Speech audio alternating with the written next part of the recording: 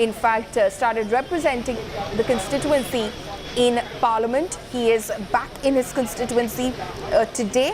He, in fact, like I said, will be dedicating to the city several projects and laying the foundation stone for several such other projects as well, worth more than about 1,780 crores today at the Sampurnanand Sanskrit University ground in Varanasi. He will, on the occasion of World Tuberculosis Day, will address the One World TB Summit as well. The summit is being organized by the Ministry of Health and Family Welfare and Stop TB Partnership. So these are some of the projects that the Prime Minister will be launching today, the program that he will be in fact addressing today as well. In fact, the Stop TB Partnership, founded in 2001 as a United Nations hosted organization that amplifies the voices of the people, communities and countries that are affected by TB. During this initiative, the Prime Minister will be launching various initiatives, including the TB Mukt Panchayat initiative, which will be an official pan-India rollout of a shorter TB preventive treatment, family-centric care model for TB, as well as release of India's annual TB report for 2023. My colleague Abhishek Mishra is now joining me live from Varanasi on this. Abhishek, give us a sense of all the various projects that the Prime Minister will be launching and also dedicating to the city of Varanasi today. Well, absolutely, Paulumi, and today is a big day as far as Prime Minister Modi's visit in Varanasi is concerned. As I was telling you earlier also, that not just in terms of how, as a Prime Minister, but also as the Member of Parliament and what Varanasi is going to get. He's presently present at the Rudrakash Convention Centre. One World TV Summit is currently underway there, and it is about, all the programs and the initiative which the government of India and the other organizations are making to, make TB not existing in this country. The researchers are there. There are some senior doctors, international doctors and delegates who are participating, and Prime Minister's presence is making it more significant in the way he has a vision to eradicate this problem. At the same time, secondly, he will be present there at the Sampurnanand Sanskrit University at 12 in the afternoon, and there he is going to give away approximately 1,780 crores of schemes to Varanasi. And importantly, the public ropeway system is something which is going to be a big highlight of today's launch. 5 stations will be built, a ropeway system in Varanasi. At the same time, is also going to inaugurate a solar panel energy generation plant, which will not only give the benefit to the electricity department to generate electricity, but they can also sell it to the other states as well. So that is something is on a priority, and there are several other small projects which have been completed in Varanasi. But politically, if I talk about, just before the elections, it's hardly a year in 2024 battle, and he has begun his political, or you can say his his own campaign, so to say. Yes, absolutely, his own electoral campaign for Varanasi, because he represents that constituency as well in Parliament, and those general elections are just around the corner. Abhishek, thank you so much for joining us with all of those details.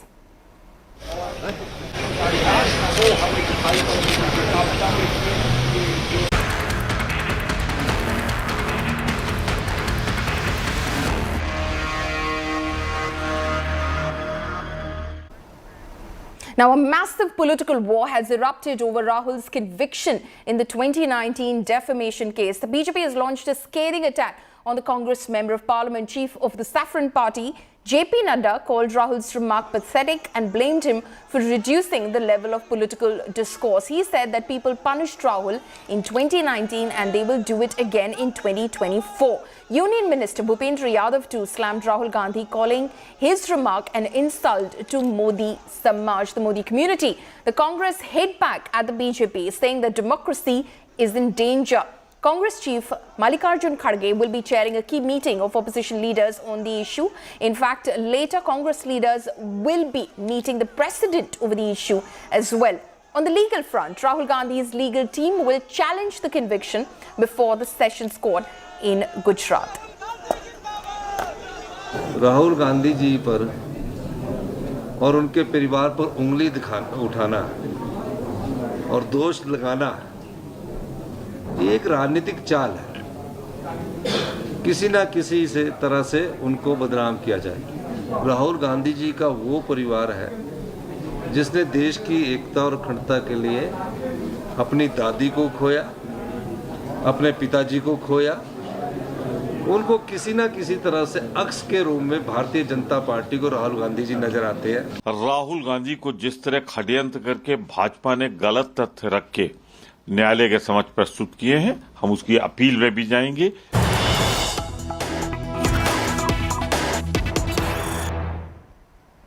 We're cutting across live to Prime Minister Narendra Modi, who is in fact in that program in Varanasi. एक आंदोलन के रूप में बढ़ता आगे नजर आ रहा है। देखिए 2018 में जब दिल्ली में समिट हुआ था तो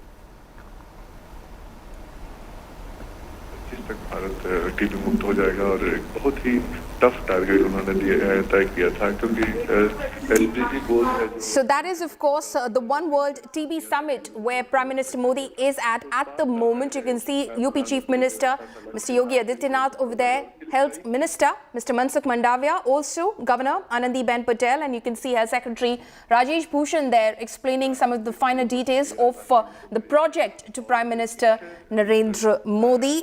This is on the occasion of World Tuberculosis Day that Prime Minister will be addressing the One World TB Summit. The summit is in fact being organized by the Ministry of Health and Family Welfare and the Stop TB Partnership. In fact, founded in 2001, the Stop TB Partnership is a United Nations hosted organization that amplifies the voices of the people, communities and countries affected by tuberculosis. Now, importantly, during this event, Prime Minister Modi will be launching various initiatives, including the TB Mukt Panchayat initiative, an official pan-India rollout of a shorter TB preventive treatment, also a family-centric care model for TB, and release of India's annual TB report for 2023. In fact, the Prime Minister is also expected to award select states and union territories and districts for their progress towards ending tuberculosis in India.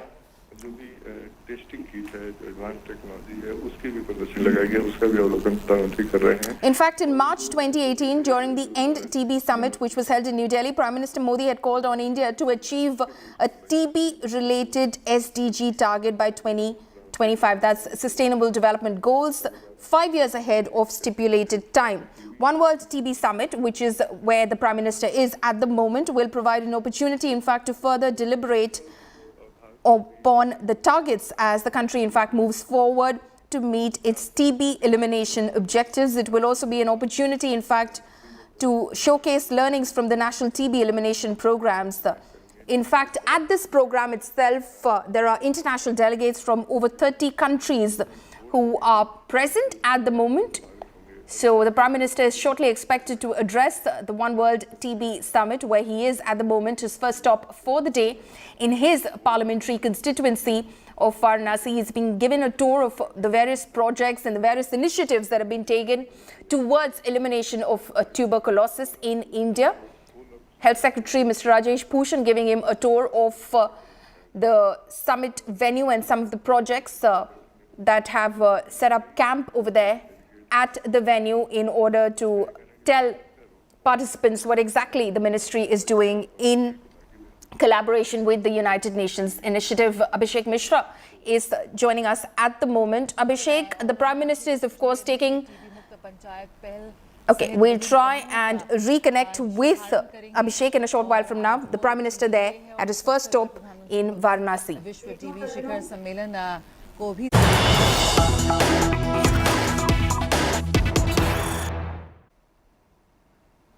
Breaking news that's coming in right now. A convergence of 14 political parties move the Supreme Court alleging misuse of agencies like the CBI and ED against leaders of opposition. Senior advocate Abhishek Manu Singhvi mentions the case before the Supreme Court. In fact, before the bench headed by the Chief Justice of India, there are 14 political parties and they're saying that basic structure is getting affected. We are asking for guidelines for the future. 95% of misuse of agencies is against leaders of opposition is what the parties are saying in their petition before the Supreme Court. The conviction rate, though, is 4 to 5% as far as central agencies are concerned.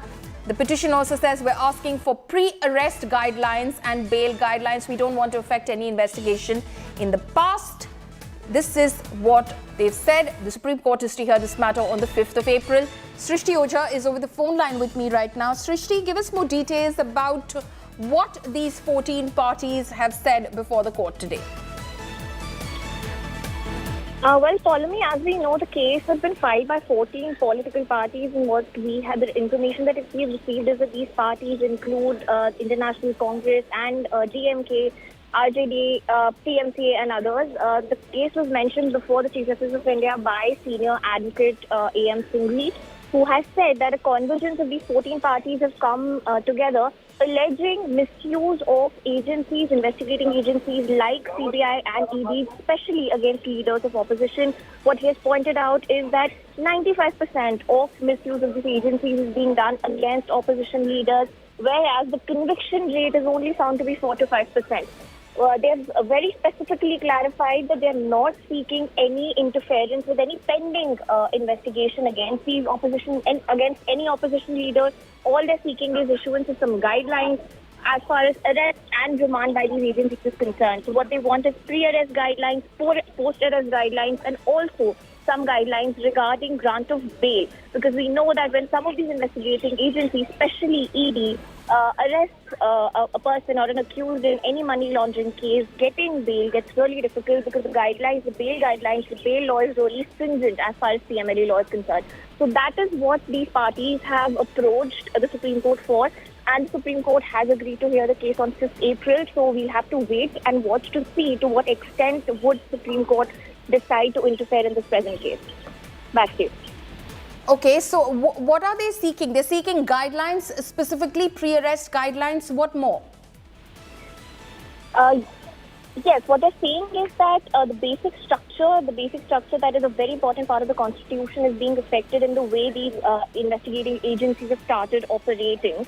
And the democracy itself is in a peril, because if investigating agencies like CBI and ED specifically target opposition leaders at the way that they're alleging is happening, then democracy and the Constitution itself is not left in a good position. So they're seeking Supreme Court's interference, Supreme Court being the top court of the country, to interfere in this particular situation and issue guidelines, because any form of direct interference by Supreme Court may not be possible. So what they're seeking now is to have proper guidelines to control and regulate, basically, importantly, how these investigating agencies work. Because if these guidelines are in place, which are laid down by the top court of the country, those will have to be followed by these investigating agencies. But whether or not, because these investigating agencies have a particular... Okay, that's an important piece of breaking information that Srishti is bringing to us from the Supreme Court.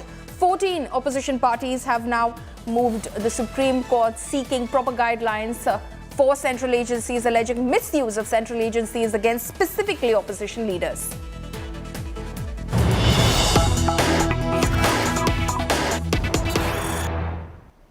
Okay, these are pictures that are coming in from Bengaluru at the moment, where Congress party in fact is proceeding towards the Raj Bhavan in Karnataka. You can see DK Shivakumar in those images at the moment. This is also you can see former Chief Minister of the state, Mr. Siddaramaiah. They're leading the protest march of Congress party workers towards the Raj Bhavan in Karnataka. Remember, the politics is heating up in the state of Karnataka ahead of the very crucial assembly elections that are expected to be announced very shortly by the Election Commission. Today, of course, Union Home Minister Mr. Amit Shah is in the state as well, strategizing with his party top leadership, state leadership, for the elections. And here, the Congress, they're mounting pressure on the central government and the BJP, in fact, alleging that the party is targeting their leadership. This is a protest march which is being led by State Congress Chief DK Shivakumar and former Chief Minister of the state Siddaramaiah. You can see those images of party workers in Bengaluru that are moving and proceeding towards Raj Bhavan.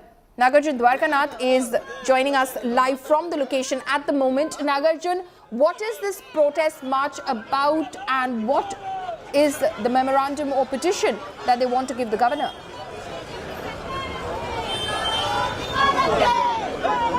At this point of time, the Congress is protesting on behalf of the reservation hike for the Dalits, that's the SC/STs. They are saying that the government, which gave in an assent for this bill in December, had not recommended to the union government till now. Can I show you right now? You can see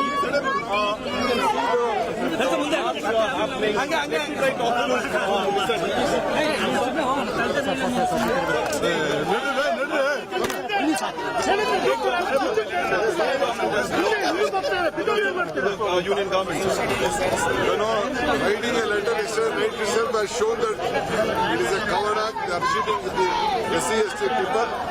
They will not bring ordinance under the 9th schedule. It will not happen. Only because we came out with the proposal. Now they are bringing it before they are writing a letter to the Senate. Also arrest you right now, so they won't let you go because otherwise what they say. We want justice for SC/ST community. Like you heard Mr. D.K. Shivkumar say that the march is for the justice for the Dalit community, that the government has fooled them by putting in a bill in December but not recommending it to the central government, which beats the purpose or defeats the purpose is what the Congress is saying. Last night, in late night development, the Chief Secretary of Karnataka has written to the Home Secretary of the Union government asking for recommendation of the state government to be included in the 9th schedule parliament. Right, Nagarjun Dwarkanath there in conversation with D.K. Shivkumar. This is a march that the Congress is taking towards the Raj Bhavan, seeking justice for the SC/ST community, the scheduled caste and scheduled tribe community. We're slipping into a very short break. Stay tuned. News and updates will continue on the other side of this break.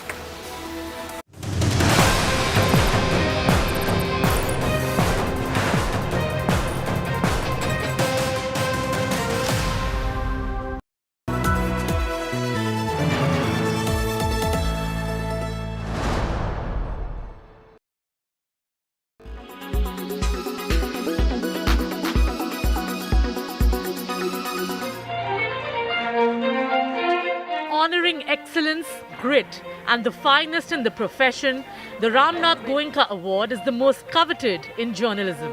Standing tall among the cream of the crop is India Today. Our reporters were front and center during the first wave of the COVID-19 pandemic. Milan Sharma won the Investigative Reporting Award for Graveyard Records, which revealed the brutal truth behind COVID deaths in the national capital. This is the graveyard that shows the reality. Questions now being raised on why there has been underreporting of numbers from the Delhi government side. Because if this graveyard itself has about 95 dead bodies, then the government's number is way below the mark. Ashutosh Mishra bagged the Excellence in Hindi Journalism Award for his ground report on the mass exodus of migrants from 7 Indian states. He went from state to state to cover the impact of the pandemic on migrants with just one mission: to get the news out to the masses. आपको डर नहीं लगा इतनी खुली truck पर आप बैठ के जा रहे हैं? नहीं, पुलिस वाले ही बैठाए हैं। कहाँ पर बिठाया पुलिस वालों ने? ये पीछे कह रहे थे आप पैदल मत जाइए, इसमें बैठे। सरकार ने इतना सारा पैकेज दे दिया कि काम चलेगा, शुरू होगा, तो आप लोगों को कुछ नहीं मिला, आप लोग पहुँचे नहीं, आपने कंपनी तक मदद नहीं पहुँची? कोई सुविधा नहीं मिला सर आज तक। And finally, Bipasha Mukherjee bagged the award under the Politics and Government category for her story detailing the PFI's role in the unrest that unfolded after the Hathras rape case. This report exposed the PFI's clear hand in nefarious activities across the country, begging the question why the centre hadn't dropped the axe on the Popular Front of India yet. India Today also bagged the top honours for business and economic journalism and another one for its coverage of the Hathras rape case. The winners received the prestigious award from Chief Justice of India.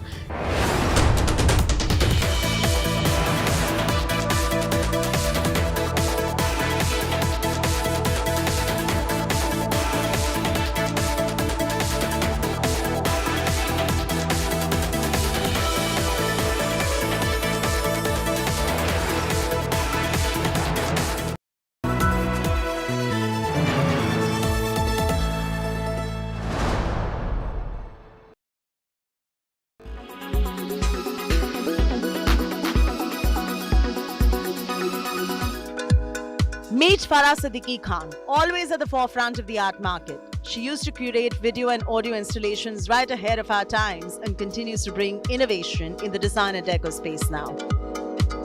Ceramic is actually something between a sculpture and an art object, and it has both a functional value and a decorative value. It's also so fragile that once broken, it's very difficult to put back.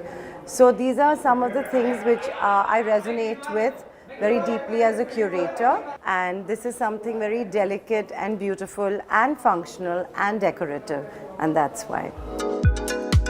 Teamed with a design enthusiast, Natasha Mehta, the duo are celebrating the living tradition of ceramics in India. At the recently concluded India Design ID 2023, Farah and Natasha celebrated women artists and their unique approach in ceramics, reminding the world how they are important relics of art, history and culture. These are women artists who've been practicing for many, many years. The show highlights 11 artists who are from different generations. For example, we have Rachna Parashar, who's been practicing since 1984.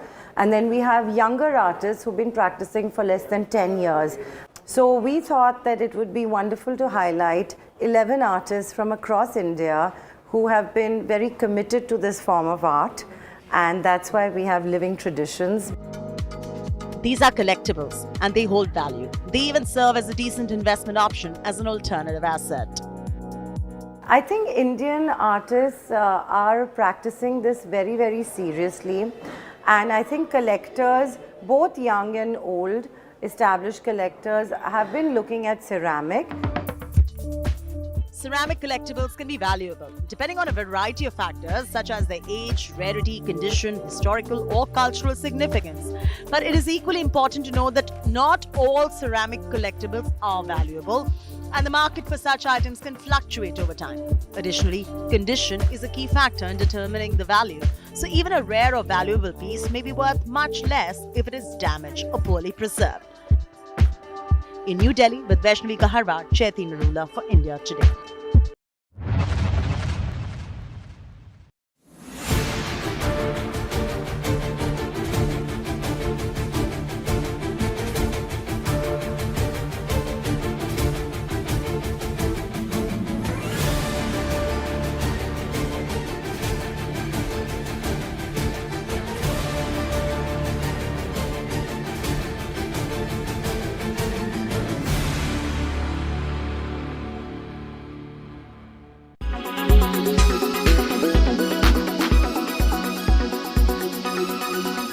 Make your media plan smarter with India Today Live TV on your connected devices.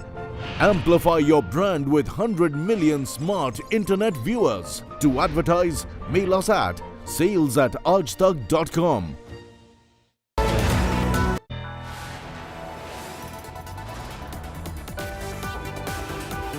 You are watching India Today.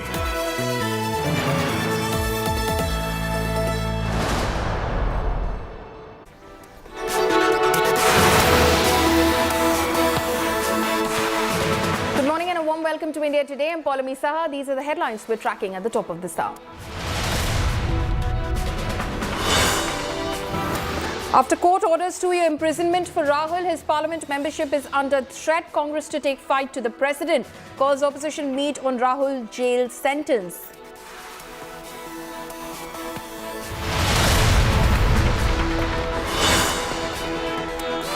Prime Minister returns to his Karma Bhumi. Prime Minister reaches Varanasi to inaugurate projects worth 1.7 crore rupees.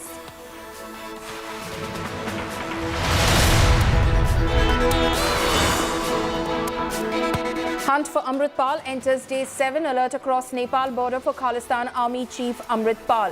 Motorcar driver claims he ferried Amarpal and his aide with their bike. ਮੁੰਡੇ ਖੜੇ ਸੀ ਉਹ ਮੈਨੂੰ ਕਹਿੰਦੇ ਵੀ ਸਾਡੀ motorcycle puncture ਹੋ ਗਿਆ ਤੇ ਸਾਨੂੰ ਪੈਂਚਰ ਵਾਲੀ ਦੁਕਾਨ ਤੱਕ ਲੈ ਜਾ ਮੈਂ ਉਹਨਾਂ ਨੂੰ ਉੱਥੋਂ ਲੱਦਿਆ ਗੱਡੀ ਦੇ ਵਿੱਚ ਮੋਟਰਸਾਈਕਲ ਉਹ ਵੀ ਵਿੱਚੇ ਬੈਠ ਗਏ ਮੈਂ ਪੈਂਚਰ ਵਾਲੀ ਦੁਕਾਨ ਤੇ ਮਹਿਤਪੁਰ ਲਾਤਾ The secret life of Amarpal unravels. Reports say wife Kirandeep was beaten, assaulted. Amarpal visited Thailand 18 times in 13 years, led fraud and Ponzi schemes.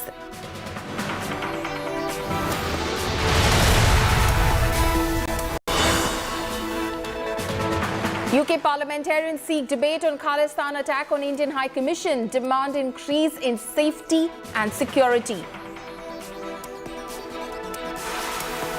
Now, I'm sure the whole House will agree that there should be no place in our country for such a behaviour, and that the Indian High Commissioner and his staff should be able to go about their diplomatic duties without fear of such events happening.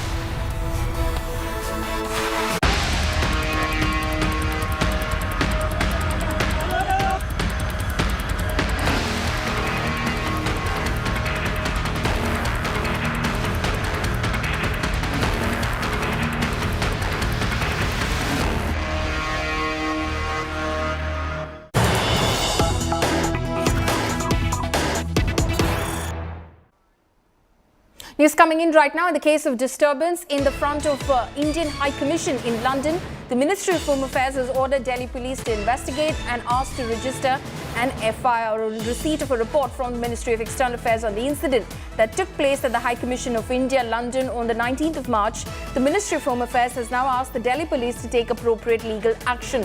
Taking cognizance of the report, now the Delhi Police has registered a case under appropriate sections of the IPC, UAPA and PDPP Act, and the Special Cell has taken up the investigation of the incident as it involves illegal activities by certain persons holding Indian citizenship abroad. In fact, that is why the Delhi Police has now registered a case in the matter of the Khalistani disturbance that was created outside the Indian High Commission in London on the 19th of March. This after it received orders from the Ministry of Home Affairs. This is when the MEA, in fact, shared an incident report with the MHA. Milan, my colleague, is joining me over the phone line right now. Milan, give us more details as to what the Delhi Police will be investigating. Well, follow me. This is the incident of 19th March. Of course, the Home Ministry and whatever has happened in London with regards to the offices of the Indian Embassy has said that in a report, the Delhi Police has been told to register this FIR in this particular matter. Of course, whatever has happened in London with the High Commission of India, the case will perhaps be registered under the IPC sections, also of the UAPA and the PDPP sections as well. And the special cell has started their investigation. Of course, with this, the PDPP, which will be Prevention of Damage to Public Property Act, will also be part of this investigation. This report has now been received by the MEA, Ministry of External Affairs, and this particular decision to do an FIR is being taken after this. It's not gone down well with the Ministry of External Affairs, that in the way that lack of security in and around the Indian High Commission resulted in this defaming of the Indian national flag. And it's a very serious matter that the government has taken on record, following. Right. Milan, thank you so much for joining us with all of those details. Key meet between the Indian mission and UK minister. Days after Khalistani mob went on a rampage in London, Indian High Commission met UK minister to discuss concerns over security of the staff amid the ongoing Khalistani attacks. The vandalism by pro-Khalistani extremists at the Indian High Commission, in fact, was raised in the House of Commons on Thursday. British MPs demanded action against Khalistani hooligans and the safety of India's diplomatic staff, while Conservative Party MP Bob Blackman in fact called for a debate in Parliament to discuss steps to ban groups behind the violence. Opposition Labour Party MP Gareth Thomas asked the Leader of the House of Commons about the steps that are being taken to ensure that this behaviour is not repeated. Who sponsored that? Right Honourable Lady will be aware of a protest that took place outside the Indian High Commission last Sunday, which turned violent, and staff working for the High Commission were injured there, and the Commission itself was vandalised. Now, I'm sure the whole House will agree that there should be no place in our country for such behaviour, and that the Indian High Commissioner and his staff should be able to go about their diplomatic duties without fear of such events happening. So can she tell the House what further steps the Home Office will take, working with the Metropolitan Police, to ensure that there is no repeat of such behaviour?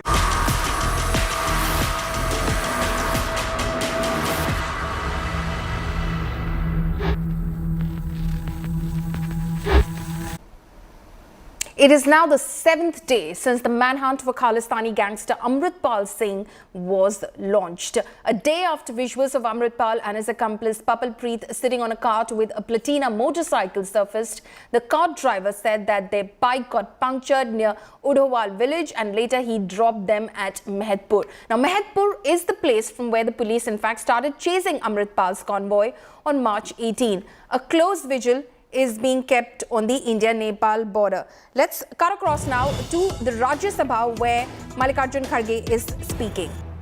कम से कम उसमें तो हम सूखा ना पड़ने दें, देखिए उसमें तो बारिश आए। मैं माननीय सदस्यगण, ऐसा नहीं है कि मैं कोई शायर हूं, पर इतना मत बोलो कि लोग चुप होने का इंतजार करें। इतना बोलकर चुप हो कि लोग दोबारा बोलने का इंतजार करें। Message from the Lok Sabha secretary general.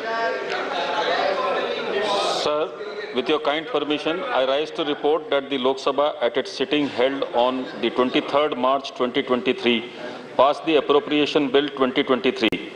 The Speaker has certified that this bill is a money bill within the meaning of Article 110 of the Constitution of India.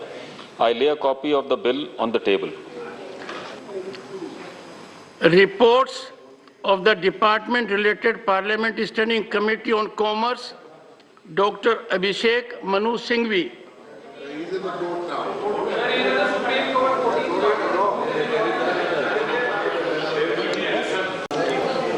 Shri Dhananjay Bhimrao Mahadik. Respected Chairman, sir, with your kind permission, I rise to present the 176th, 177th, 178th, 179th and 180th reports in English and Hindi of the Department-related Parliamentary Standing Committee on Commerce mentioned against my name in the list of business. Thank you. Reports of the Department-related Parliamentary Standing Committee on Transport, Tourism and Culture, Jugal Singh Lokhandwala ji. धन्यवाद माननीय महोदय। So that is of course what is happening in the Rajya Sabha at the moment. निम्नलिखित प्रतिवेदन हिंदी अंग्रेजी में A massive political war, in fact, has erupted over Rahul's conviction in the 2019 defamation case. The BJP has launched a scathing attack against the Congress Member of Parliament. Chief of the Saffron Party, JP Nadda, called Rahul Gandhi's remark pathetic and blamed him for reducing the level of political discourse. He said that people punished Rahul Gandhi in 2019 and they will do it again in 2024. Union Minister Bhupendra Yadav too slammed Rahul Gandhi, calling his words an insult to Modi Samaj or Modi community. The Congress hit back at the BJP saying that democracy is in danger. Congress Chief Mallikarjun Kharge will in fact chair a key meeting of opposition leaders which has in fact taken place already inside Parliament, and there will also be a meeting that Congress leaders are seeking with the President of India over the issue. Now, on the legal front, Rahul Gandhi's legal team will challenge the conviction before the Sessions Court in Gujarat.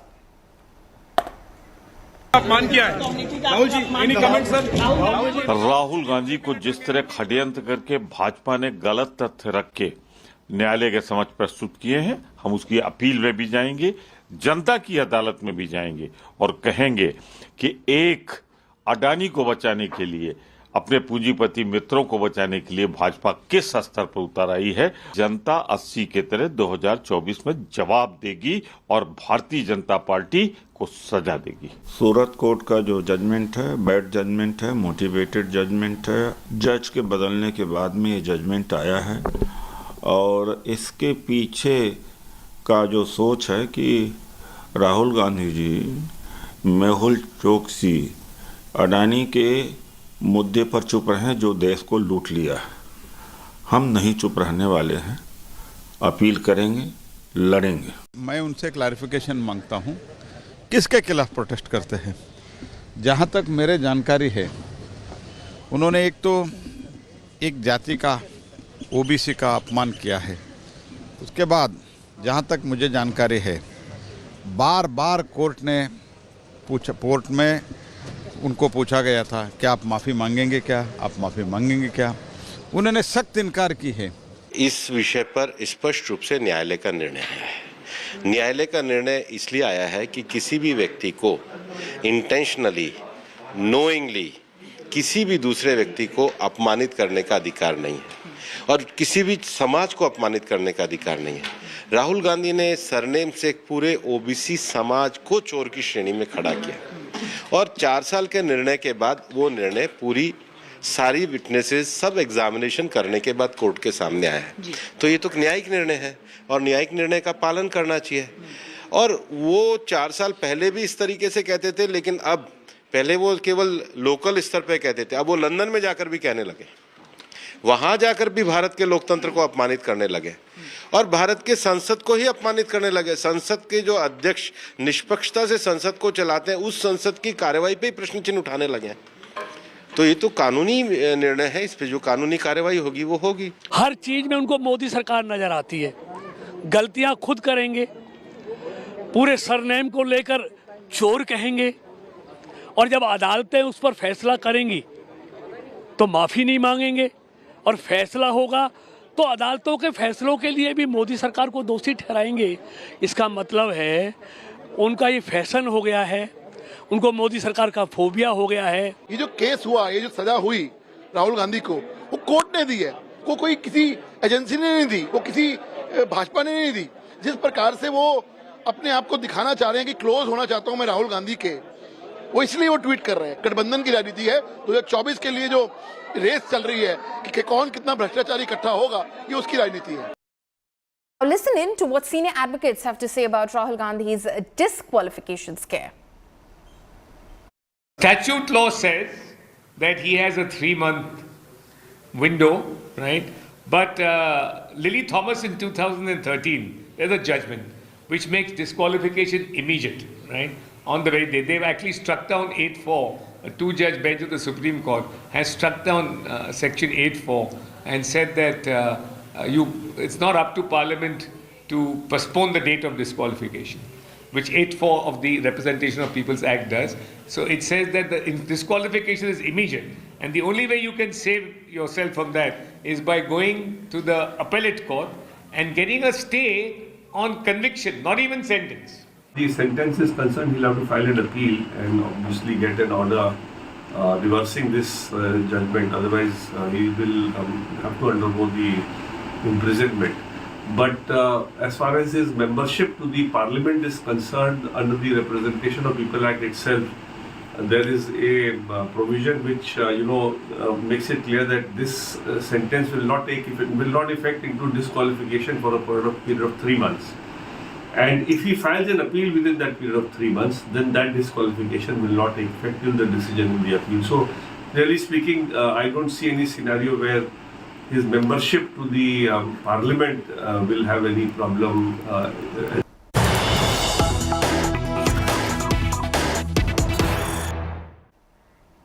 News coming in right now. In fact, Rahul Gandhi attends the Congress meeting amid disqualification suspense. Rahul Gandhi is in Parliament after conviction from court. After, in fact, Mallikarjun Kharge earlier this morning chaired a meeting with opposition parties. Rahul Gandhi is now attending a key Congress meeting which is happening inside Parliament. This is a Congress Parliamentary Party meeting which is happening in their Parliament office.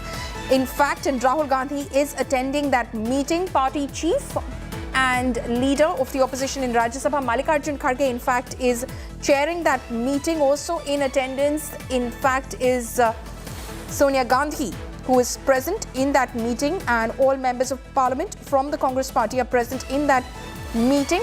This, of course, amid the scare, the disqualification scare that Rahul Gandhi faces after his conviction from a Surat court yesterday in a 2019 defamation case. Rahul Gandhi was found guilty and sentenced to 2 years in prison, and 15,000 rupees fine was imposed upon him. But he immediately applied for bail. He got bail, and now he has a 30-day window to appeal the conviction order from the lower court. It is likely that he could approach the Sessions Court in Gujarat. And this, unfortunately, for Rahul Gandhi, has opened the possibility of his disqualification, opened up the possibility of his disqualification as a member of parliament from the Lok Sabha.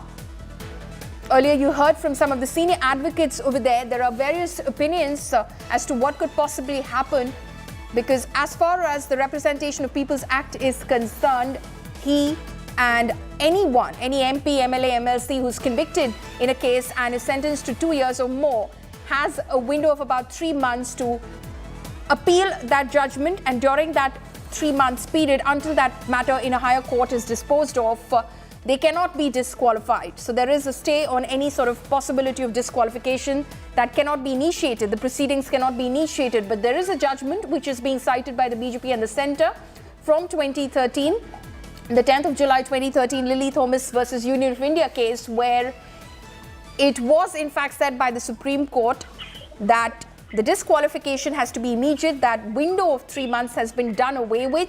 So if an MP, MLA, MLC stands convicted and sentenced to 2 years or more, they have to be immediately disqualified. They can, of course, appeal their conviction.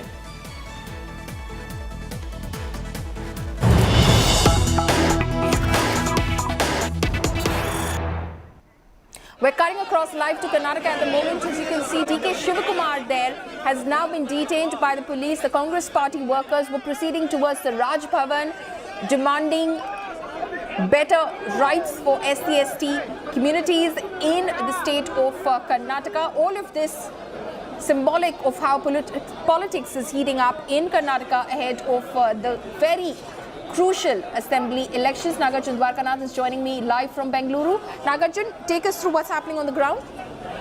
Following the police have just detained Siddaramaiah and DK Shivakumar also. They were walking towards the Raj Bhavan. They're saying you had not taken prior permission and hence you have been detained, is what they have been saying right now. Both DK Shivakumar and Siddaramaiah have been taken along with senior Congress leaders. They have wanted to give a memorandum against the central government, the state government, and all the Karyakartas have been detained. Also, there's a couple of 100 Karyakartas. The roads have been blocked. Now they'll be marching, they'll be taking a memorandum to the Raj Bhavan. What they are saying is that the state government, which gave a recommendation in December on hiking reservation for Dalits, but right now the union government has not approved it yet, and that's why the protest. They're saying the government is trying to mislead the people of Karnataka by not recommending the Dalit reservation hike. The SCs were getting around 2% hike, and the STs were getting 4% hike, total 7%. But it's not included in under Constitution 9 schedule. If it's not included, it beats the whole purpose, is what the Congress is saying, because in Supreme Court it will be struck down. The bill will be struck down until it gets a legal protection from the Parliament. There's no point of it, and that's what the Congress is saying, that they're trying to mislead without giving it legal protection. They know that they can't achieve this, and they're doing all this just to try to mislead people by recommending and by putting out the bill in the assembly. But what is the conclusion is what the Congress is asking. Dalits should not be cheated. That's why the protest today. It's very interesting, Nagarjun, that this, of course, comes on a day when JP Nadda has in fact accused Rahul Gandhi of insulting OBC communities when he, of course, made those remarks in Karnataka itself in 2019, for which he now stands convicted as well. Nagarjun Dwarkanath there reporting from Bengaluru, where Congress leaders have been detained by the police. We're slipping into a very short break. Coming up next, ahead of the assembly polls in Karnataka, high-stake breakfast meeting of the Union Home Minister at BS Yeddyurappa's residence in Bengaluru.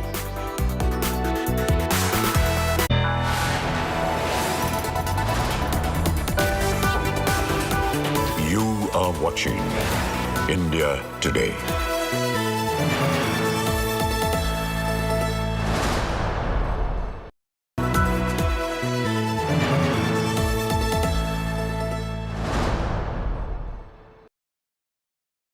Could you spell out what you think is right and wrong with the collegium system and the manner in which we appoint our judges to the high courts and the Supreme Court? Parameters which we apply for the selection of judges are well defined. First, we look at merit. The second important consideration which we go by is seniority. Third important point which we emphasize, that's the need for a broader sense of inclusion. Inclusion in terms of gender, inclusion in terms of the marginalized communities, persons belonging to the scheduled castes and the scheduled tribes. We also want to bring more minorities into the court. But that is not at the cost of sacrificing merit.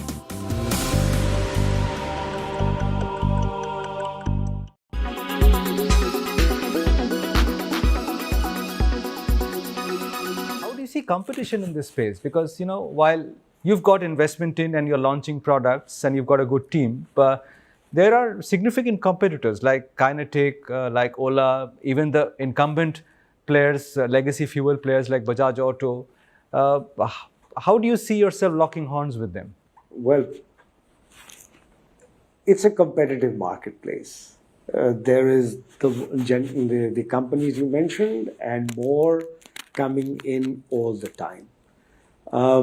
We have a slight early mover advantage, and hopefully we will do what it takes to maintain that advantage.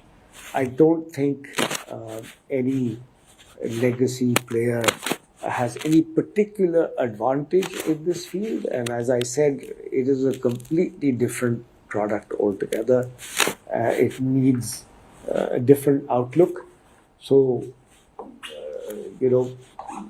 an early mover advantage definitely will benefit us in the long term. We're learning all the time. Any market share targets that you have? Because I believe that Ampere, the company that you bought and through which you're launching many products, has about a 12-13% share in the market. Would you be confident of maintaining that? Would you be content with having that kind of a share eventually as this market unfolds and expands? Yes, we have targeted a 15% market share, and we're close. We're about 13%, as you said, 12-13% now, and we are confident that we can maintain that share.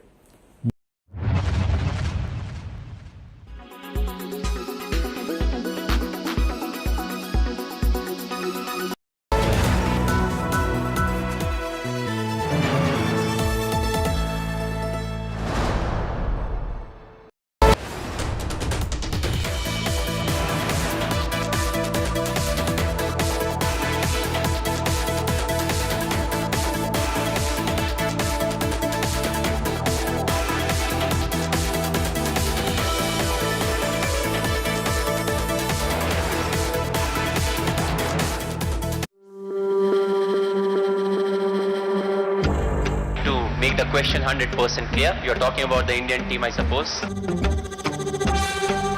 I think we just picked at the right time. We always had that belief. आपके पास flamboyance थी. हम आपके आभारी हैं. Tell me honestly, between yesterday and now, have you cried? Oh, come on, Kapil. Aji. एक सपनों का world cup जो पूरे देश का है. यही पर तो इतिहास रचा गया था इसी.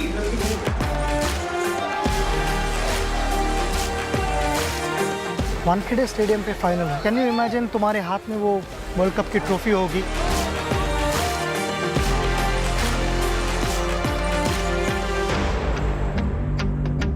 चलो शुरू करें फिर. पीछे चलें, याद करें.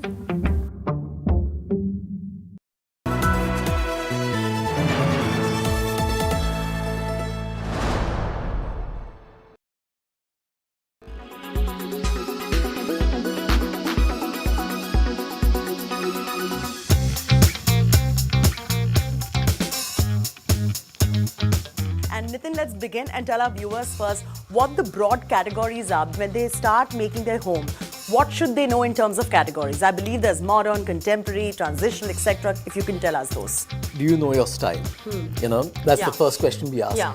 So some people do know their style and some people don't. Yeah. Or some people don't know how to express what their style is. So you have to first understand what your lifestyle is, what you really stand for, what you really believe in, what you like coming back home to, and going backwards from there, you decide basically how you want your home to be. We're standing here in the modern setup, if Very I'm not modern. mistaken. So all this is a very why modern is this style. modern and what is the modern concept all about? So modern is a style which actually came around in the 20th century. Okay. All right. It's not something which is later than the further behind the 20th century. And if you notice, most of the lines are very straight and very simple. Can I say simple that wooden modern, veneer. simply put, can be minimalist or it can be maximalist, but it comes from an era where it is all about luxury, opulence, there's a little bit So of... it depends how you take it. Modern can also mean Scandinavian. Okay, fine. Okay, Got it. so got it. Scandinavian wouldn't have dark textures. Yeah. It would have lighter furniture. So which is this modern, what you have created? This is modern, full of luxury. Okay. All right, it's not something that is Scandinavian at all. All right, it's not minimalistic. Understood. So let's move into something which is Nitin's favorite, he told me. It's called something called as eclectic chic. So why do you call this space eclectic chic? If you see, there is a very modern couch which is placed here. Yeah. It's absolutely straight line, comfort fabrics on this. All Yeah. right, but at the same time, the wall where we have the fireplace has a neoclassical molding which is actually adorning the wall with so many English artworks. I could see that. All right, and it all gels in so well together. Yeah. Look at the center table here. It's full of books. So it's got pieces from different eras. We're also going to take a look at the other very interesting room that has caught my attention, and that's a bedroom actually that's caught my attention.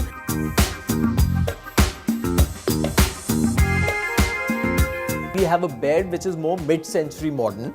This is mid-century This modern. is mid-century Now I modern. understand. If you could elaborate what mid-century modern is. I mean, it's comfort.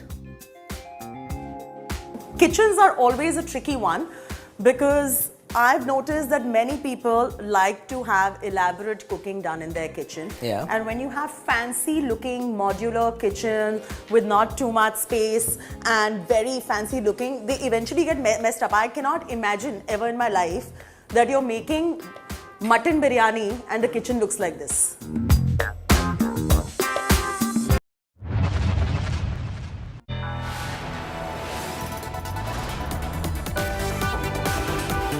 You are watching India Today.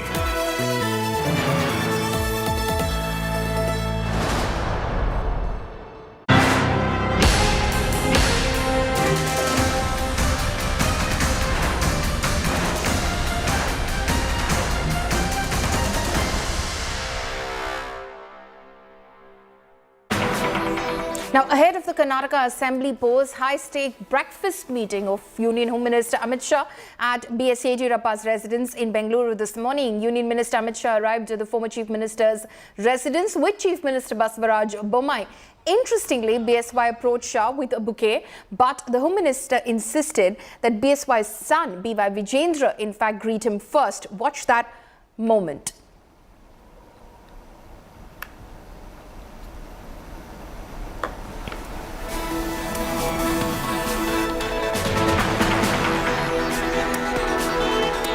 So that is, of course, that moment that was caught outside the residence. Later, BSY's son, BY Vijendra, was even seen serving breakfast to the Union Home Minister. This comes at a time while BJP is banking big on Yeddyurappa, whereas Chief Minister Bommai's fate seems to be hanging in the balance. Later in the day, Amit Shah, in fact, is scheduled to take part in several events in the city, including the regional conference on drug trafficking and national security for southern states and union territories.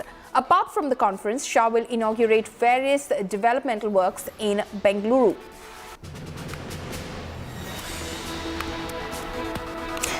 Now, that is what happened earlier this morning in Bengaluru, where, in fact, Union Home Minister Mr. Amit Shah was present. As you can see in those pictures, Chief Minister Basavaraj Bommai, BS Yeddyurappa, BY Vijendra.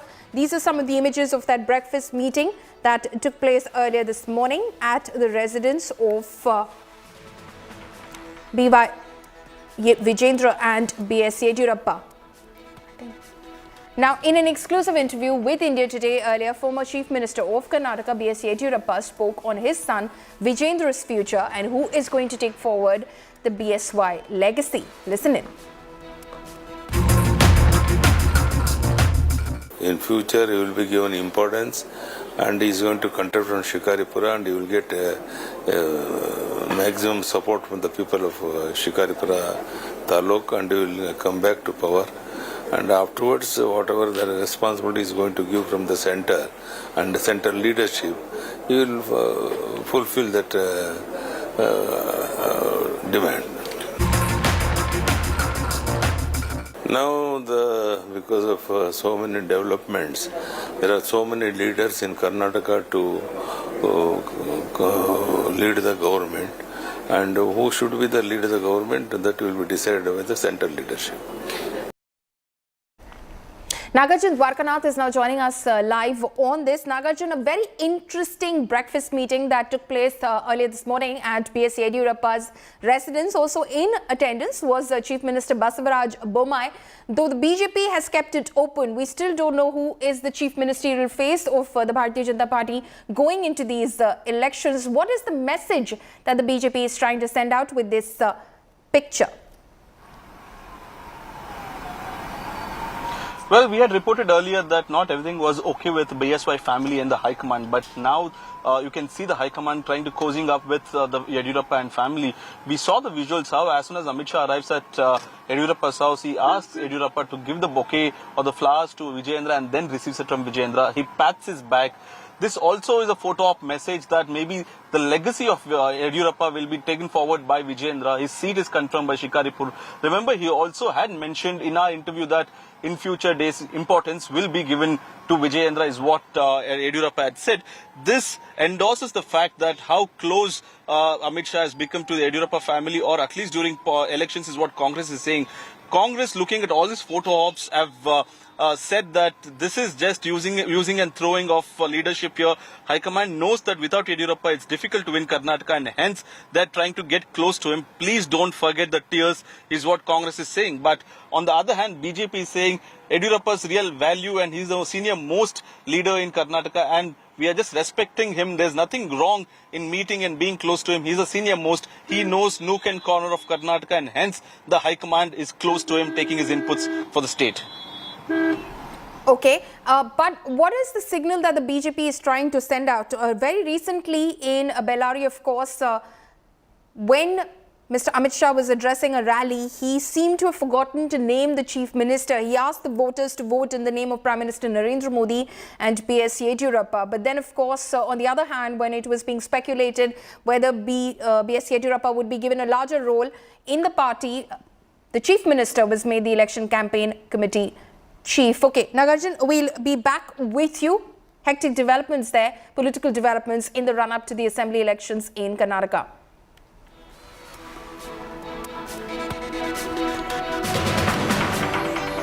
Delhi court frames murder charges against Tahir Hussain, others in the 2020 Delhi riots case. Delhi's Kadkarduma court, in fact, framed murder charges against former AAP councillor Tahir Hussain and 10 others for killing Ankit Sharma during the 2020 Delhi riots case. In its order, the court stated that Tahir was continuously supervising and motivating the mob to target Hindus. The court further went on to say that as per the police investigation, there was a deep-rooted conspiracy to cause riots in northeast Delhi.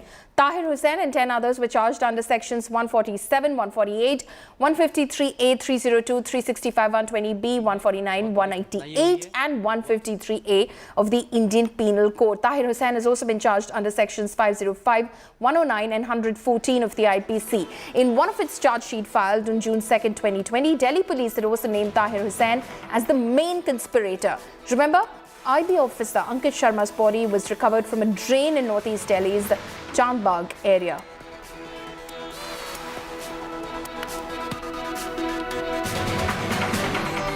Pakistani protesters disrupt a forum on Jammu and Kashmir in Washington, D.C. Activists from the Kashmir Valley held an event for a panel discussion titled Kashmir From Turmoil to Transformation. The forum was focused on the developments and the ground situation in Kashmir. Aiming to give a grassroots perspective, a handful of protesters interrupted the Kashmiri activists and disrupted the forum. One protester yelled in response, "Shame on you." After being heckled by security personnel when asked to leave the room, the protesters visibly lost their temper and were seen retorting with abuses. Thank you. God bless you. Now, India Today had a conversation with Tausif Raina, who was one of the panelists. Listen in. To our viewers, at the moment, basically, of Pakistani protesters trying to disrupt a discussion forum in Washington, D.C., where it was being discussed, it was being debated, the grassroots situation in Kashmir, how Kashmir is moving from turmoil towards transformation. But clearly, Pakistan is so rattled that they cannot even handle a forum, a discussion forum, where participants are expressing their individual views. Actually, the program was going very smooth and in a very disciplined manner. And when there was a Q&A session, and we got so many questions from the participants, and when we were replying to those answers, and suddenly some 2-3 men came up and they started yelling at us, and even we told them we have a very disciplined session and you can say whatever you want to, but in a very disciplined manner. You cannot do this. And they then start abusing and saying so much of things and try to disrupt the whole process. But they were thrown out by the security, the press club security personals. I think they didn't like our answers maybe, or they wanted to listen the fake narrative which they used to propagate here in America or in another country. But we said what we believe in, what are we doing in Kashmir, what are we doing in especially in Baramulla. So I think they were not happy with that, and they don't want to see Kashmir and Kashmiris progress towards prosperity. They don't want to see change in Kashmir. So that's why they did this. Absolutely, but the fact is they cannot even hear other views. That is what is apparent through this entire altercation or this entire episode that seems to have happened in front of everyone like yourself, for everyone to see what exactly they're intolerant of views that are not in line with exactly what they want to propagate, sir. And the unfortunate thing is they talk of intolerance and they don't let other person speak, and they talk of tolerance. They talk of freedom of speech, and when we were trying to put our point, they don't let us speak. And this shows their dual face. This shows what actually they are trying to do here and what are they doing in Kashmir. They don't let the voices, the true voices, come out from the valley. What was it that rattled them so much, Mr. Raina? Actually, when we were answering their questions, they were different questions and we were answering, and it was going very smooth. The program were going very smooth. We had some Americans there asking us, and majority of the people liked what we said. And it was the first time they were listening to us coming from the ground. And before it, they were some of the participant told us that it's the first time I am listening this, and you people coming from Kashmir and working there, and this is the true narrative. What are you saying? We believe in this. So maybe that thing they don't like it what we were saying. So somehow they try to disrupt they try to heckle us. Then at end.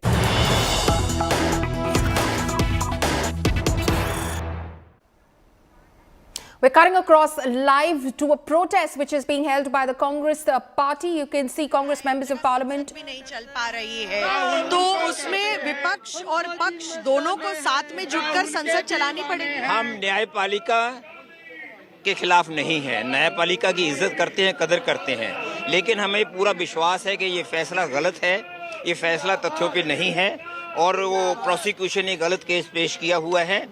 Rahul Gandhi ji ने किसी individual के खिलाफ कुछ नहीं कहा था और जिसने ये डाला, खास तौर पे जिसने उनके खिलाफ ये कंप्लेंट डाली, उसको तो कहा ही कुछ नहीं था। उन्होंने तो नरेंद्र मोदी वगैरह की बात कर रहे थे, उसकी तो प्रदेश की तो कहीं बात ही नहीं हुई। सिर्फ उसी के स्टेटमेंट पे उनको ये जो सजा हुई, हम इसको गलत समझते हैं और इसके लिए हम कानूनी कार्रवाई करेंगे। न्यायपालिका की कदर करते हुए आगे जो कचहरियां हैं वहां जाके अपील करेंगे। ठीक है, तो देख रहे हैं तमाम यहाँ पर पार्टी के जो कार्यकर्ता हैं, नेता धरने दे रहे हैं और ये प्रदर्शन कब तक जारी रहेगा, ये अपने आप में एक सवाल है। राहुल गांधी के पास 1 महीना है हायर कोर्ट में जाकर अपील करने का भी। आलोक दास के साथ मिलन शर्मा आज तक।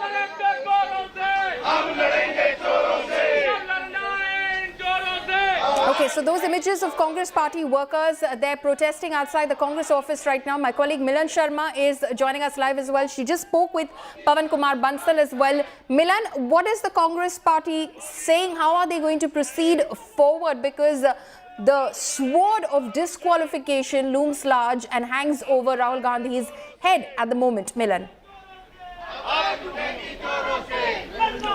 Well, Polami, the party's strategy is to gather the supporters and the Karyakartas and protest in various offices across Delhi. I am at the headquarters of the National Office of the Congress in Delhi.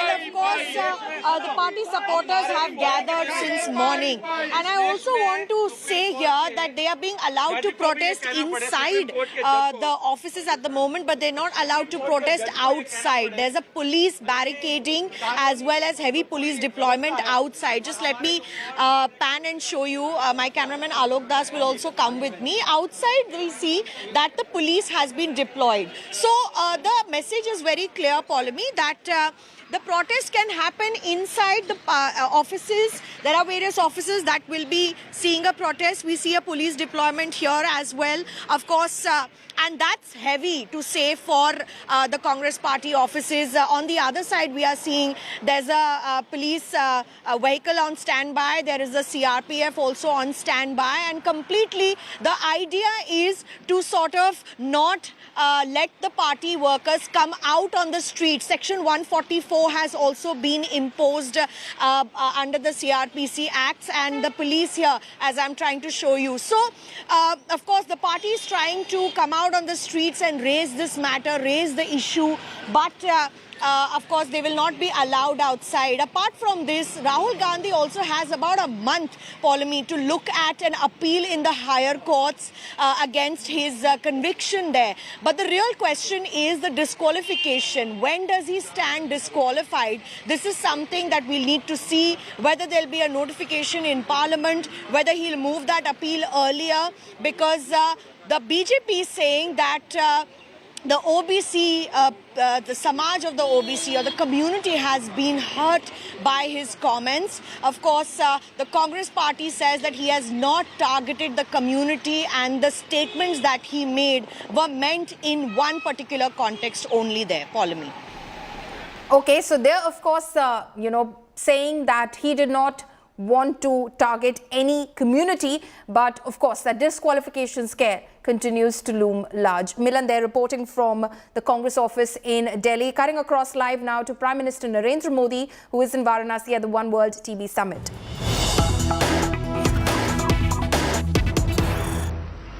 मुख्यमंत्री श्रीमान योगी आदित्यनाथ जी, केंद्रीय स्वास्थ्य मंत्री श्री मनसुख मांडविया जी, उप मुख्यमंत्री श्री ब्रिजेश पाठक जी, विभिन्न देशों के स्वास्थ्य मंत्री, WHO के रीजनल डायरेक्टर, उपस्थित सभी महानुभाव, स्टॉप टीबी पार्टनरशिप समेत विभिन्न संस्थाओं के प्रतिनिधिगण, देवी और सज्जनों, मेरे लिए ये बहुत खुशी की बात है कि one world TB summit Kashi में हो रही है।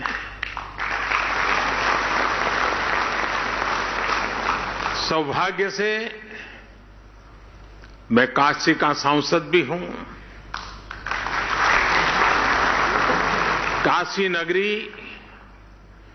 वो शाश्वत धारा है जो हजारों वर्षों से मानवता के प्रयासों और परिश्रम की साक्षी रही है। काशी इस बात की गवाही देती है कि चुनौती चाहे कितनी ही बड़ी क्यों न हो, जब सबका प्रयास होता है तो नया रास्ता भी निकलता है। मुझे विश्वास है टीबी जैसी बीमारी के खिलाफ हमारे वैश्विक संकल्प को काशी एक नई ऊर्जा देगी। मैं वन वर्ल्ड टीबी समिट में देश विदेश से काशी आए सभी अतिथियों का भी हृदय से स्वागत करता हूं, उनका अभिनंदन करता हूं। साथियों, एक देश के तौर पर भारत की विचारधारा का प्रतिबिंब वसुधैव कुटुंबकम यानी whole world is one family की भावना में झलकता है। ये प्राचीन विचार आज आधुनिक विश्व को इंटीग्रेटेड विजन दे रहा है, इंटीग्रेटेड सॉल्यूशंस दे रहा है। इसलिए ही प्रेसिडेंट के तौर पर भारत ने G20 समिट की भी थीम रखी है, one world, one family, one future. ये थीम एक परिवार के रूप में पूरे विश्व के साझा भविष्य का संकल्प है। अभी कुछ समय पहले ही भारत ने वन अर्थ, वन हेल्थ के विजन को भी आगे बढ़ाने की पहल की है और अब वन वर्ल्ड टीबी समिट के जरिए भारत ग्लोबल गुड के एक और संकल्प को पूरा कर रहा है। साथियों, 2014 के बाद से भारत ने जिस नई सोच और अप्रोच के साथ टीबी के खिलाफ काम करना शुरू किया, वो वाकई अभूतपूर्व है। भारत के ये प्रयास आज पूरे विश्व को इसलिए भी जानने चाहिए क्योंकि ये टीबी के खिलाफ वैश्विक लड़ाई का एक नया मॉडल है। बीते 9 वर्षों में भारत ने टीबी के खिलाफ इस लड़ाई में अनेक मोर्चों पर एक साथ काम किया है, जैसे पीपल्स पार्टिसिपेशन, जन भागीदारी,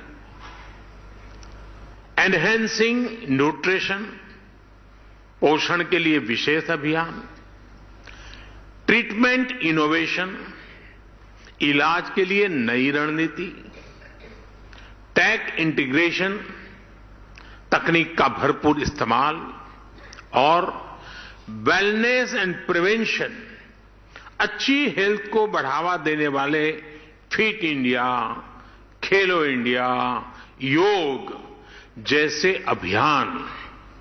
साथियों, टीबी के खिलाफ लड़ाई में भारत ने जो बहुत बड़ा काम किया है वो है पीपल्स पार्टिसिपेशन, जन भागीदारी। भारत ने कैसे एक यूनिक अभियान चलाया, ये जानना विदेश से आए हमारे अतिथियों के लिए बहुत दिलचस्प होगा। फ्रेंड्स, हमने टीबी मुक्त भारत के अभियान से जुड़ने के लिए देश के लोगों से निक्षय मित्र बनाने का आह्वान किया था। भारत में टीबी के लिए स्थानीय भाषा में क्षय शब्द प्रचलित है। इस अभियान के बाद करीब 10 लाख टीबी मरीजों को देश के सामान्य नागरिकों ने एडॉप्ट किया है, गोद लिया है।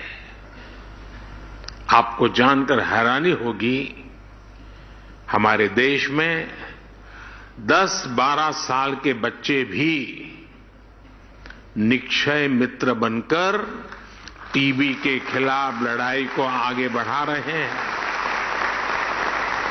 ऐसे कितने ही बच्चे हैं जिन्होंने अपना पिगी बैंक तोड़कर टीबी मरीजों को एडॉप्ट किया है।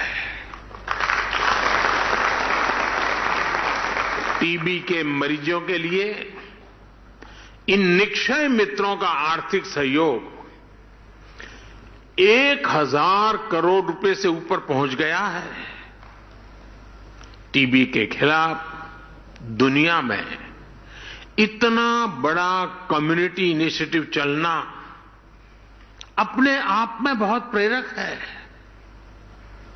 मुझे खुशी है कि विदेशों में रहने वाले प्रवासी भारतीय भी बड़ी संख्या में इस प्रयास का हिस्सा बने हैं और मैं आपका भी आभारी हूं। आपने अभी आज वाराणसी के 5 लोगों के लिए घोषणा कर दी।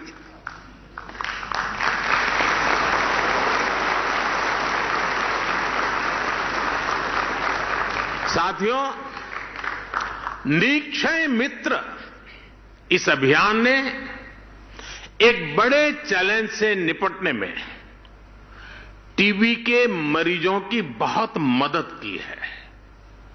ये चैलेंज है टीबी के मरीजों का पोषण, उनका न्यूट्रिशन। इसे देखते हुए ही 2018 में हमने टीबी मरीजों के लिए डायरेक्ट बेनिफिट ट्रांसफर की घोषणा की थी। तब से अब तक टीबी पेशेंट्स के लिए करीब 2000 करोड़ रुपए सीधे उनके बैंक खातों में भेजे गए हैं। करीब 75 लाख मरीजों को इसका लाभ हुआ है।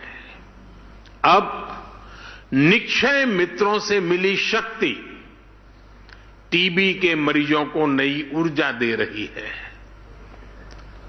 साथियों, पुरानी अप्रोच के साथ चलते हुए नए नतीजे पाना मुश्किल होता है। कोई भी टीबी मरीज इलाज से छूटे नहीं, इसके लिए हमने नई रणनीति पर काम किया। टीबी के मरीजों की स्क्रीनिंग के लिए, उनके ट्रीटमेंट के लिए हमने आयुष्मान भारत योजना से जोड़ा है। टीबी की मुफ्त जांच के लिए हमने देश भर में लैब्स की संख्या बढ़ाई है।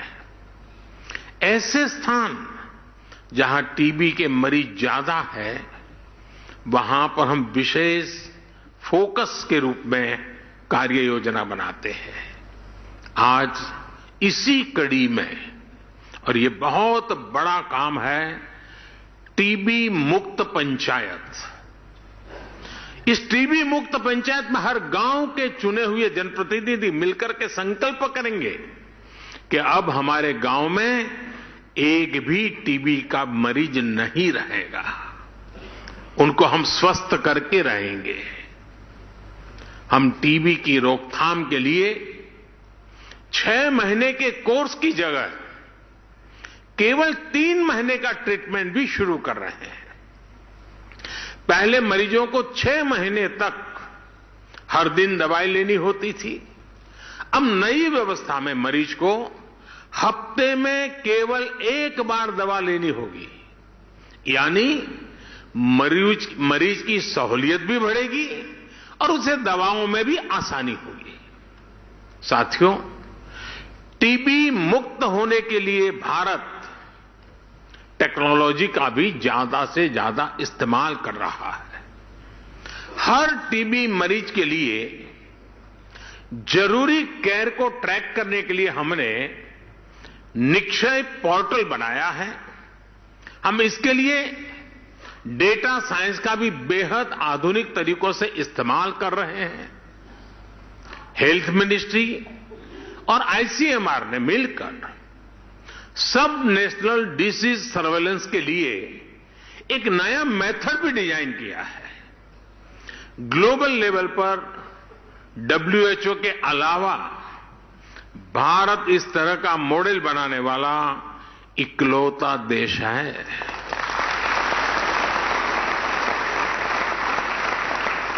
साथियों, ऐसे ही प्रयासों की वजह से आज भारत में टीबी के मरीजों की संख्या कम हो रही है। यहां कर्नाटका और जम्मू कश्मीर को टीबी फ्री अवार्ड से सम्मानित किया गया है। जिला स्तर पर भी बेहतरीन कार्य के लिए अवार्ड दिए गए हैं।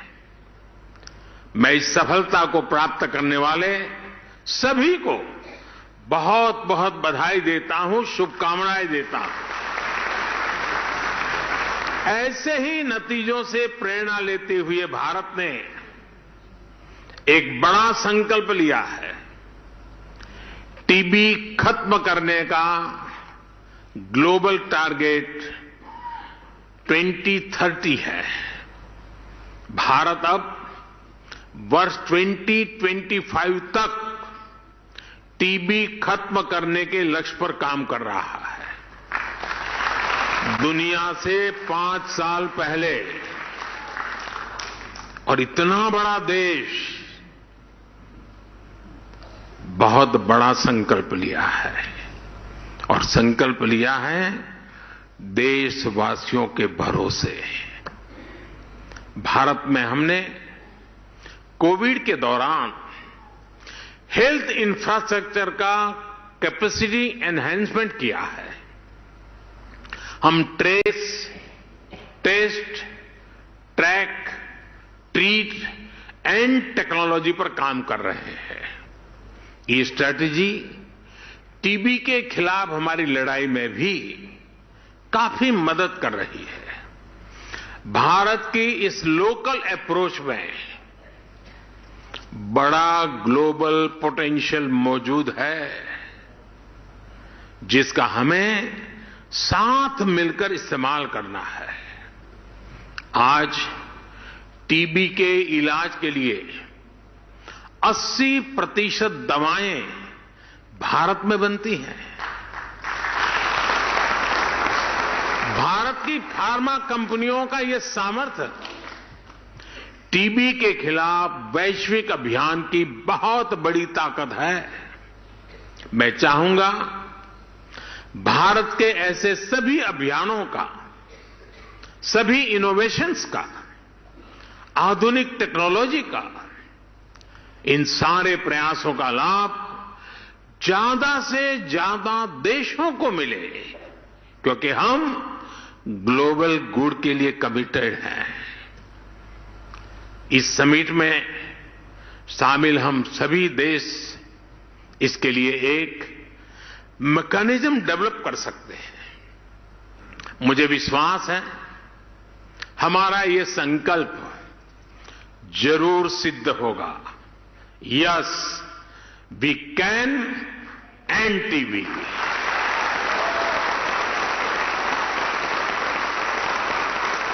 टीबी हारेगा, भारत जीतेगा।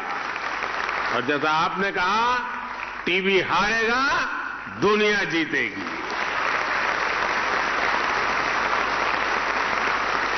साथियों, आपसे बात करते हुए मुझे एक बरसों पुराना वाकया भी याद आ रहा है। मैं आप सभी के साथ इसे शेयर करना चाहता हूं। आप सब जानते हैं कि राष्ट्रपिता महात्मा गांधी ने लेप्रेसी को समाप्त करने के लिए बहुत काम किया था।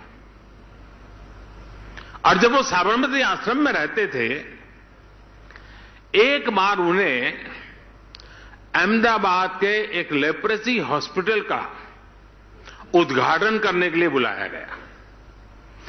गांधी जी ने तब लोगों से कहा कि मैं उद्घाटन के लिए नहीं आऊंगा। गांधी जी की अपनी एक विशेषता थी, बोले मैं उद्घाटन के लिए नहीं आऊंगा। बोले मुझे तो खुशी तब होगी जब आप उस लेप्रेसी हॉस्पिटल को ताला लगाने के लिए मुझे बुलाएंगे, तब मुझे आनंद होगा।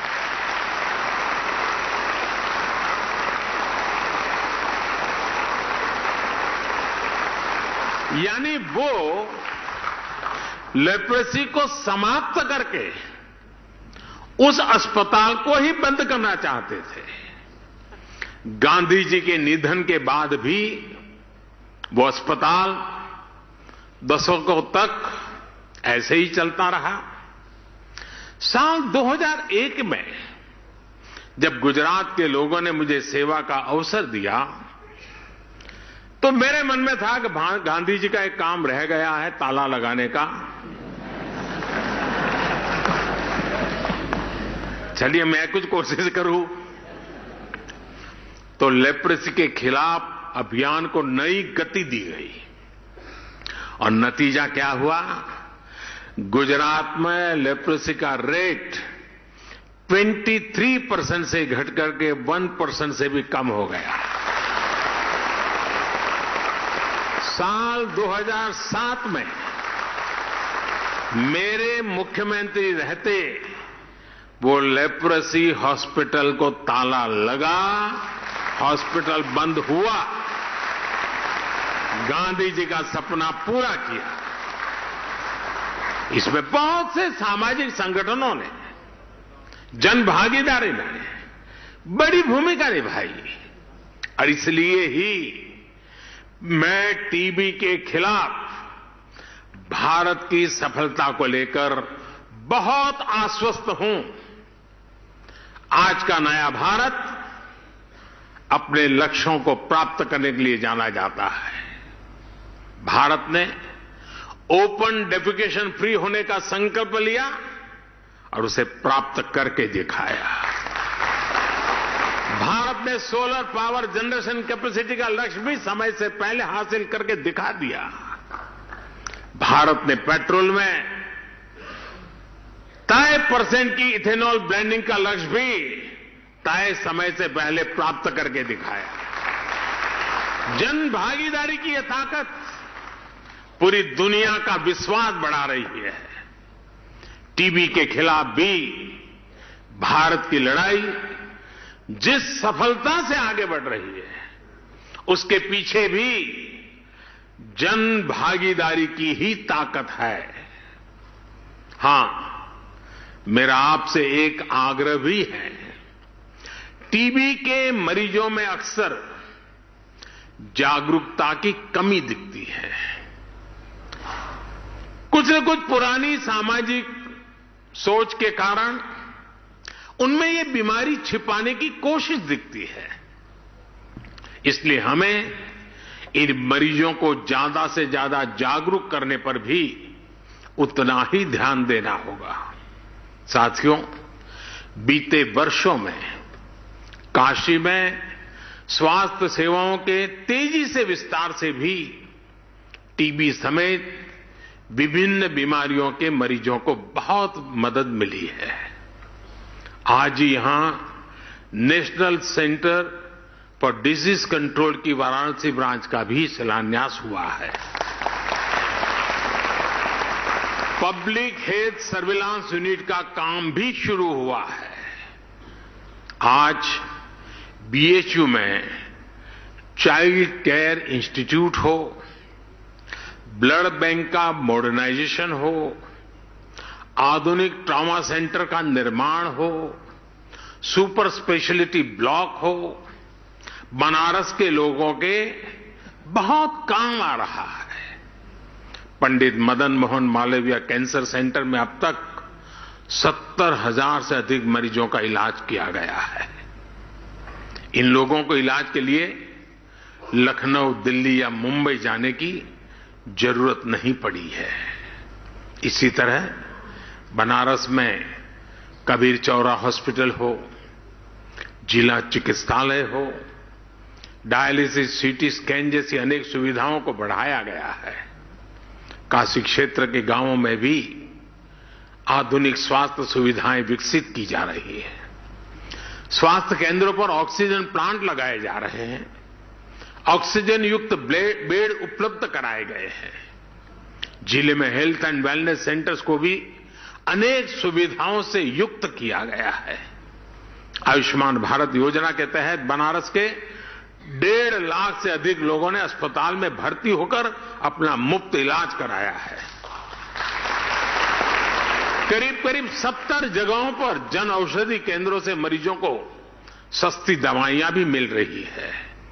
इन सभी प्रयासों का लाभ पूर्वांचल के लोगों को, बिहार से आने वाले लोगों को भी मिल रहा है। साथियों, भारत अपना अनुभव, अपनी विशेषज्ञता, अपनी इच्छा शक्ति के साथ टीबी मुक्ति के अभियान में जुटा हुआ है। भारत हर देश के साथ कंधे से कंधा मिला करके काम करने के लिए भी निरंतर तत्पर है। टीबी के खिलाफ हमारा अभियान सबके प्रयास से ही सफल होगा। मुझे विश्वास है हमारे आज के प्रयास हमारे सुरक्षित भविष्य की बुनियाद मजबूत करेंगे। हम अपनी आने वाली पीढ़ियों को एक बेहतर दुनिया दे पाएंगे। मैं आपका भी बहुत आभारी हूं। आपने भारत की इतनी बड़ी सराहना की, मुझे निमंत्रण दिया। मैं आपका हृदय से आभार व्यक्त करता हूं। इसी एक शुभ शुरुआत और वर्ल्ड टीबी डे के दिन मेरी आप सबको इसकी सफलता और एक दृढ़ संकल्प के साथ आगे बढ़ने के लिए अनेक शुभकामनाएं देता हूं। बहुत बहुत धन्यवाद।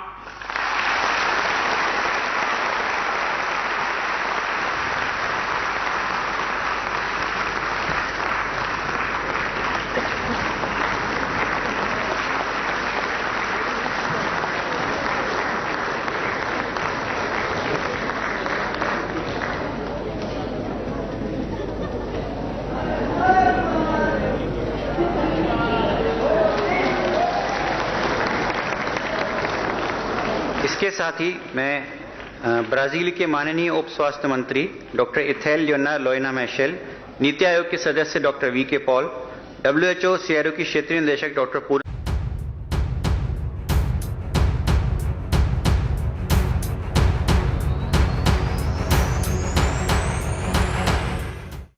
All right, cutting across to the Lok Sabha, Nirmala Sitharaman speaking. Business, 10 of them, but the 11th one, which 11 new ones are being brought in now after the stakeholder consultations, which has helped to improve that the finance bill represent better our society. One amendment is for the GST Council, which is establishing the tribunal. So I want to make sure that is all recorded for the House. But more importantly, two things which I want to draw the honourable members' attention is representations have been received that the national pension system for government employees needs to be improved. I propose to set up a committee under the Finance Secretary to look into this issue of pensions and evolve an approach which addresses the needs of the employees while maintaining fiscal prudence to protect the common citizens. The approach will be designed for adoption by both central and state governments. Sir, there is one more thing. It has been represented that payments for foreign tours through credit cards are not being captured under the liberalized remittance scheme, the LRS, and such payments escape tax collection at source. The Reserve Bank is being requested to look into this with a view to bring credit card payments for foreign tours within the ambit of LRS and tax collection at source thereon. So there are many more things which I would like to talk, but I certainly don't want to take your more time. Thank you for giving me this opportunity. प्रश्न है कि विधेयक पर विचार किया जाए। जो सदस्य इसके पक्ष में है वो हाँ कहें, जो सदस्य इसके विरोध में वो ना कहे। मेरे विचार में निर्णय हाँ वालों के पक्ष में हुआ, हाँ वालों के पक्ष में हुआ। विधेयक पर विचार करने हेतु प्रस्ताव को स्वीकृत किया। अब सभा विधेयक पर खंडवार विचार करेगी। माननीय मंत्री जी, संशोधन संख्या 2, 3 और 4, 2, 3 and 4। We're looking at the parliament session that's begun after a week of a logjam, or rather 2 weeks. We see the parliament opening up to yet another round of ruckus. Nirmala Sitharaman, the finance minister, just spoke. We're going to continue tracking the parliament as the Lok Sabha begins. We see opposition MPs, on the other hand, holding placards. The protest there continues. The arguments continue. Nirmala Sitharaman in the first speaking as the House opens up. The Parliament resumes, as well as the chaos that we hear with opposition holding placards as Finance Minister Nirmala Sitharaman speaks. जो सदस्य के पक्ष में वो हाँ कहें, जो सदस्य के विरोध में वो ना कहें। मेरे विचार में निर्णय हाँ वालों के पक्ष में हुआ, हाँ वालों के पक्ष में हुआ। संशोधन स्वीकृत हुआ। प्रश्न है कि खंड 3 यथा संशोधित विधेयक का अंग बने। जो सदस्य के पक्ष में वो हाँ कहें, जो सदस्य के विरोध में वो ना कहें। मेरे विचार में निर्णय हाँ वालों के पक्ष में हुआ, हाँ वालों के पक्ष में हुआ। खंड 3 यथा संशोधित विधेयक का अंग बना। प्रश्न है कि खंड 4 विधेयक का अंग बने। जो सदस्य के पक्ष में वो हाँ कहें, जो सदस्य इसके विरोध में वो ना कहें। मेरे विचार में निर्णय हाँ वालों के पक्ष में हुआ, हाँ वालों के पक्ष में हुआ। All right, there you have the opposition again with placards. Opposition MPs storming the well of the House as Finance Minister Nirmala Sitharaman speaks in the House. It began at 11, it was adjourned until 12, and 12 as the session begins, again sloganeering and ruckus that we witness inside the Lok Sabha. One should know that it's been 2 weeks now since the Parliament logjam, both houses coming to a complete washout after the Congress demanded a probe on Adani, a JPC probe on Adani, while the BJP, the centre, demanding that Rahul Gandhi apologize for the remarks he made on foreign soil. That resulted in a complete washout of the parliament in both houses of the parliament for the last 2 weeks. And now today, while both houses open up, we see yet another round of storm with the opposition coming in to the well of the House and protesting. द्वारा प्रस्तुत संशोधन संख्या 11 से 13 को स्वीकृत किया जाए। जो सदस्य इसके पक्ष में वो हाँ कहें, जो सदस्य इसके विरोध में वो ना कहें। मेरे विचार में निर्णय हवालों। We see security that's been deployed right outside the parliament as well.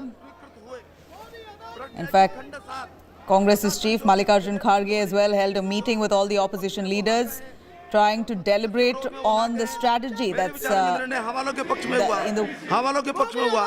खंड 7 यथा संशोधित विधेयक का अंग बना। प्रश्न है कि खंड 8 से 20 विधेयक का अंग बने। जो सदस्य इसके पक्ष में वो हाँ कहें, जो सदस्य इसके विरोध में वो ना कहें। मेरे विचार में निर्णय हवालों के पक्ष में हुआ, हवालों के पक्ष में हुआ। खंड 8 से 20 विधेयक का अंग बने। माननीय मंत्री जी, संशोधन संख्या 14 to 16। Sir, I move the amendments 14, 15 and 16, sir. प्रश्न है कि वित्त मंत्री द्वारा प्रस्तुत संशोधन संख्या 14 से 16 को स्वीकृत किया जाए। जो सदस्य इसके पक्ष में वो हाँ कहें, जो सदस्य इसके विरोध में वो ना कहें। मेरे विचार में निर्णय हवालों के पक्ष में हुआ, हवालों के पक्ष में हुआ। संशोधन स्वीकृत हुए। प्रश्न है कि खंड 21 यथा संशोधित विधेयक का अंग बने। जो सदस्य इसके पक्ष में वो हाँ कहें। Paulami Saha joining us live from the newsroom. Paulami, tell us more. 2 weeks of a complete washout. Both houses of the parliament, finally we see as the house opens up, the same order today as well. Chaos, sloganeering, all that ruckus that we witness even in the Lok Sabha as it resumes at 12 p.m. Tell us more on what's being discussed. Will there be any fruitful business today? जो सदस्य इसके विरोध में वो ना कहें, मेरे विचार में निर्णय हवालों के पक्ष में हुआ, हवालों के पक्ष में हुआ। Alright, we seem to have a problem with Paulomi's audio. We're going to try and patch her yet again. Amit Bharadwaj joining us right outside the parliament. Amit, tell us more. Opposition netas are out there at this point trying to strategize on the way forward for Congress MP Rahul Gandhi on the heels of that conviction, 2019 remark that he made. He's been convicted to 2 years in prison. He's got bail, but it appears that that a suspension or a disqualification is looming large over Rahul Gandhi. While the Congress is now trying to grapple with that mess, it appears that the Lok Sabha has opened up to much chaos. What's happening? सपने सजाएंगे जिंदगी बनाएंगे सपने सजाएंगे जिंदगी बनाएंगे अरे सपने Supriya joining us for more. Supriya tracking the Congress's developments. Supriya, over to you. Tell us more. What's the Congress planning? We believe Mallikarjun Kharge is strategizing on what to do next to protect Rahul Gandhi from disqualification, if at all. Well, Nabila, what has happened is that the Congress party MPs met in the morning, Mr. Kharge, along with the Congress parliamentary party chief Sonia Gandhi, and even Rahul Gandhi was present in that meeting. There was also the legal team of the Congress party, which is in a huddle.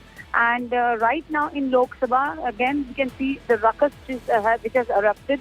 Congress party's MPs, both from Rajya Sabha as well as Lok Sabha, along with all the other opposition parties' MPs, will be marching towards Vijay Chowk around 12:30 p.m. today. And what we are hearing is at the same time there will be also another protest march which will start from AICC headquarters by the Congress party's Delhi unit, the Youth Congress as well as the Mahila Congress outfit. What else also we are learning is that in the evening there is an important crucial meet at 5 p.m. where all the Congress party's state heads, the Pradesh Congress Committee chiefs, will be actually holding a meeting along with Mallikarjun Kharge to strategize what is the next plan as far as this entire issue of Rahul Gandhi's conviction is concerned. On Monday, the sources have informed us that there will be a nationwide protest which has been called by the Congress party, and across the country they will be protesting on the issue of Rahul Gandhi's conviction. Congress party is maintaining that the way Rahul Gandhi has been taking on the government, especially on the Adani group issue, he's been targeted. The police has been sent to his home twice in Delhi. And then this case also, they are saying the conviction has happened to silence his voice. This is Congress party's case. They are going all out and saying that we will play in a very aggressive fashion. We will be protesting in a massive way. They are also, I spoke to some of the MPs, they are saying that we are ready if police has to arrest us. We are ready for that also. So we will be witnessing the protest marches right from the parliament as well as from AICC headquarters. It's going to be a massive showdown right from Sansad to Sadak on this issue of Rahul Gandhi's conviction and that of the JPC and Adani group issue is concerned. Okay, let me cut across to Paulomi. Supriya, stay with us. Paulomi, the House opened up again with a lot of ruckus. Adani Modi, bhai bhai. Those are the slogans chanted by the opposition netas asking for a joint parliamentary committee probe on Adani scam, the alleged scam. They want a proper probe to be carried out by a joint parliament committee, but yet the government, on the other hand, the centre asking for Rahul Gandhi's apology. This logjam, 2 weeks on, continues in both houses. Absolutely, and the government has realized that not much business is getting transacted as a result of it. The face-off, of course, is between the Treasury benches and the opposition benches. The Treasury benches insisting that Rahul Gandhi come to the floor of the House and apologise for the statements that he made in the UK. The Congress, of course, demanding that there be a JPC probe as far as the Adani Hindenburg report is concerned.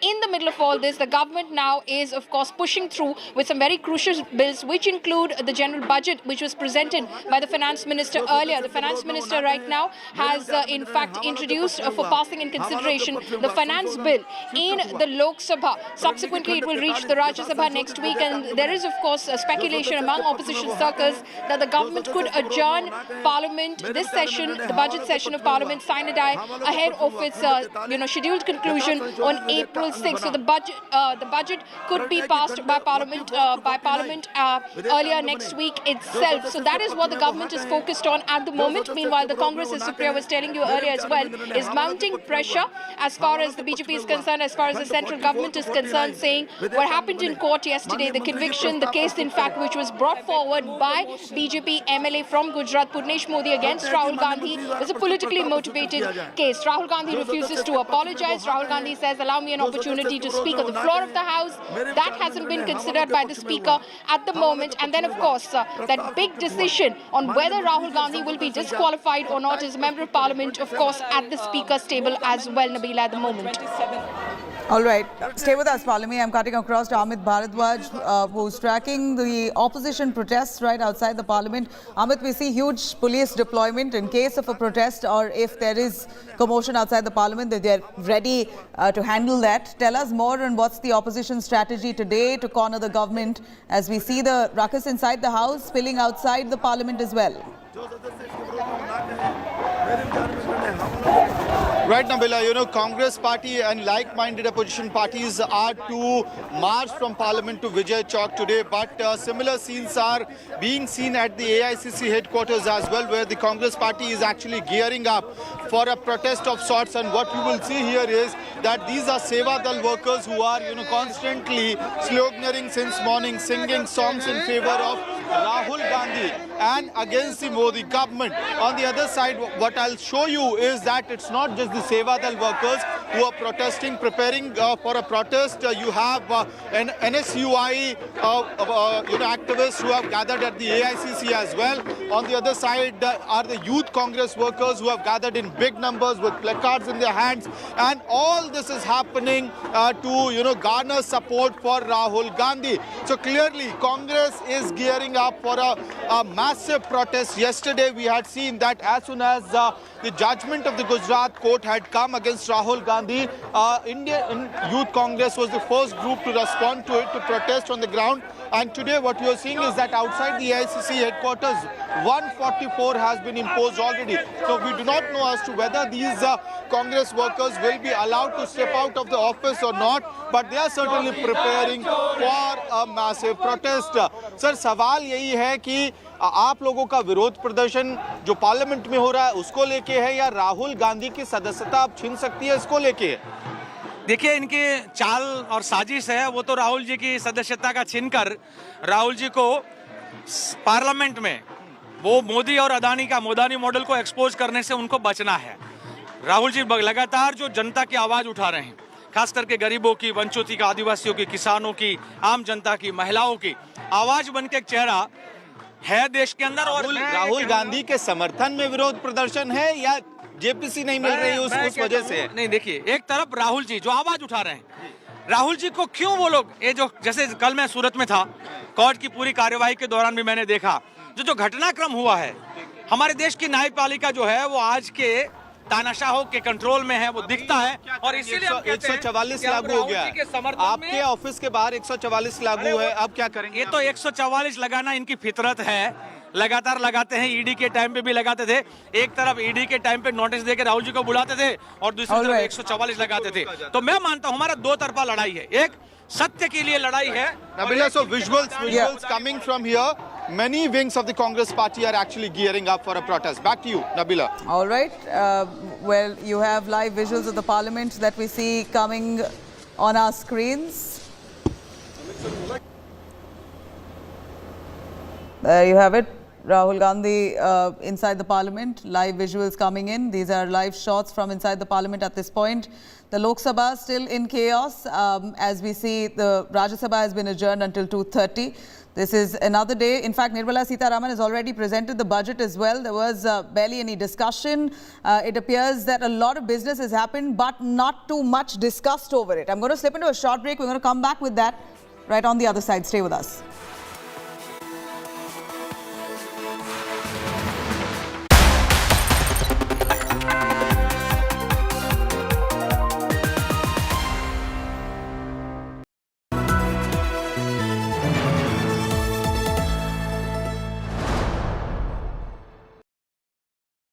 Law Minister Kiran Rijiju was at the conclave this morning, and he was quite upset with the manner in which the Supreme Court had chosen to make public the government's reasons behind withholding permission for somebody to become a judge? Well, let me join issue with the Law Minister. He has a perception, I have a perception, and there's bound to be a difference in perceptions. And what's wrong about having a difference in perceptions?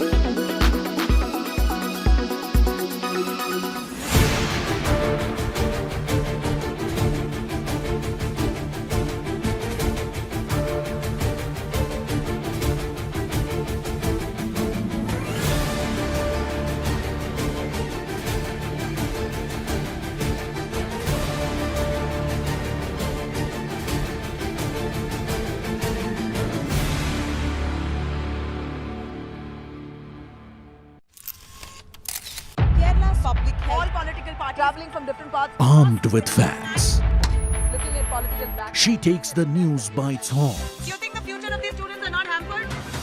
Fierce, bold, and direct, setting the tone for the biggest stories from every corner and every angle. Expect nothing but the unfiltered truth. News first, niceties later. Watch me, Nabila Jamal, on India Today. Make your media plan smarter with India Today Live TV on your connected devices. Amplify your brand with 100 million smart internet viewers. To advertise, mail us at sales@aajtak.com. Make your media plan smarter with India Today Live TV on your connected devices. Amplify your brand with 100 million smart internet viewers. To advertise, mail us at sales@aajtak.com.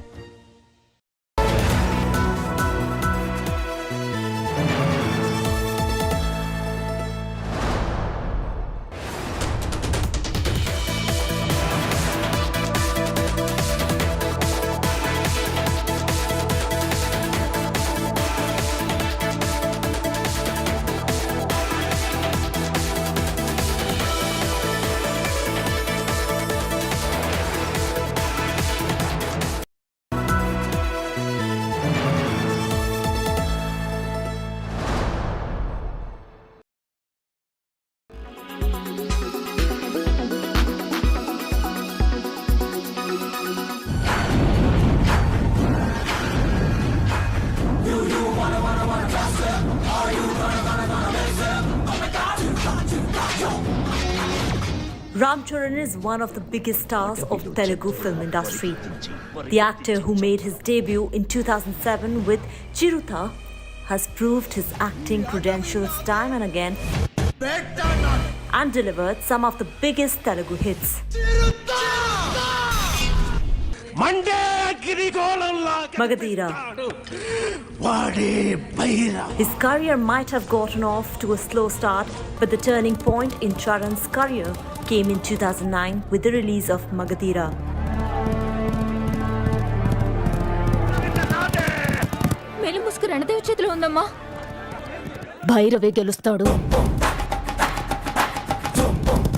The fantasy action film directed by S.S. Rajamouli was a rousing success at the box office and became the first film to cross 50, 60 and 70 crores in the Telugu film industry.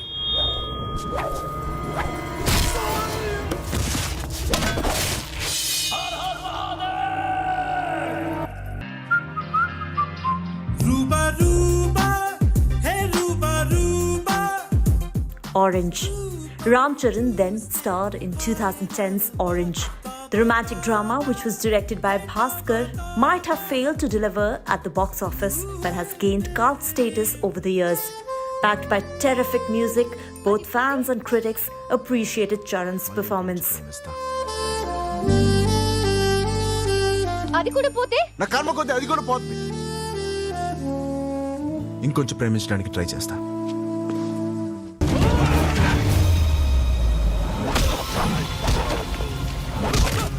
Yevadu. The actor then delivered another power-packed performance with the action film Yevadu,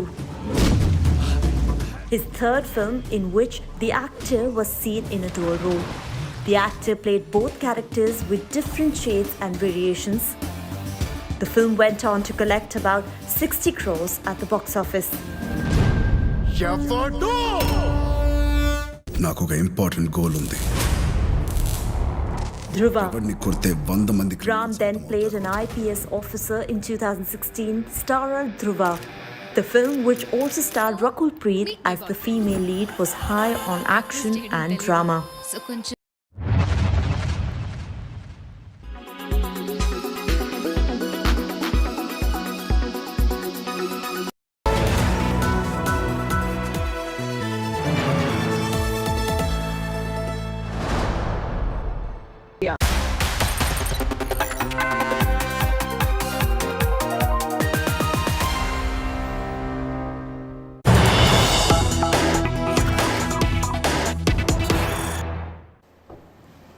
All right, big news coming in. Another CCTV clincher coming on the Khalistan Army Chief, Amarpal Singh.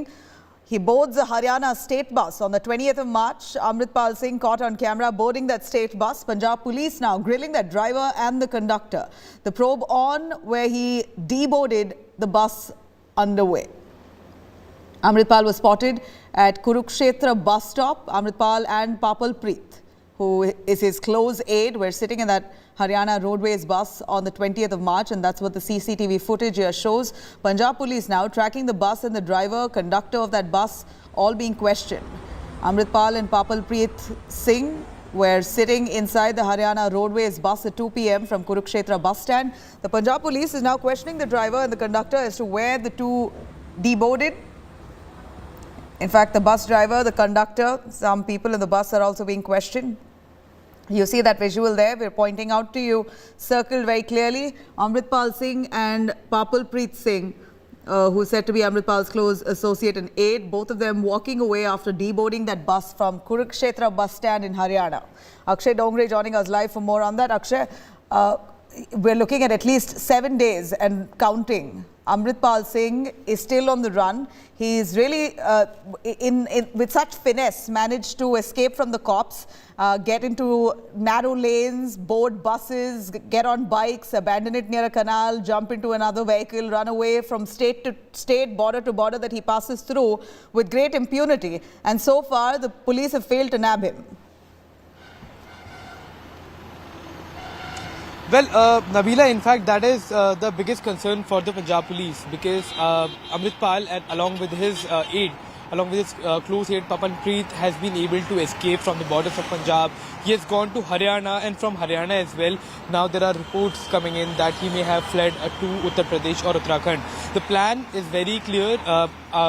Both of these want to leave India. They want to escape to Nepal first, and then Amarpal is planning to leave Nepal and go to some western country. Now, the entire planning has been done in a very meticulous manner. The way he changed about 5 vehicles just in Punjab, then escaped in a roadways bus to Kurukshetra, stayed there for a couple of days at one of his close aides' residence, who is also being investigated now and has been arrested.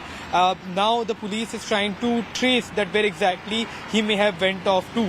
In fact, initially when the news reports came that Amritpal is trying to run out, in fact leave India, both the BSF as well as the Seema Suraksha Bal were alerted. The SSB is deployed at the borders of Nepal. The BSF is deployed at the borders of Pakistan. But it is not a very easy task for him to cross into Pakistan. So the easier way out from India is the Nepal borders, and that is where he is focused right now. So both the Punjab police as well as the police of Uttarakhand and Uttar Pradesh are in fact combing the border areas. All the security forces are on alert, because the kind of narrative that Amritpal tried to build was quite dangerous. He wanted a separate state, was raking up separatist sentiments among the youth, and was exploiting the weaker minds here, who are the people who are at the rehabilitation centers, who are trying to de-addict themselves from the narcotics, and those were the vulnerable people Amritpal was trying to exploit and try to raise his own militia. So all of these are extremely dangerous actions that he tried to take. Ajnala incident was just the tip of the iceberg. What he was planning was much more sinister, according to the agencies, according to the military, the intelligence inputs that we are receiving right now. So the police is trying to nab him before he can leave India, and that is where the entire focus of Punjab police and the other police forces are focused right now. Nabila? Right. Stay with us. Actually, I'm going to cut across to Arvind Oja joining us as well. Arvind, यहाँ पर जो CCTV footage में दिखाई दे रहा है साफ-साफ कि अमृतपाल सिंह ने हरियाणा के एक स्टेट बस को उन्होंने बोर्ड किया और वहाँ से कुरुक्षेत्र बस स्टैंड में उन्होंने डीबोर्ड किया, फिर चलते वो वीडियो में दिखाई दे रहा है कि वो चलते पड़े और अभी तक कोई उनकी जानकारी मिली नहीं है, मगर पुलिस को पता चला है कि वो हरियाणा में कहीं है। देखिए 20 मार्च को वो जो अमृतपाल है और पपल प्रीत सिंह, ये दोनों हरियाणा रोडवेज की बस में बैठे हैं और उस बस को भी पंजाब पुलिस ने आइडेंटिफाई कर लिया है और उस बस के जो ड्राइवर है, कंडक्टर है, उससे पूछताछ की जा रही है कि आखिर अमृतपाल और पपल प्रीत कहाँ रुके।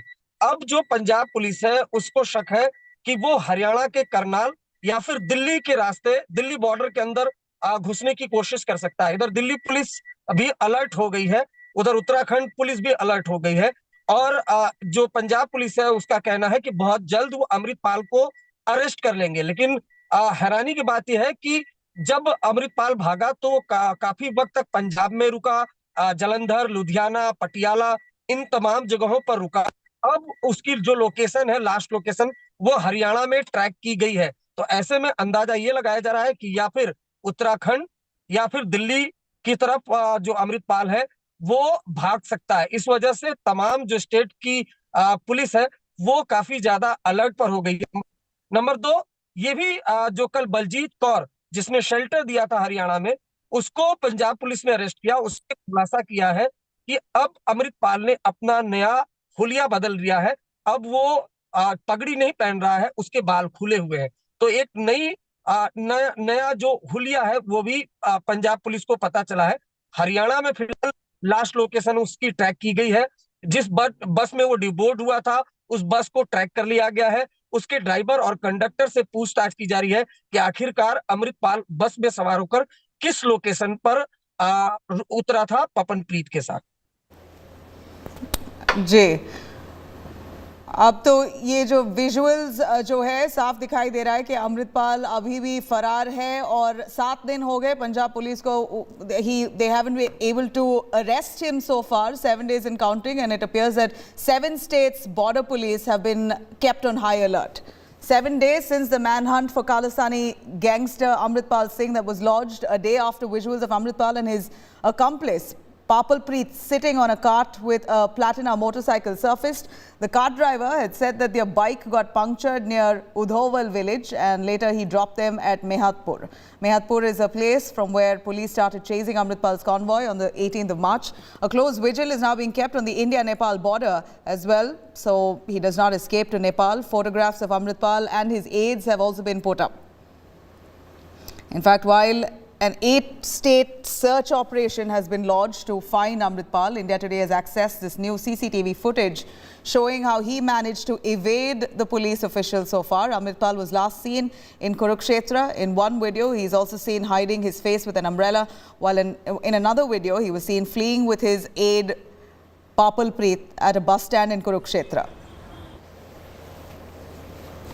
ਤੁਹਾਡੀ ਇੱਕ ਫੋਟੋ ਵਾਇਰਲ ਹੋ ਰਹੀ ਸੀ ਹਾਂਜੀ ਕੀ ਹੈ ਪੂਰਾ ਮਾਮਲਾ ਦੱਸੋ ਯਾਰ ਸਰ ਮੈਂ ਰੇੜੀ ਚਲਾਉਣਾ ਮੋਟਰਸਾਈਕਲ ਨਾਲ ਹੀ ਹਾਂਜੀ ਜਦੋਂ ਮੈਂ ਆਪਣੇ ਘਰ ਤੋਂ ਮਹਿਤਪੁਰ ਨੂੰ ਜਾਂਦਾ ਸੀ ਰਸਤੇ ਵਿੱਚ ਦੋ ਮੁੰਡੇ ਖੜੇ ਸੀ ਉਹ ਮੈਨੂੰ ਕਹਿੰਦੇ ਵੀ ਸਾਡੀ ਮੋਟਰਸਾਈਕਲ ਪੈਂਚਰ ਹੋ ਗਿਆ ਤੇ ਸਾਨੂੰ ਪੈਂਚਰ ਵਾਲੀ ਦੁਕਾਨ ਤੱਕ ਲੈ ਜਾ ਮੈਂ ਉਹਨਾਂ ਨੂੰ ਉੱਥੋਂ ਲੱਦਿਆ ਗੱਡੀ ਦੇ ਵਿੱਚ ਮੋਟਰਸਾਈਕਲ ਉਹ ਵੀ ਵਿੱਚੇ ਬੈਠ ਗਏ ਮੈਂ ਪੈਂਚਰ ਵਾਲੀ ਦੁਕਾਨ ਤੇ ਮਹਿਤਪੁਰ ਲਾਤਾ ਤੇ ਉਸ ਤੋਂ ਬਾਅਦ ਜਦੋਂ ਤੁਹਾਡੀ ਫੋਟੋ ਵਾਇਰਲ ਹੋਈ ਤੁਹਾਨੂੰ ਪਤਾ ਸੀਗਾ ਕਿ ਉਹ ਅੰਮ੍ਰਿਤਪਾਲ ਨਹੀਂ ਸਰ ਅੱਛਾ ਉਸ ਤੋਂ ਪਹਿਲਾਂ ਕਦੀ ਸੁਣੇ ਉਹਦੇ ਬਾਰੇ ਨਹੀਂ ਸਰ ਉਸ ਤੋਂ ਬਾਅਦ ਵੀ ਤੁਹਾਨੂੰ ਲੱਗਿਆ ਨਹੀਂ ਬਾਅਦ ਚ ਹੀ ਪਤਾ ਲੱਗਾ ਵਾ ਪਹਿਲਾਂ ਨਹੀਂ ਸੀ ਪਤਾ ਤੇ ਜਿੱਥੋਂ ਤੁਸੀਂ ਨਿਕਲੇ ਉੱਥੇ ਪੁਲਿਸ ਸੀਗੀ ਗੱਡੀਆਂ ਤਾਂ ਆਉਂਦੀਆਂ ਜਾਂਦੀਆਂ ਸੀ ਪਰ ਇਦਾਂ ਕੋਈ ਖੜਾ ਚੈੱਕ ਨਹੀਂ ਕੀਤਾ ਨਹੀਂ ਪੈਸੇ ਕਿੰਨੇ ਦਿੱਤੇ ਤੁਹਾਨੂੰ 100 ਰੁਪਏ ਦਿੱਤਾ ਜੀ ਹੁਣ ਤੱਕ ਜਿਹੜੇ 207 ਬੰਦੇ ਅਸੀਂ ਅਲੱਗ-ਅਲੱਗ ਜਗ੍ਹਾ ਦੇ ਉੱਤੇ ਇਸ ਕੇਸ ਦੇ ਵਿੱਚ ਇਸ ਐਪੀਸੋਡ ਦੇ ਵਿੱਚ ਡਿਟੇਨ ਕੀਤੇ ਆ ਇਸ ਐਕਸ਼ਨ ਦੇ ਵਿੱਚ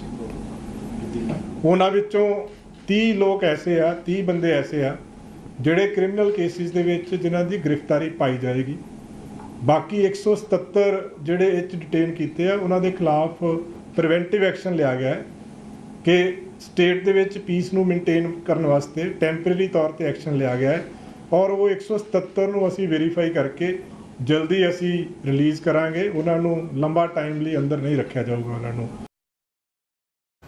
Now, Harjeet Singh is Amarpal Singh's uncle and a strong supporter of the Khalistani movement. It's been alleged that Harjeet Singh facilitated Amarpal Singh's escape. The car in which Amarpal Singh was fleeing belonged to Harjeet Singh. Later, Harjeet surrendered before the police. Let's have a quick listen to this exclusive conversation. India Today has got you here, where it seems surrendering to the police was really part of the plan.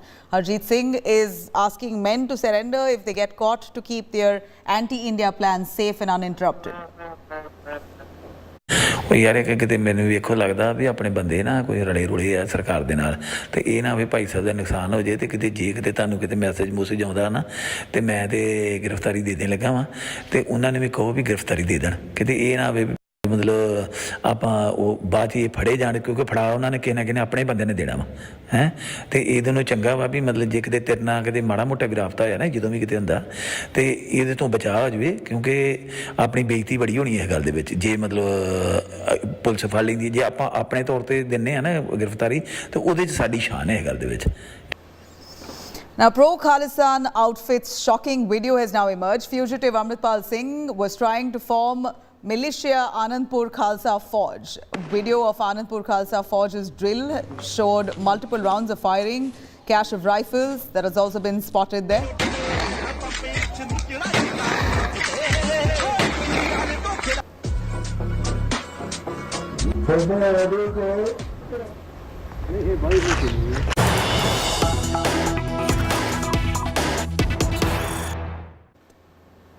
All right, some big revelation coming in. Assam's DGP says, and I quote, 7 people have been detained under NSA, have been sent to us by the Punjab administration. We've kept them in Dibrugarh jail. This is a statement coming in from the Assam DGP who says Amarpal's name is not there among the 7 people. I've seen who have come from Punjab. The second aspect is the security outside the prison. The security inside and outside are interlinked. So it is necessary that I myself had to go take stock of security arrangements, jail staff inside and Assam police commandos stationed outside. This is a big message coming in from the Assam DGP as he monitors security inside Dibrugarh jail. In fact, right now he says that 7 people have been detained under NSA. They've been sent to us by Punjab administration and they've been kept in the Dibrugarh jail. Assam DGP statement on the same investigation into Amarpal as he's right now on the run. It appears that Assam DGP now, who's been handed the responsibility to keep some of those suspects who have been detained under NSA at the Dibrugarh prison. Assam DGP says there's hectic security deployed right inside and outside the Dibrugarh prison. In fact, he says he himself has gone to take stock of security arrangements there.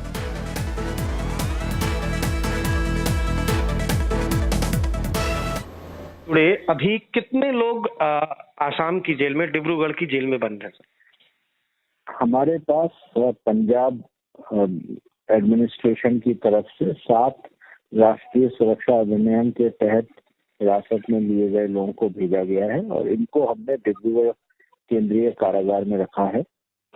और इस समय अभी आज की date में हमारे पास 7 व्यक्ति ऐसे हैं जो एनएसए में डिटेन्ड हैं। सर, डिब्रूगढ़ की जेल में अमूमन जो सुरक्षा व्यवस्था है वो जेल से जुड़े अधिकारी हैं वो देखते हैं, लेकिन ये भी सुनने में आया है कि आपने खुद जाकर जेल में निरीक्षण किया है तमाम चीजों का।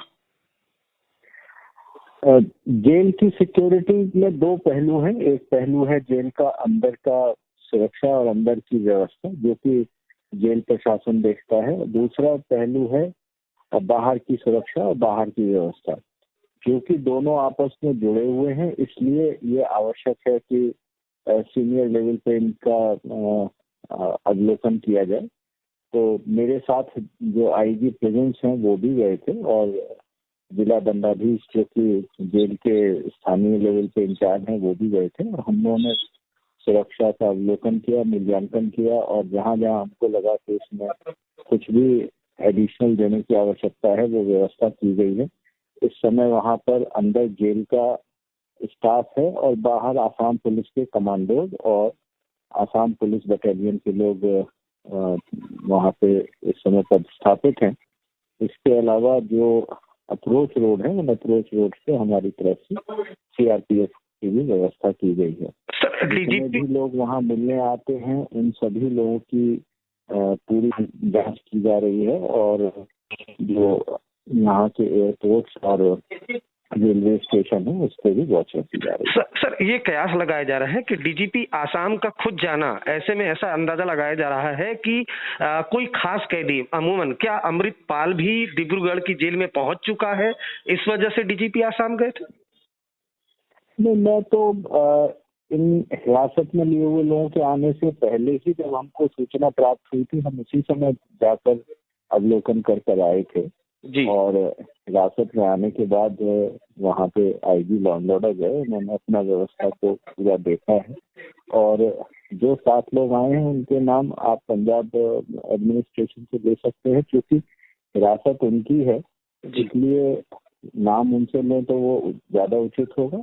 आखिरी सवाल है जी, मैं अपनी तरफ से कहना चाहता हूँ कि हालांकि आसाम जेल का मैनुअल पंजाब जेल मैनुअल से भिन्न है, तथापि क्योंकि ये लोग पंजाब से आए हैं इसलिए पंजाब की जो जेल मैनुअल है उसमें कुछ ऐसी चीजें हैं जो हमने यहाँ पे माननीय मुख्यमंत्री जी से अप्रूवल लेके की है। उसमें सबसे विशेष ये है कि सिख धर्म के जो अनुयायी हैं उनको पंजाब जेल मैनुअल के तहत जो उनका 3 इंच से छोटी ब्लेड का कृपाण अलाउड है, तो उसका उस तरह की कोई व्यवस्था आसाम जेल मैनुअल में नहीं थी।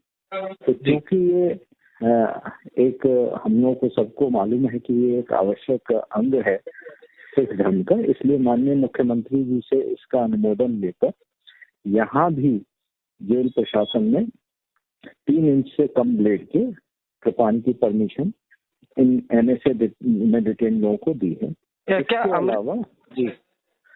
इसके अलावा जो धार्मिक पुस्तकें जैसे गुटका साहिब की इन लोगों ने एक रिक्वेस्ट की थी उसको भी माना गया है, वो भी इनको प्रोवाइड कराई गई है और जो जिस प्रकार का खान पान वहाँ दिया जाता है उसी प्रकार का खान पान यहाँ इन लोगों को विशेष तौर पर दिया जा रहा है क्योंकि यहाँ का खान पान वहाँ के खान पान से काफी भिन्न है। मेरा आखिरी और सीधा सवाल है, क्या अमृतपाल डिब्रूगढ़ आसाम की जेल में बंद है? जो मैंने 7 लोगों का नाम देखा उसमें ये नाम नहीं है।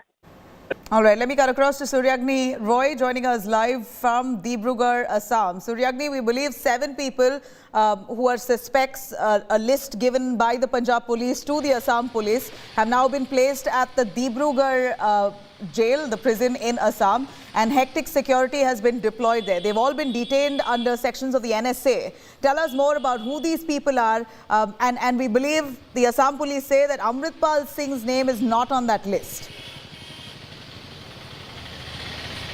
Well, absolutely. You know, we just heard GP Singh's exclusive comments on this entire issue. He's the DGP of Assam. You know, the list has 7 people. The first lot of 4, they were brought to this particular jail. I'll just ask my camera person to pan and show you once. These are the walls of this, you know, very, very famous jail. The reason why I call it infamous is because, you know, a lot of during the height of the Alpha militancy, when the state was tackling, when the Assam government was fighting against these militants, a lot of these influential leaders were kept behind these walls. And today, you know, it houses 7 of those you know, individuals who have been caught by the Punjab police in the Amarpal you know, entire episode. Now, you know, coming back to your question, if you just look around, you can sense the heightened security over here. There's a watchtower behind us. It's got a CCTV. These are the, you know, this is the preliminary wall. This is the first wall that the public can see. You need to walk in at least some 100-200 meters, and then you can, you know, you will find the actual ground of the jail. Like as GP Singh stated, that this is one of the most guarded, well-guarded prisons of Assam. So maybe that was the reason why these 7 who came in 2 lots, the first lot arrived with 4 Punjab individuals, and they reaction. came on Sunday. All right, stay with us, Suryagni. I'm going to cut across to Punjab police speaking on the same. Listen in. पहले भी इस पे criminal cases दर्ज हैं, 2 FIR, एक 2011 में इस पे एक्साइज का पर्चा दर्ज था, 2012 में इस पे हर्ट केस का था। लेकिन अब जो खुलासे हुए हैं वो क्या क्या है? जैसे कि आपने बताया कि अमृतपाल टाइगर फोर्स बना रहा था, करेंसी और खालिस्तान का प्लान। मैं यहीं पे आ रही हूँ जी। इसके जो हमारे को 3 मोबाइल फोन्स अभी तक रिकवर हुए हैं, उसमें हमें इसकी व्हाट्सएप में और बाकी इसके मेमोरीज में जो से डिलीट करने की भी कोशिश की थी। काफी सारी फोटोज और वीडियोज मिली हैं, जिससे सारा पता चला है कि अमृतपाल सिंह का जो ये वारिस पंजाब दे ग्रुप है, इन्होंने एक AKF आनंदपुर खालसा फौज नाम की एक सेल्फ मेड मिलिशिया तैयार कर रहे थे, जिसमें ये जो तजिंदर गोरखा है, ये इसका बहुत ही कोर मेंबर था। इसकी बहुत सारी फोटोज में पता चला है कि ये लोग बुलेट प्रूफ जैकेट्स पहन के रखते थे, जिसमें AKF का लोगो लगा हुआ था, और इनके जितने वेपन्स थे उसमें भी AKF इम्प्रिंटेड था। और इसकी हमें फायरिंग प्रैक्टिस की भी वीडियो मिली है, जिसमें तजिंदर गोरखा के साथ 3-4 और यंग लड़के ये वहाँ पे जल्लूपुर खेड़ा के केनाल के पास फायरिंग की प्रैक्टिस कर रहे हैं। और इसकी हमें तजिंदर गोरखा की वेपन्स को क्लीनिंग, असेंबलिंग, डिसेंबलिंग, इसकी फोटोज मिली हैं, जिसमें बहुत ही प्रोफेशनली उसकी कर रहा है वेपन की हैंडलिंग। और हमें इसकी पुशअप्स की वीडियो मिली है, जिसमें साइड पे इसके वेपन्स पड़े हैं और ये पूरी प्रैक्टिस कर रहा है, अपनी फिटनेस मेंटेन कर रहा है। और ये बहुत सारी ऐसी भी फोटोज मिली हैं, जिसमें ये सब पूरा असलाधार के बुलेट प्रूफ जैकेट और AKF हर जगह लिखा है, अमृतपाल के आसपास हैं। और कुछ फोटोज ऐसी मिली है जिसमें 3-4 लोग, जैसे वो दलजीत कलसी ऑलरेडी अरेस्ट किया जा चुका है। आनंदपुर खालसा फोर्स और अमृतपाल टाइगर फोर्स, इसमें क्या डिफरेंस है? ये जी हमें 2 व्हाट्सएप ग्रुप इसके फोन पे मिले हैं, जिसमें एक तो है AKF, जिसका नाम फुल फॉर्म है आनंदपुर खालसा फौज।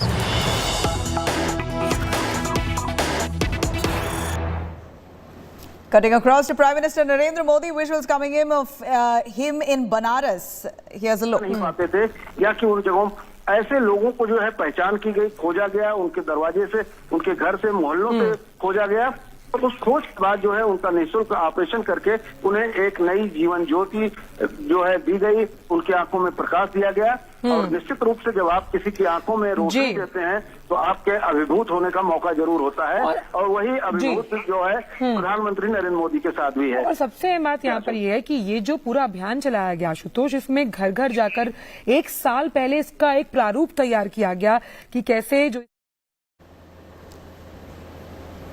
Prime Minister Modi there in Varanasi. Here are images coming in. In fact, just a little while ago, Prime Minister addressed on World TB Day. He spoke as he also plans to lay out some foundation projects, lay the foundation stone, various projects in Varanasi, Banaras, 1,780 crores projects that will be directed towards Varanasi, Banaras. This is his home turf. Prime Minister Modi there in full focus as he's interacting with people on World TB Day while also initiating several developmental projects for that town. Let me cut across to a short break. We'll be right back on that. Stay with us.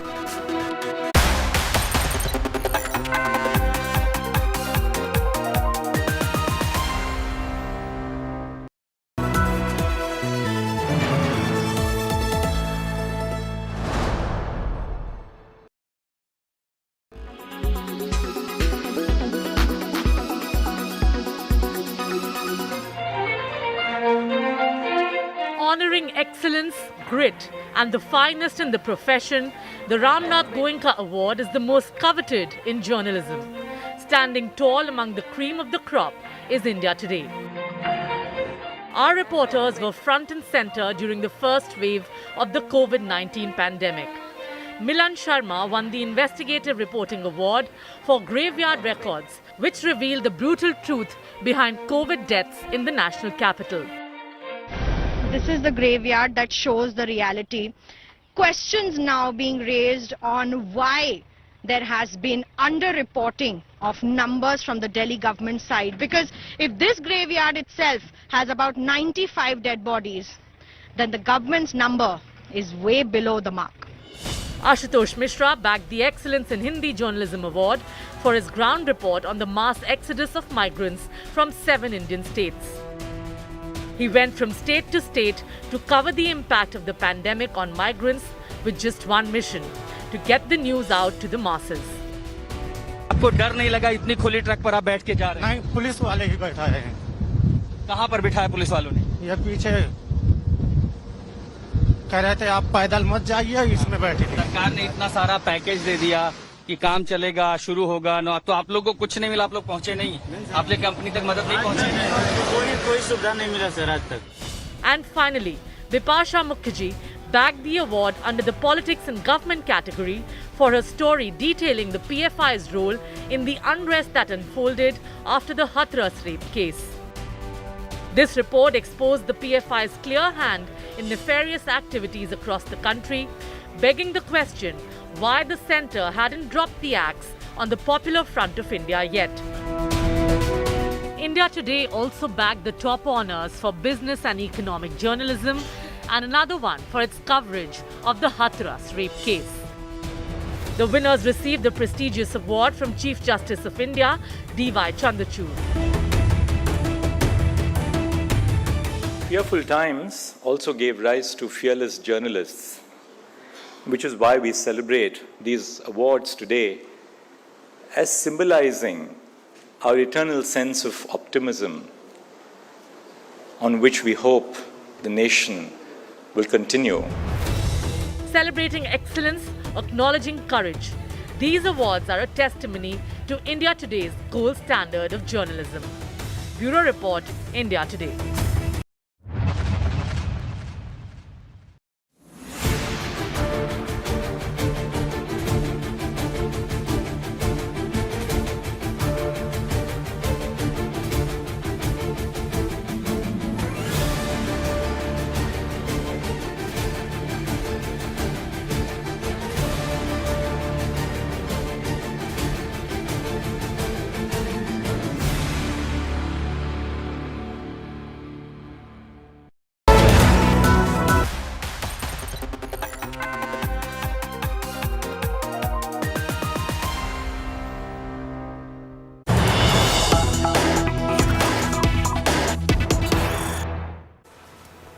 All right, I'm cutting across to Vijay Chowk. Huge ruckus there as the opposition comes out in protest. These are visuals there as a planned protest that's being rolled out by the opposition. Congress MPs along with the other protesting. Listen in.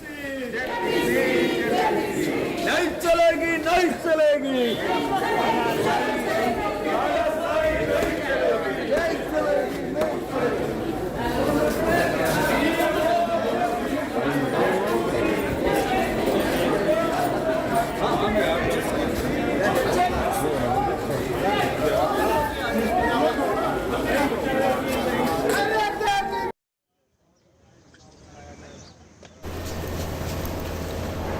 All right, as we see the opposition and the government stalemate that's continued even today, 2 weeks as the budget session began on the 13th of March. It's been literally 2 weeks, a complete washout. And now we see opposition protest right outside the parliament. Let me cut across to Supriya Bharadwaj joining us live for more. Supriya, take it away. Opposition, huge protests as police deployment as well, extensive protection there outside the parliament. Are we expecting a massive protest today? What's the reason for this kind of police security? Well, Nabila, first and foremost, there's going to be two epicenters as far as the protest is concerned. One being here where we are, the Vijay Chowk, and second being that of the AICC headquarters, which is just 2 kilometers away from Vijay Chowk. What is happening here? I'll ask Ashwini Helen to say. It has turned, this entire area has turned into a fortress. You can see that there is paramilitary force, there is Delhi police also, and there the MPs have started marching in. You can see on your the Congress MPs along with other opposition parties MPs are walking towards Vijay Chowk. The buses have the united as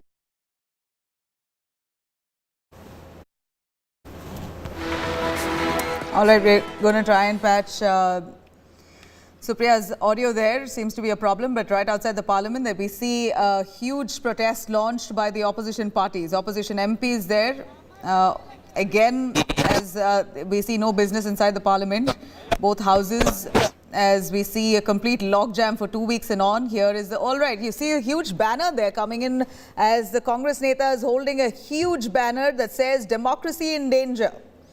This is the Congress reasserting the point that Rahul Gandhi made on foreign soil, saying that India's democracy is under threat. It appears that this is precisely what the Congress now is trying to assert with this massive banner that they're holding as part of their protest outside the parliament, Vijay Chowk. Live visuals coming in as we're tracking those opposition netas amid that police deployment there. Hectic police presence, large deployment just to curb any ruckus that may arise. But at this point we see visuals of Congress netas and a few other opposition parties, we believe. I'm going to get some clarity on who are the opposition parties who are part of this protest, or is this only the Congress's protest outside the parliament? But these are visuals right outside the parliament, Vijay Chowk. We see buses there lined up with opposition party netas, workers who have gathered at Vijay Chowk to protest against the government. Again, the budget session, a complete washout. Largely the last 2 weeks has been just a logjam over one on Rahul Gandhi apologizing, the BJP insisting on that, on the other the Congress insisting on a JPC probe on the Adani scandal. Supriya Bharadwaj is right there at Vijay Chowk tracking the protests there rolled out by the Congress. We see largely Congress faces at the forefront. Mallikarjun Kharge and a few leaders there right at the front holding that banner, democracy is under threat. Supriya Bharadwaj, who are the opposition netas? Is it only the Congress, or do we see the other opposition parties along with the Congress? Nabila, I will quickly like to show you what is happening here. All the opposition party MPs are there. You can see the opposition MPs from various parties. You have Shiv Sena, you have Aam Aadmi Party, you have even the left, the DMK party members who are present here. They're walking, and the main thing, British. All right, our viewers must know that this is a parliament where you see, where we know that there are severe, there's huge security and jammers in place. So network is usually an issue. It's quite a problem. Our reporters, despite that, bringing us the latest from the spot. This is Vijay Chowk that we see outside the parliament as opposition netas. In fact, Supriya tells me that all the opposition party MPs have come together. I'm going to try and understand the faces who are present here as part of this protest, but I see very clearly Congress President Mallikarjun Kharge there, the man right at the forefront holding that huge banner that says democracy under threat. The other Congress netas and a few other opposition party netas holding a placard saying JPC on Adani scandal. In fact, this is primarily the demand put forth by the opposition parties. Why why is the centre shirking away from a joint parliamentary committee probe on the Adani scandal? Supriya joining us on the phone line. Let's try and get her on the phone line. Supriya, tell us more. Who are the other opposition parties who have joined the Congress in this protest? The other opposition party MPs also were present here, and they are saying that democracy is in danger. And Mr. Kharge is addressing the media at the moment. Well, there's a press conference going on right now. There's Mr. Mallikarjun Kharge along with Mr. Adhir Ranjan Chaudhary who are present here. Move back. Chalo. Wait.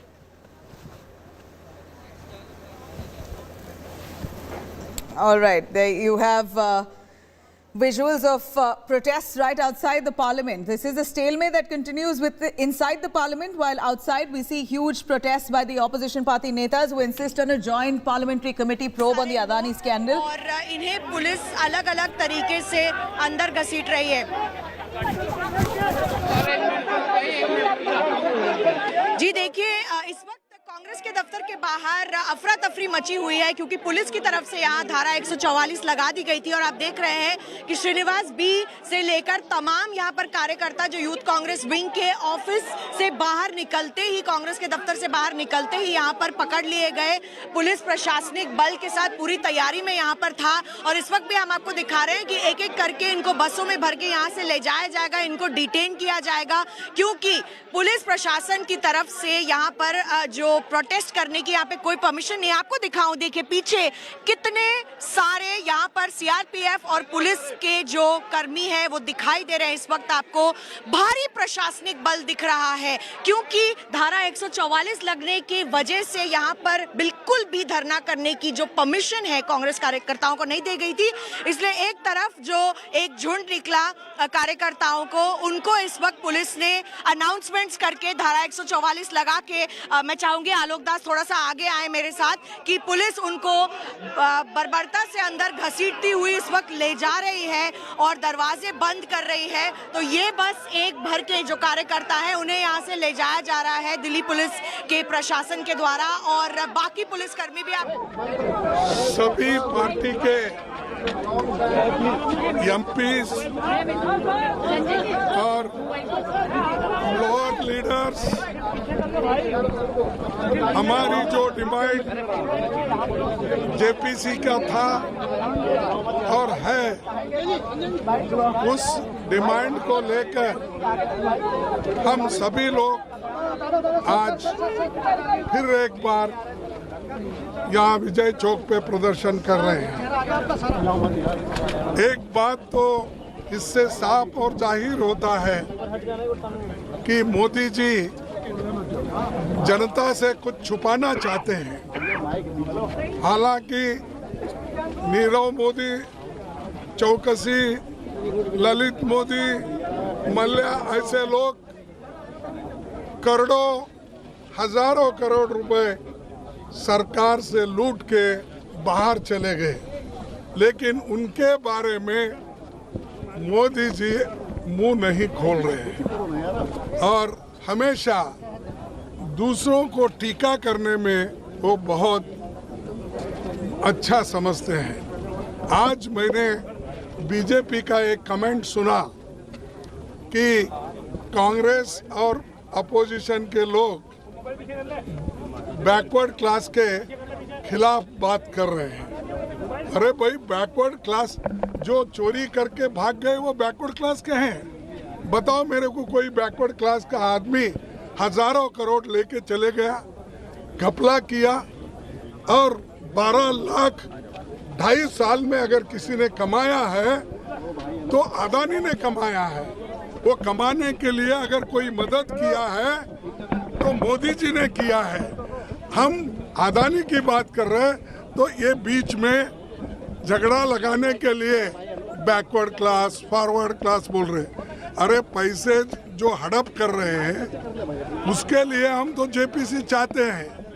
यहाँ पर backward forward का सवाल कहाँ आ गया? ये एक तरफ, और दूसरी तरफ जो हमारा एक ही मुद्दा है, जनता का पैसा, LIC का, आपका उसमें लगा हुआ है और बैंक में जो डिपॉजिट रखते हैं वो भी सामान्य जनता का होता है। ये सब पैसा निकालकर लोन देकर उनकी जो कितनी उनकी असेट है उसका कोई ब्यौरा उन्होंने नहीं लिया।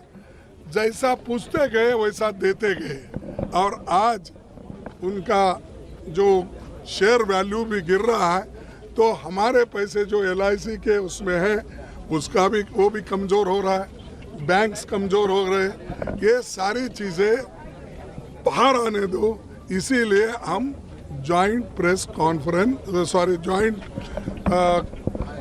पार्लियामेंट्री कमेटी चाहते हैं और इसी मुद्दे पे हम लड़ रहे हैं 4 महीने से, लेकिन सरकार सुनना नहीं चाहती। उनको क्या दिक्कत है? क्योंकि JPC में तो उनके मेंबर ज़्यादा होते हैं, उनका तो 2/3 मेजॉरिटी है, इसके बावजूद वो डर रहे हैं। क्यों? इसीलिए डर रहे हैं कुछ गलती है, दाल में काला है, तो इसीलिए वो डर रहे हैं और हम ये लड़ते रहेंगे, एकजुट होकर लड़ रहे हैं, आगे भी लड़ते रहेंगे। उसके अलावा राहुल गांधी जी जो सच बोल रहे हैं और उन्होंने पार्लियामेंट में अपनी बात को सच्चाई से रखी, बहुत से मुद्दे उन्होंने वहां जो रखा कि अदानी को किसने लेके गया था विदेशों में, और जब प्रधानमंत्री जी विदेश गए थे उस वक्त कहां पर अदानी उनको मिले, ये सारी चीजें उन्होंने पूछी। क्या ये गलत है? पार्लियामेंट में इंफॉर्मेशन लेना गलत है? और इसलिए वो आज राहुल जी को भी बोलने नहीं दे रहे और उनके लिए उनको एक्सप्लेन करने के लिए भी वो नहीं दे रहे। इसका मतलब क्या है कि हम लूटते रहेंगे, तुम मुंह बंद करके रहो, ये उनकी चाल है। और अब आज भी कोशिश की है राहुल गांधी जी बोलने के लिए, उन्होंने चिट्ठी लिखी थी और 3 दिन पहले भी उन्होंने चिट्ठी लिखी थी कि मुझे बोलने के लिए आप परमिशन दीजिए।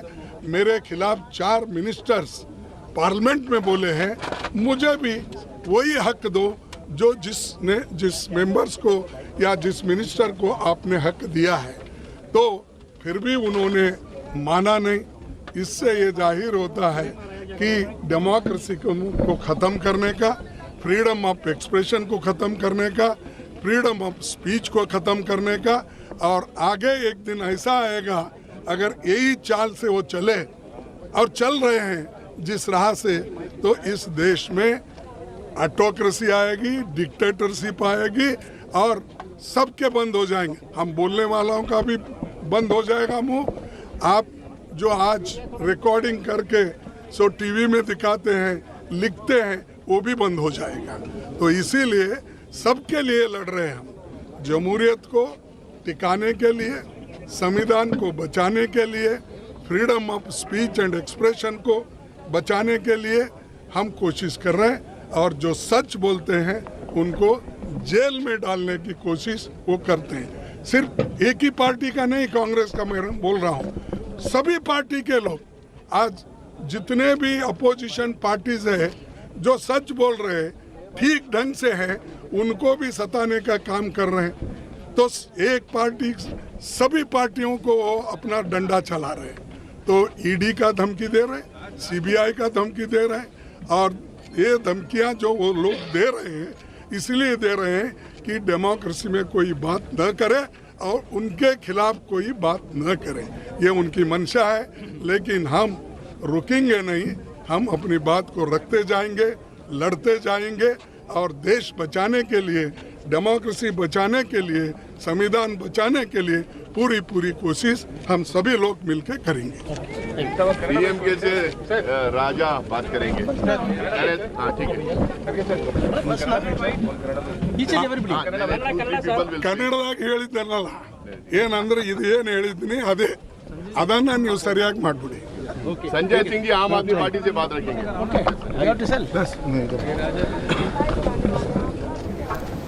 All right. Mallikarjun Kharge there insisting that democracy is under threat, ways that the government is using or misusing agencies to suppress their voice.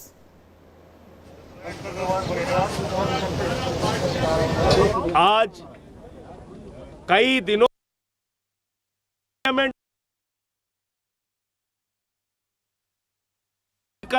आवाज लगा रही हैं कि लाखों करोड़ के घोटाले पर जेपीसी बनाओ, जेपीसी बनाने के लिए आप तैयार नहीं।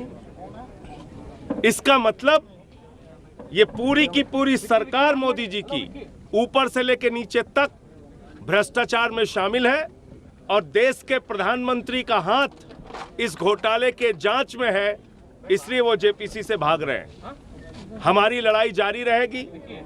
कल जिस प्रकार से राहुल गांधी जी के एक चुनावी भाषण कर्नाटक में हुए, उस पर मुकदमा गुजरात में हुआ, मुकदमा करने वाला भारतीय जनता पार्टी का कैबिनेट मंत्री है, और कभी आपने नहीं सुना होगा डिफेमेशन में 2 साल की सजा हो जाए, 2 साल की सजा भी हो जाती है। इसका मतलब सारे विपक्ष के नेताओं को ऐसे ही फंसाकर ईडी, सीबीआई तमाम जांचों में न्यायालयों से सजा कराकर उनको अयोग्य घोषित कराना है। उनकी राजनीतिक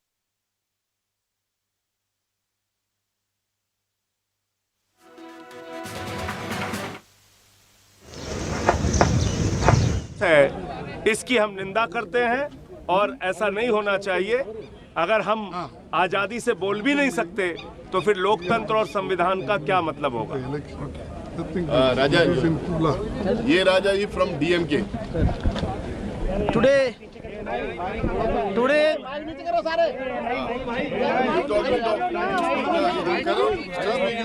it is speak.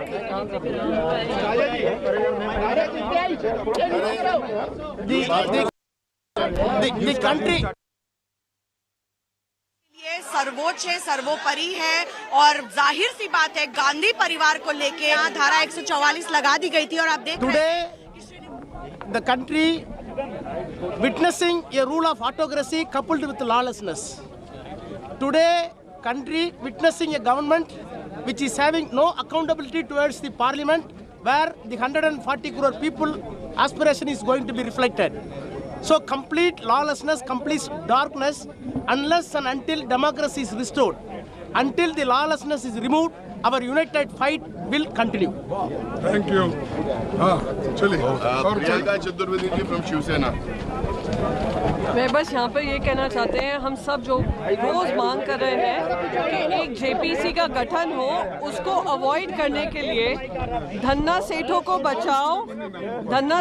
बचाओ और विपक्ष को इन्वेस्टिगेशन एजेंसीज के माध्यम से फंसाओ योजना जो भारतीय जनता पार्टी की चल रही है, उसकी हम निंदा करते हैं और हम सब एकजुट होकर यही मांग कर रहे हैं कि प्रजातंत्र का हनन कर संविधान को खत्म करने का जो काम चल रहा है वो दुर्भाग्यपूर्ण है और ये जेपीसी की जो हमारी मांग है वो जायज़ मांग है। और जब ये लोग विपक्ष में होते थे, जेपीसी की मांग दिन रात करते थे, पार्लियामेंट को रोकते थे, और हमारी जो मांग है वो उस आधार पे है क्योंकि एक देश का सबसे बड़ा फाइनेंशियल घोटाला सामने आया है और ये लोग उनको बचाने में लगे हैं।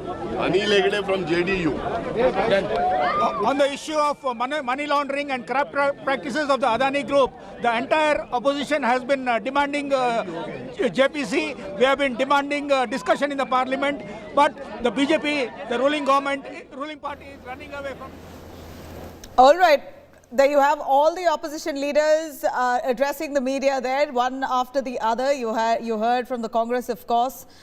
The Aam Aadmi Party leader as well. For the first time we saw actually some kind of unison between the Congress and the AAP, which we failed to see on various other occasions. It appears this time they've come together on the same cause, pushing for a JPC probe into the Adani scandal. Supriya Bharadwaj right outside the parliament there. Supriya, we see that all the opposition party netas in a rarity, the AAP and the Congress uniting for the same purpose, demanding a JPC probe on the Adani scandal. They've in fact even moved for suspension of business, but we believe that.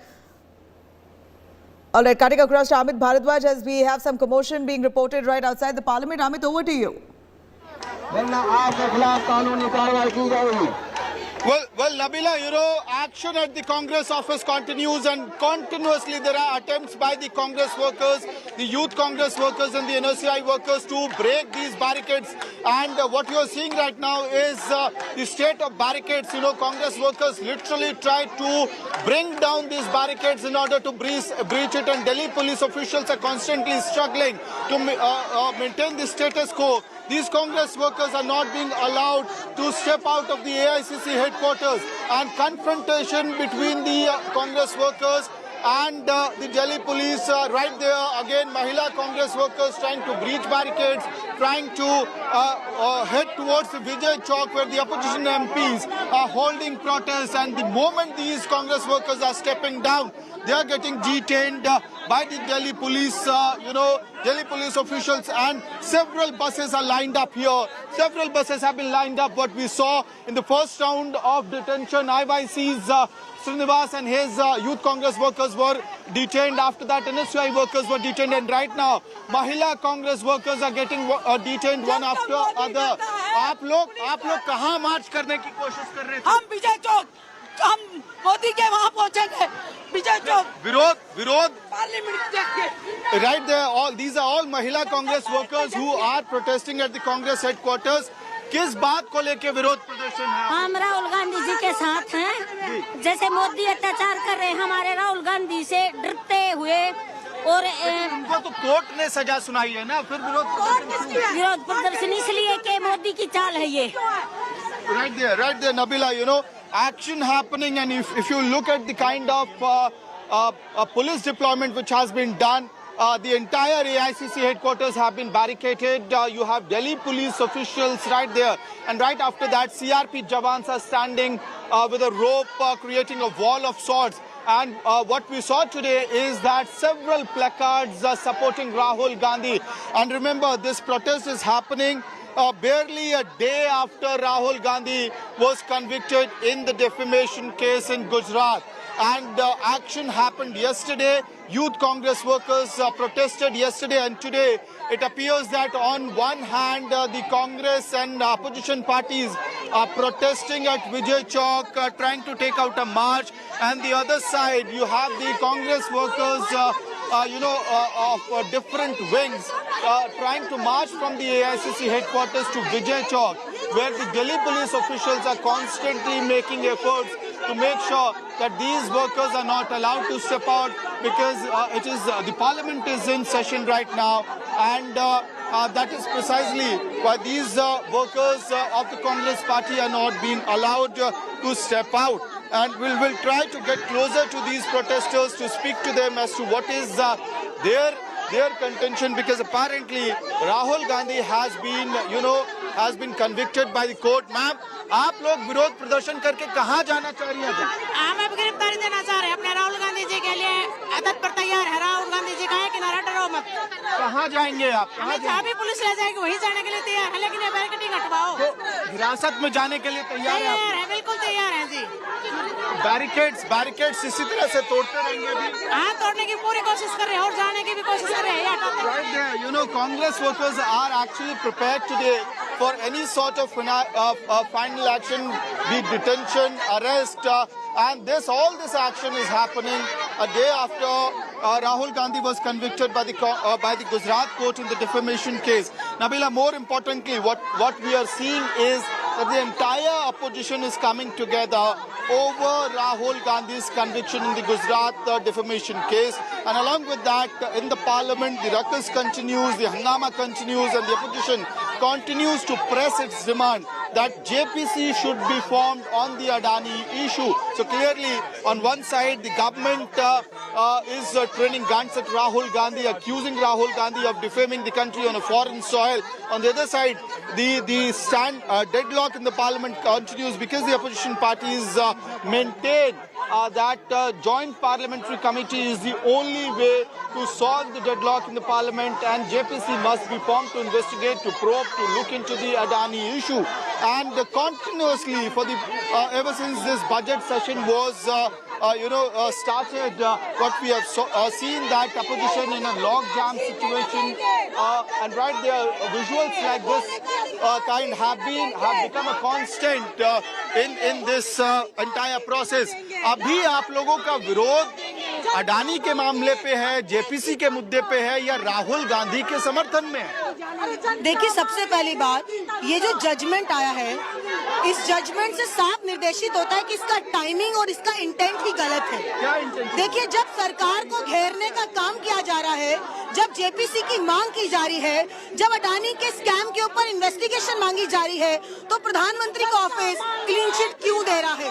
इस देश के अंदर अगर ये बात हो रही है कि आंकड़ों को फर्ज किया जा रहा है, अगर कोई और व्यापारी होता तो उस पर ईडी का छापा पड़ चुका होता, लेकिन अडानी जी को इम्यूनिटी है। क्यों है उनको इम्यूनिटी? और उसके एवज में जब लगातार राहुल गांधी आवाज उठा रहे हैं तो ऐसा जजमेंट आता है। हम डरते नहीं है कि 2 साल की सजा तक उससे डर रहे हैं, लेकिन इंस्टीट्यूशंस को कंट्रोल किया जा रहा है कि मोदी समुदाय जो है, कम्युनिटी है, वो आहत हुआ और राहुल गांधी को माफी मांग लेनी चाहिए। ऐसे तो प्रधानमंत्री मोदी जी लगातार कांग्रेस के नेताओं को अपमान करते हैं, उन्हें बदनाम करते हैं। फिर तो नरेंद्र मोदी जी को लाइफ इम्प्रिजनमेंट होनी चाहिए, क्योंकि वो तो रोज इस तरीके की बात करते हैं। पॉलिटिकल स्टेटमेंट से आप किसी को जेल नहीं भेज सकते। अभी लोकतंत्र इतना कमजोर नहीं हुआ है। आप लोग कोर्ट भी गए, सुप्रीम कोर्ट भी गए, तमाम अपोजिशन पार्टी रूप से इसकी लड़ाई जो है कानूनी रूप से भी लड़ी जाएगी और सड़कों पर संसद में भी लड़ी जाएगी। Nabila, I'll show you visuals of more action at the AICC headquarters. What we are seeing today, there's a coordinated effort of sorts by different wings of the Congress party. Right there, a placard, a young Congress worker holding a placard, "I love Rahul Gandhi," and this is apparently from DPCC. So what you are seeing, the kind of visuals that are coming from the AICC headquarters. So it is the joint effort of the Indian Youth Congress, the NSUI, the Mahila Congress, the state unit. So clearly a planned strategy by Congress party today that they want to make sure that the protest continues and they don't get, this protest does not get over quickly, because the Delhi police was prepared. They had all preparations at place, barricades, Delhi police jawans, CRP jawans, ropes, buses to detain the Congress workers. So this entire protest is happening in a phase-wise manner. First, the youth Congress workers got detained when they tried to march to the Vijay Chowk, where the opposition MPs were holding a similar protest, over demanding JPC and condemning Rahul Gandhi's conviction in the defamation case. And clearly, for the past 30 minutes or so, the protest at the AICC headquarters is not getting over. Constantly efforts are being made by the Delhi police officials, and visuals like this one, where in a very small, in small situations, what happens is that Congress workers try to break the barricades and Delhi police gets alert at that point in time. So this constant struggle is happening between the Congress workers and the Delhi police jawans. So barricading at the AICC headquarters continues, and so does the protest. And whoever is able to, step out of these barricades gets more visuals here. Barricades now being removed. These were the barricades which were actually weakened by the Congress workers. So Delhi police is now pulling it down, putting it back to its place apparently. And now what we believe is that detention process can actually escalate from here. Delhi police is now asking these Congress workers to step out, and if they step out, they'll immediately get detained. Nabila. So on one hand, Amit, we see that there's huge protest outside the parliament on asking for a joint parliamentary committee probe into Adani scandal. On the other, we see the Youth Congress outside the Congress office in Delhi protesting against the conviction awarded to Rahul Gandhi by a Surat court in a 2019 defamation case. Rahul Gandhi might just face suspension as per a 2013 Supreme Court order that suggests that any elected neta who has been convicted at least to 2 years in prison in a criminal case must be disqualified with immediate effect. Now, Rahul Gandhi, of course, is going to be appealing that, and it appears that he barely has about 3 months' time to appeal it or take this matter to a higher court in a way that he does not go through disqualification. At the same time, we see the Congress netas, Youth Congress particularly, in large numbers willing to be detained and are protesting, saying that this is the timing that the centre has chosen, basically accusing the centre and the courts to deliberately try and suppress the voice of Rahul Gandhi. Supriya Bharadwaj joining us live right outside the parliament. All right, we've lost a connection there, but here we heard Amit Bharadwaj as the Youth Congress leaders now stepping up their attack on the BJP, on the judiciary as well, saying that the verdict that was given to Rahul Gandhi, 2 years of conviction, basically is a maximum punishment in a defamatory case of such nature, saying that this was a verdict that was fixed, basically casting aspersions on the judiciary, on the lower court, saying that this was influenced by the BJP and a deliberate attempt to suppress voice of Rahul Gandhi. He will not fear, he will stand against the oppressors, he will speak for the people of this country. These are the words said by the Youth Congress netas as they indulge in huge protests, many of them being detained by the police in Delhi.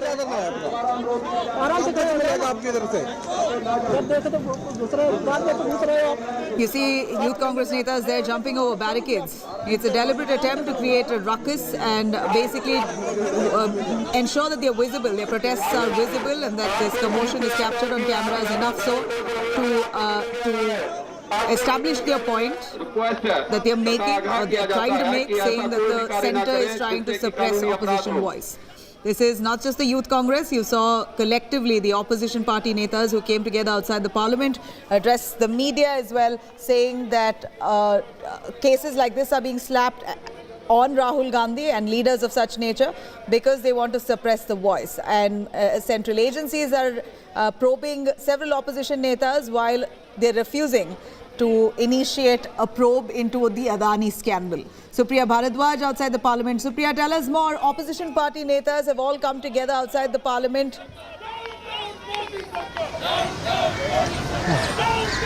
Well, yes, all the opposition MPs right now are getting detained by the Delhi police, and this is what is happening at Vijay Chowk. The MPs are getting detained, and before that Mallikarjun Kharge, who's Congress party's president, said that there is a systematic attempt to muzzle the voice of the opposition. He even went on ahead and said that Rahul Gandhi has spoken the truth, and he has time and again only seeking the explanation from the government as far as the Adani Group issue is concerned, and they are saying that chance has not been given to him. There have been serious allegations leveled against him by the MPs and the ministers in Lok Sabha itself, but Rahul Gandhi was not given a chance. All the MPs of the opposition came out and staged a protest march all the way to Vijay Chowk, where we are present at the moment. Right now MPs are getting detained, and at the same time we can tell you that there is another protest going on at AICC headquarters. A lot of MPs, when we spoke to, said that they will not let go the demand for JPC as far as Adani issue is concerned. And also interestingly, the entire opposition somewhere is now rallying behind Rahul Gandhi. What has happened is one after the other opposition party members were speaking in favor of Rahul Gandhi and said that what has happened is not called for, and Rahul Gandhi was only asking questions as far as Adani Group is concerned, and this punishment which has been meted out to him, which has been handed down to him by a court in Gujarat, is nothing but to muzzle his voice. So many people have come out. This is what the opposition MPs are saying, and the Congress party is saying that they will up the ante and they will continue protesting in this same very fashion. All right, Supriya, we saw an unusual sight. We saw the Congress and the Aam Aadmi Party coming together. So long we saw AAP never joining hands with the Congress, and they would never meet eye to eye, but it was evident today that they've managed to come together for the same cause of a JPC probe on Adani. Well, the entire opposition, Nabila, is saying that they are asking for a JPC probe on Adani Group issue. They are saying why they are not being allowed to speak in the House, both that is Rajya Sabha as well as Lok Sabha. They are even saying that when they are coming out and protesting, this is what we witness every day, that there is this entire machinery is pumped in and barricadings take place. And also at the same time, they are saying that as far as this entire issue is concerned, they will continue the protest. Congress party has chalked out a long list of do's and don'ts. What we are hearing is that after these two protests, one at AICC headquarters, another being at outside the Vijay Chowk outside the Parliament, there will be also a meeting which is going to take place at 5 p.m. and on Monday there will be a massive nationwide protest which will carry out by Congress party as far as conviction of Mr. Rahul Gandhi is concerned. And Mr. Kharge said very categorically, he said Mr. Gandhi hasn't done anything wrong. What he has done is just simply he was raising the issue of Adani Group, and they said that as far as this entire matter is concerned, Rahul Gandhi was just asking the questions from the government on this very issue, that they just were asking that he was just asking the issues related to Adani Group and why the government is shying away. And also he has written a letter to Lok Sabha Speaker that there are serious allegations which have been leveled against him by ministers, by MPs in Lok Sabha and in Rajya Sabha. And only thing that Rahul Gandhi wants to do is keep his side of the story in Lok Sabha. So why he is not being allowed to speak? And the way they are saying that this is happening is nothing short of targeting of Rahul Gandhi. This is the entire opposition, and particularly Congress President Mr. Mallikarjun Kharge has said that this is nothing short of targeting of him because he's raising the issues. They are saying that we will continue to do it. Democracy is in danger. Freedom of expression has been taken away. And they say Mr. Kharge also leveled a very serious allegation. He has said something very, very serious. He has said that soon the country will turn into an autocracy, into a dictatorship. So this is what the scenes at ground zero is, where we are. Behind me you can see the barricades. A lot of leaders, MPs who were present here have been detained. They have been taken into the bus. I'll ask my camera person to show you on the other side, because there are these jammers over here, and if we stand there, there is no audio and visual connection of the entire police, and there were approximate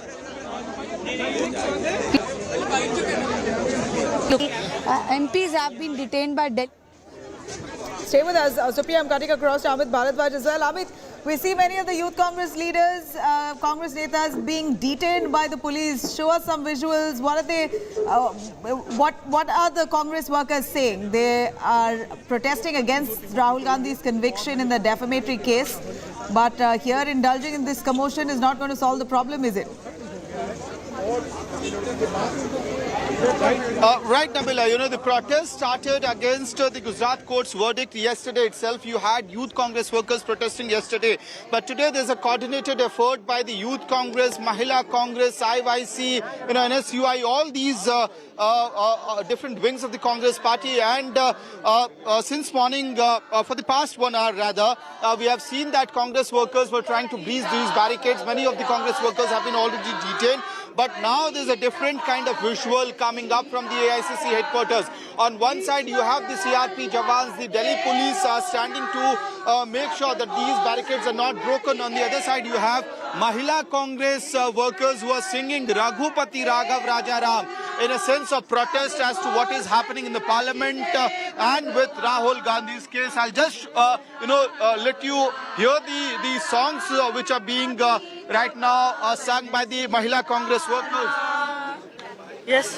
आप लोग रघुपति राघव राजा राम गा रहे हैं इस वक्त, जबकि मामला court ने तय किया है राहुल गांधी के कन्विक्शन का। देखिए, कोर्ट ने किस दबाव पे भी तय किया है मामला, ये सब दुनिया को पता है। और रघुपति राघव राजा राम सब बहुत सम्मत, ये हम गाते रहेंगे, क्योंकि सच्चाई ये है कि उनको बुद्धि की जरूरत है, उनको जरूरत है ये समझने की कि सत्य के रास्ते पे चलने वाले इंसान को ऐसे दबाया नहीं जा सकता है।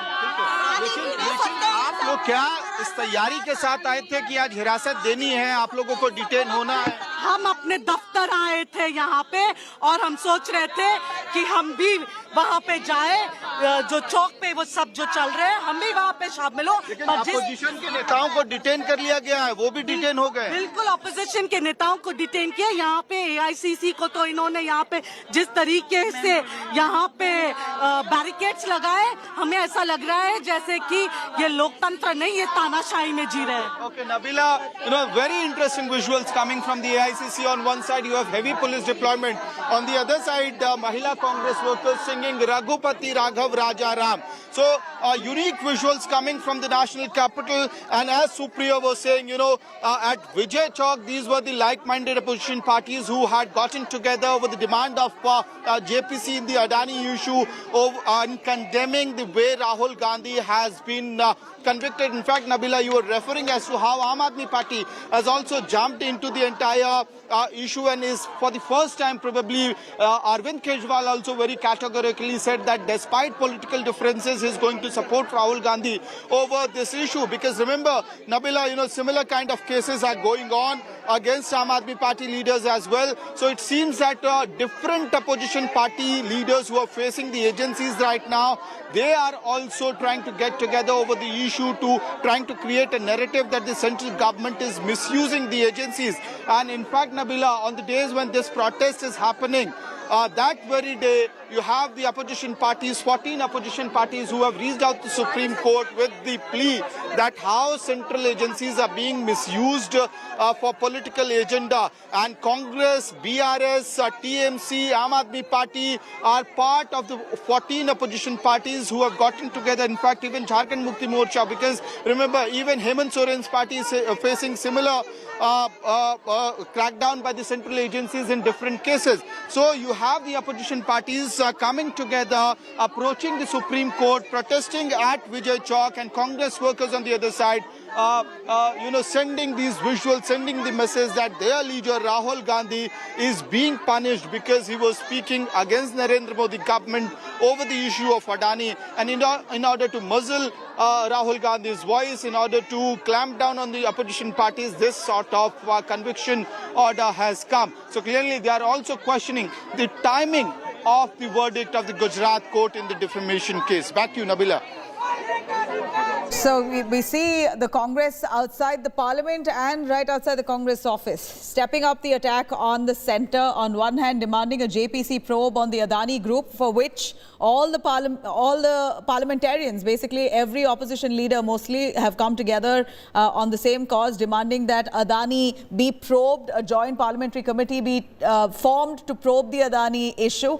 While on the other hand, outside the Congress office, we see the Congress workers condemning this conviction of Rahul Gandhi in the 2019 defamation case. This again, they assert, are attempts made by the centre to suppress the opposition voice. Amit, do continue. We see many of the Congress leaders have been detained. They're being taken away, dispersed from there, outside the Congress office. Yes, Nabila, the detention process has happened. Several rounds of detention has happened. Youth Congress, Mahila Congress, NSCI workers have been detained. But I'm getting you these visuals as to how the Mahila Congress workers are singing Raghupati Raghav Raja Ram in front of the Delhi police jawans. Let's listen to that. पतिते पावन सीताराम भज प्यारे तू सीताराम प्यारे तू सीताराम रघुपति राघव राजा राम पतिते पावन सीताराम सीताराम सीताराम भज प्यारे तू सीताराम रघुपति राघव राजा राम पतित पावन Sitaram. Across BJP's Anurag Thakur speaking on the same protests. मैं नहीं करूंगा. कोर्ट ने वार्निंग दी थी कि भविष्य में ऐसी ना हो, लेकिन 2019 में एक साल के अंदर एक नहीं चार ऐसे अलग अलग जगह पर उन्होंने अलग अलग हिस्सों पे कभी आरएसएस को गाली, कभी किसी और की हत्या के साथ किसी को जोड़ देना, मोदी जी को, प्रधानमंत्री जी को अपमानना करना और ओबीसी समाज की अपमानना करना. अब कोर्ट ने जब निर्णय लिया तब उसमें क्या कहा, 2 साल की सजा सुनाई और कहा ये इसलिए देना जरूरी है कि आरोपी सांसद है और बार बार ऐसी हरकतें करता है, यानी कि 2018 की अपनी गलती से भी सीखे नहीं और लगातार ये करते हैं. क्योंकि राहुल गांधी जी तो अपने आप को देश से बड़ा समझते हैं, संसद से बड़ा समझते हैं, सदन से बड़ा समझते हैं. हमारे साथ बातचीत करने के लिए केंद्रीय मंत्री अनुराग ठाकुर. अनुराग जी, कल जो सूरत की कोर्ट ने राहुल गांधी को लेकर फैसला सुनाया है, अब उनकी लोकसभा की सदस्यता रहेगी? All right. You have the opposition, of course, stepping up their attack, and this comes right after 2 weeks of the second leg of the budget session going into complete washout. And finally, today, we believe the finance bill of 2023 has been passed in the Lok Sabha discussion that was due to happen, but the chaos took over. Here we see all the opposition parties who had asked for suspension of the House itself in the name of Adani, in the name of a joint parliamentary committee probe into Adani, asking for the House to be suspended on the same issue. But Rajya Sabha Chairman Jagdeep Dhankar has denied the request. Here, despite that, the opposition has spilled out on the streets now, holding placards and banners, protesting on the same, asking for a JPC probe on Adani and condemning the 2-year conviction on Rahul Gandhi in a 2019 defamatory case. These are protests outside the Congress office on the right-hand side that you see. On the left, you see Vijay Chowk, right outside the parliament, where we see the opposition netas here too being detained.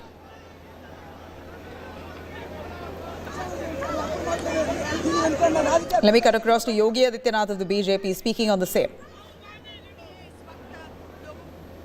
जहां एक और भारत की प्रगति पर, भारत की विरासत पर आज पूरी दुनिया गौरव की अनुभूति करती है, पूरी दुनिया भारत की तरफ आकर्षित होती है, वहीं कुछ लोग हैं जो भाइयों बहनों, जो उत्तर प्रदेश में जब आते हैं तो उत्तर प्रदेश में भले ही उनकी कई पीढ़ियों को नेतृत्व दिया हो उत्तर प्रदेश ने, लेकिन उत्तर प्रदेश के बाहर जाएंगे तो उत्तर प्रदेश की निंदा करेंगे, देश के बाहर जाएंगे तो भारत के लोकतंत्र को कटघरे में खड़ा करेंगे. All right, let me cut across to Supriya. Supriya, tell me, do show us right around you if the opposition netas are still present or all of them have been detained by the police. Well, Nabila, first and foremost, this is where we are, is the location where all the MPs of the opposition have been detained by Delhi police. Behind me, you can see that now the barricades have been removed, and at the same time, the Delhi polices as well as paramilitary forces are still in action. They're not letting anybody stand here. Before that, Mallikarjun Kharge, who's the Congress president, said that they're not letting Rahul Gandhi to speak. It means that he's targeting the government and saying that they want to say that we'll continue to loot and you keep your mouth shut. Rahul Gandhi wrote a letter also asking for permission to be allowed to speak inside Lok Sabha, but that was also not granted. So Congress party is up in arms. They are saying that we will continue to protest. Right here where we are, behind me you can see that now the people are leaving, but there were buses stationed. All the MPs have been detained and they have been taken. Lok Sabha has been adjourned till Monday, as well as Rajya Sabha is all set to meet at 2:30 p.m. in the afternoon. But despite that fact, Congress parties, all MPs have got them, they got detained, and only Mr. Mallikarjun Kharge, who has left from here, will be present in the Rajya Sabha, is what we are hearing. As far as Congress is concerned, they have upped the ante. They are saying that this conviction which was given to Rahul Gandhi, and especially the sentence, 2-year sentence which has been given, is nothing short of a political vendetta. They are all going all out and saying that we will continue to protest right from the streets to Sansad, which is the parliament where we are at the moment, and they are saying that they will continue to demand JPC. The Congress party is saying that the entire action which the legal action which we have seen has taken place against Rahul Gandhi in Surat is due to his continuously raising the Adani group issue and asking for a JPC. And absolutely, so we saw that parliament lockjam in both houses, but nonetheless, the finance bill of 2023 has been passed in the Lok Sabha. Amid all that chaos, the finance bill 2023 has been passed. We're going to take you through a lot more on this on the other side of a short break, even as protests outside the parliament continues.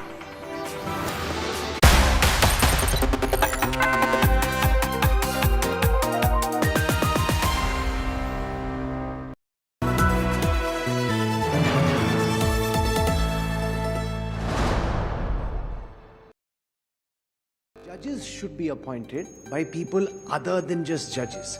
How do you look at all the pressure that's coming your way? The independence of the judiciary is a cardinal value, and you have to insulate the judiciary from outside influences.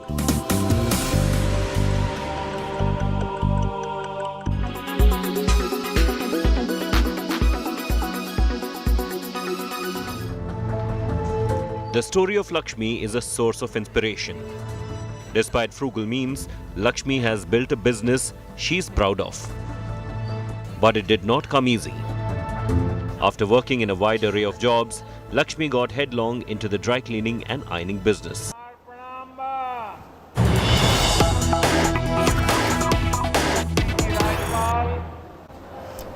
Anandiben Patel,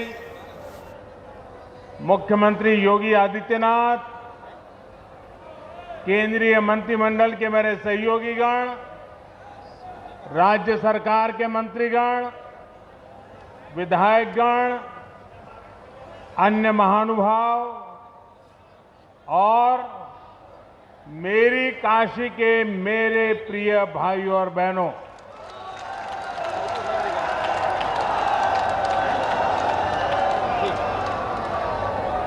Navratra का पुण्य समय है। आज मां चंद्रघंटा की पूजा का दिन है। ये मेरा सौभाग्य है कि इस पावन अवसर पर आज मैं काशी की धरती पर आप सबके बीच हूं। मां चंद्रघंटा के आशीर्वाद से आज बनारस की सुख समृद्धि में एक और अध्याय जुड़ रहा है। आज यहां पब्लिक ट्रांसपोर्ट रोपवे का शिलान्यास किया गया है। बनारस के चौतरफा विकास से जुड़े सैकड़ों करोड़ रुपए के दूसरे प्रोजेक्ट्स का भी लोकार्पण और शिलान्यास हुआ है। इनमें पीने का पानी, स्वास्थ्य, शिक्षा, गंगा जी की साफ सफाई, बाढ़ नियंत्रण, पुलिस सुविधा, खेल सुविधा, ऐसे अनेक प्रोजेक्ट शामिल हैं। आज यहां IITU BSU में centre of excellence on machine tools design का शिलान्यास भी हुआ है। यानी बनारस को एक और विश्व स्तरीय संस्थान मिलने जा रहा है। इन सभी प्रोजेक्ट्स के लिए बनारस के लोगों को, पूर्वांचल के लोगों को बहुत बहुत बधाई। भाइयों और बहनों, काशी के विकास की चर्चा आज पूरे देश और दुनिया में हो रही है।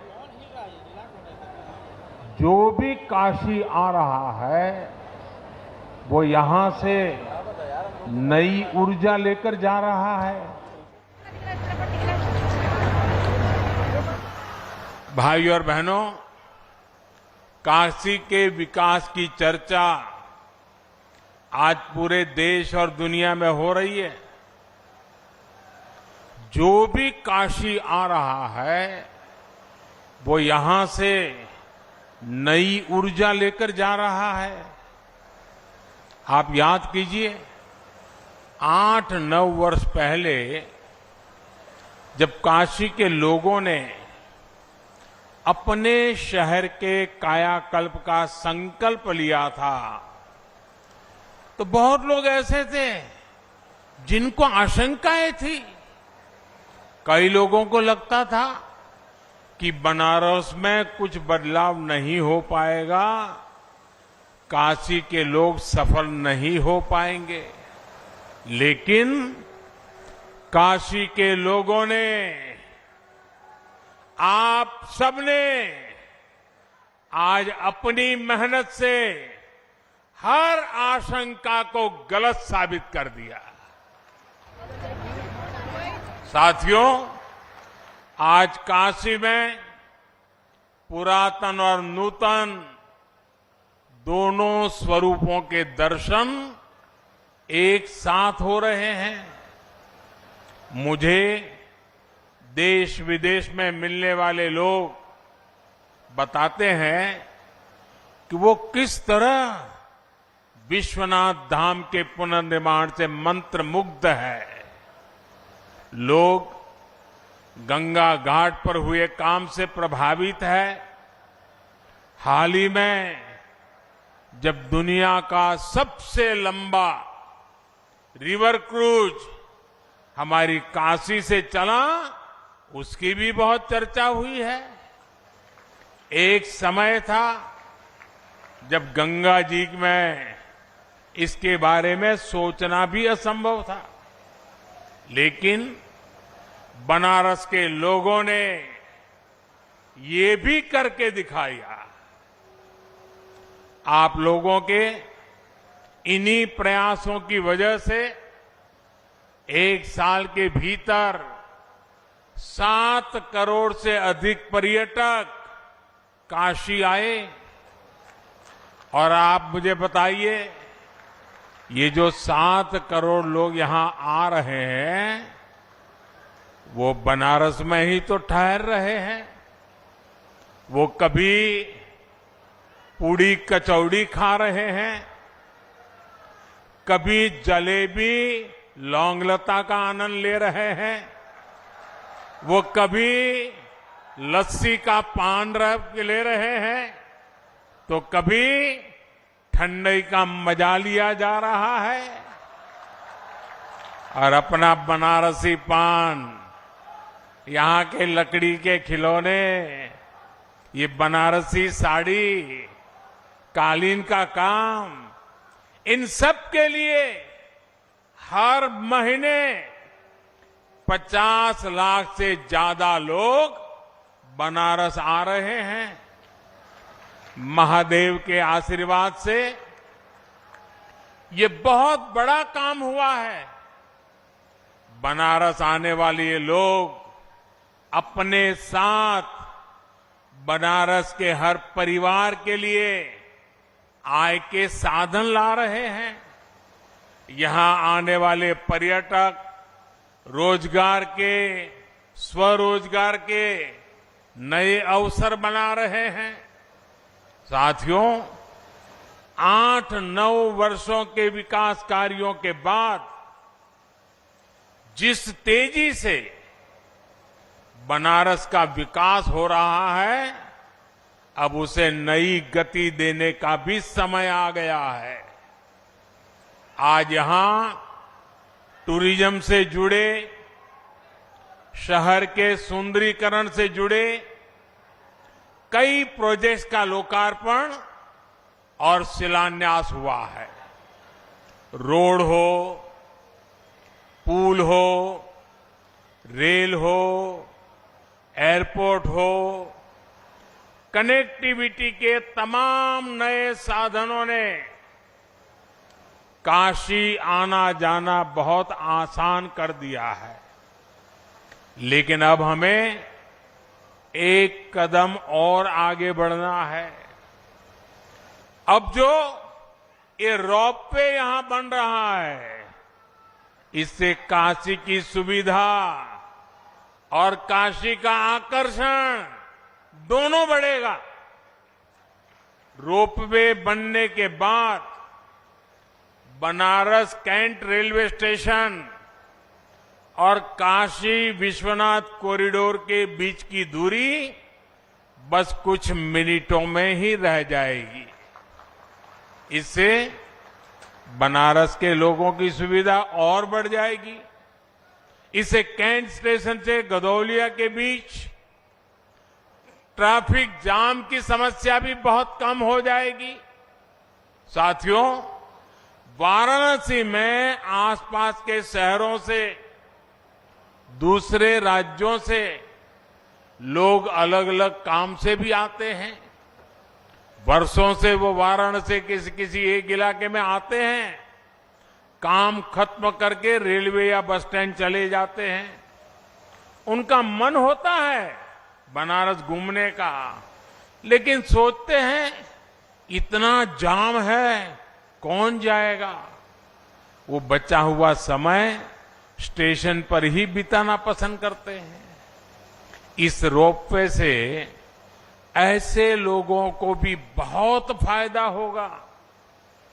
भाइयों और बहनों, ये रोपवे प्रोजेक्ट सिर्फ आवाजाही का प्रोजेक्ट भर नहीं है।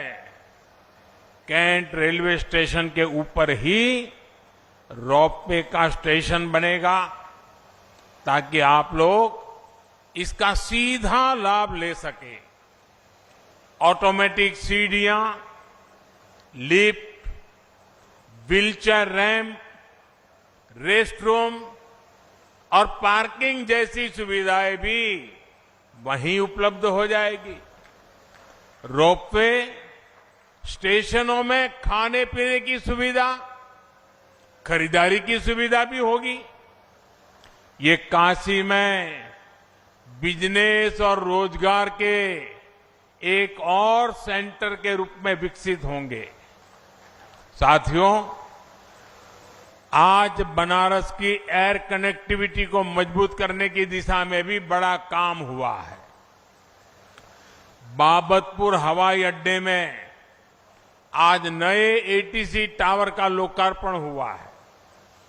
अभी तक यहां देश दुनिया से आने वाले 50 से अधिक विमानों को हैंडल किया जाता है।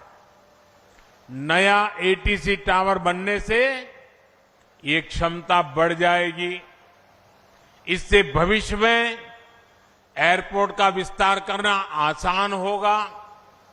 भाइयों और बहनों, काशी में स्मार्ट सिटी मिशन के तहत जो काम हो रहा है उनसे भी सुविधाएं बढ़ेगी और आने जाने के साधन बेहतर हो जाएंगे। काशी में श्रद्धालुओं और पर्यटकों की छोटी छोटी आवश्यकताओं को ध्यान में रखकर ही फ्लोटिंग जेटी का निर्माण किया जा रहा है। नमामि गंगे मिशन के तहत गंगा किनारे के शहरों में सीवेज ट्रीटमेंट का एक बहुत बड़ा नेटवर्क तैयार हुआ है। पिछले 8-9 वर्षों में आप गंगा के बदले हुए घाटों के साक्षी बने हैं। अब गंगा के दोनों तरफ पर्यावरण से जुड़ा बड़ा अभियान शुरू होने वाला है। सरकार का प्रयास है कि गंगा के दोनों तरफ 5 किलोमीटर के हिस्से में प्राकृतिक खेती को बढ़ावा दिया जाए। इसके लिए इस वर्ष के बजट में भी ऐलान किए गए हैं। चाहे खाद हो या फिर प्राकृतिक खेती से जुड़ी दूसरी मदद, इसके लिए नए केंद्र बनाए जा रहे हैं। साथियों, मुझे ये भी खुशी है कि बनारस के साथ पूरा पूर्वी उत्तर प्रदेश कृषि और कृषि निर्यात का एक बड़ा सेंटर बन रहा है। आज वाराणसी में फल सब्जियों की प्रोसेसिंग से लेकर भंडारण और ट्रांसपोर्टेशन से जुड़ी कई आधुनिक सुविधाएं तैयार हुई है। आज बनारस का लंगड़ा आम, गाजीपुर की भिंडी और हरी मिर्च, जौनपुर की मूली और खरबूजे विदेश के बाजारों तक पहुंचने लगे हैं। इन छोटे शहरों में उगाई गई फल सब्जियां लंदन और दुबई के बाजारों तक पहुंच रही है। और हम सब जानते हैं, जितना ज्यादा एक्सपोर्ट होता है उतना ही अधिक पैसा किसान तक पहुंचता है। अब करखियाओं फूड पार्क में जो इंटीग्रेटेड पैक हाउस बना है, उससे किसानों, बागवानों को बहुत मदद मिलने जा रही है। आज यहां पुलिस फोर्स से जुड़े प्रोजेक्ट्स का भी लोकार्पण हुआ है। मुझे विश्वास है कि इससे पुलिस बल का आत्मविश्वास बढ़ेगा कानून व्यवस्था और बेहतर होगी। साथियों, विकास का जो रास्ता हमने चुना है उसमें सुविधा भी है और संवेदना भी है। इस क्षेत्र में एक चुनौती पीने के पानी की रही है। आज यहां पीने के पानी से जुड़ी अनेक परियोजनाओं का लोकार्पण हुआ है और नई परियोजनाओं पर काम भी शुरू हुआ है। गरीब की परेशानी कम करने के लिए ही हमारी सरकार हर घर नल से जल अभियान चला रही है। बीते 3 साल में देश भर के 8 करोड़ घरों में नल से जल पहुंचना शुरू हुआ है। यहां काशी और आसपास के गांव में भी हजारों लोगों को इसका लाभ मिला है। उज्ज्वला योजना का भी बहुत लाभ बनारस के लोगों को हुआ है। सेवापुरी में नया बॉटलिंग प्लांट इस योजना के लाभार्थियों की भी मदद करेगा। इससे पूर्वी उत्तर प्रदेश और पश्चिमी बिहार में गैस सिलेंडर की आपूर्ति सुगम होगी। साथियों, आज केंद्र में जो सरकार है, यहां यूपी में जो सरकार है, वो गरीब की चिंता करने वाली सरकार है, गरीब की सेवा करने वाली सरकार है। और आप लोग भले प्रधानमंत्री बोले, सरकार बोले, लेकिन मोदी तो खुद को आपका सेवक ही मानता है। इसी सेवा भाव से मैं काशी की, देश की, यूपी की सेवा कर रहा हूं। थोड़ी देर पहले मेरी सरकार की अनेक योजनाओं के लाभार्थियों से बातचीत हुई है। किसी को आंखों की रोशनी मिली तो किसी को सरकारी मदद से अपनी रोजी रोटी कमाने में मदद मिली। स्वस्थ दृष्टि समृद्ध काशी अभियान, और अभी मैं एक सज्जन से मिला तो वो कह रहे थे, साहब स्वस्थ दृष्टि दूरदृष्टि। करीब 1000 लोगों का मोतियाबिंद का मुफ्त इलाज हुआ है। मुझे संतोष है कि आज बनारस के हजारों लोगों को सरकार की योजनाओं का लाभ मिल रहा है। आप याद कीजिए, 2014 से पहले के वो दिन जब बैंकों में खाता खोलने में भी पसीने छूट जाते थे। बैंकों से ऋण लेना, इसके बारे में तो सामान्य परिवार सोच भी नहीं सकता था। आज गरीब से गरीब के परिवार के पास भी जनधन बैंक खाता है। उसके हक का पैसा, सरकारी मदद आज सीधे उसके बैंक खाते में आता है। आज छोटा किसान हो, छोटा व्यवसायी हो, हमारी बहनों के स्वयं सहायता समूह हो, सबको मुद्रा जैसी योजनाओं के तहत आसानी से ऋण मिलते हैं। हमने पशुपालकों और मछली पालकों को भी किसान क्रेडिट कार्ड से जोड़ा है। रेहड़ी पटरी फुटपाथ पर काम करने वाले हमारे साथियों को भी पहली बार पीएम स्वनिधि योजना से बैंकों से ऋण मिलना शुरू हुआ है। इस वर्ष के बजट में विश्वकर्मा साथियों की मदद के लिए भी पीएम विश्वकर्मा योजना लेकर आए हैं। प्रयास यही है कि अमृत काल में विकसित भारत के निर्माण में हर भारतीय का योगदान हो, कोई भी पीछे ना छूटे। भाइयों और बहनों, अब से कुछ देर पहले मेरी खेलो बनारस प्रतियोगिता के विजेताओं से भी बात हुई। इसमें 1 लाख से अधिक युवाओं ने अलग अलग खेलों में हिस्सा लिया। सिर्फ ये अपने बनारस संसदीय क्षेत्र में। मैं सभी को बहुत बहुत बधाई देता हूं। बनारस के युवाओं को ज्यादा से ज्यादा खेलने का मौका मिले, इसके लिए यहां पर नई सुविधाएं भी विकसित की जा रही है।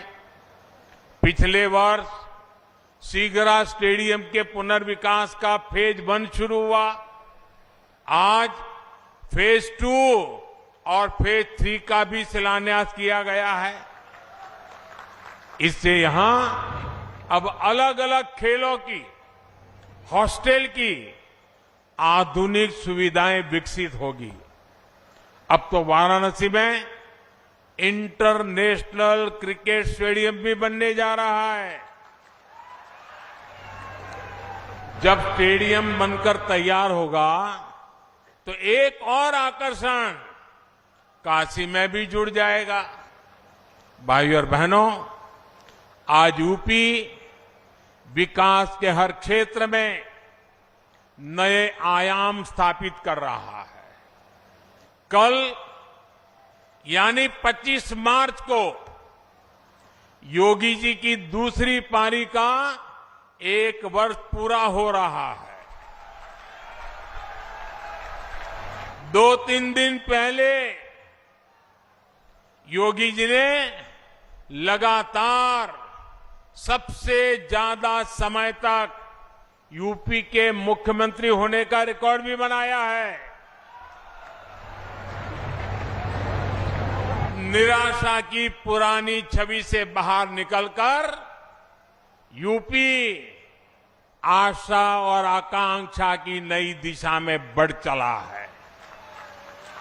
सुरक्षा और सुविधा जहां बढ़ती है, वहां समृद्धि आना तय है। यही आज उत्तर प्रदेश में होता हुआ दिख रहा है। आज जो ये नए प्रोजेक्ट्स यहां जमीन पर उतरे हैं, ये भी समृद्धि के रास्तों को सशक्त करते हैं। एक बार फिर आप सभी को विकास के इन अनेक कामों के लिए बहुत बहुत बधाई, बहुत बहुत शुभकामनाएं। हर हर महादेव। धन्यवाद। बहुत बहुत धन्यवाद माननीय, आपके प्रेरणादायी उद्बोधन और बहुमूल्य सुझावों के लिए, हम सभी का मार्ग प्रशस्त करने के लिए। साथियों, आप सभी से निवेदन है कि अभी आप थोड़ी देर अपने स्थान पर बैठे रहें। विकास की एक और नई अविरल धारा प्रवाहित हो गई। काशी वासियों को आज 1800 करोड़ की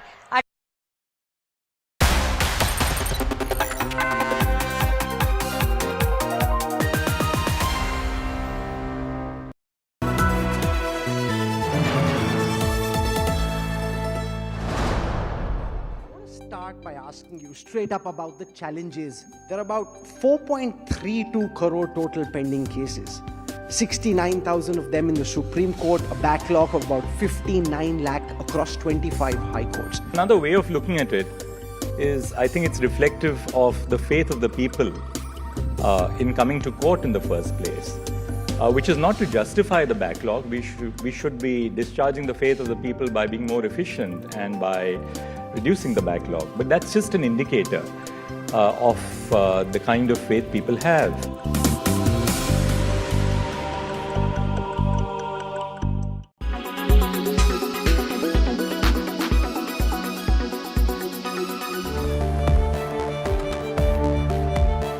After months of being the talk of the town, with ChatGPT, the Elon Musk found research body OpenAI is once again in the headlines with the launch of GPT-4.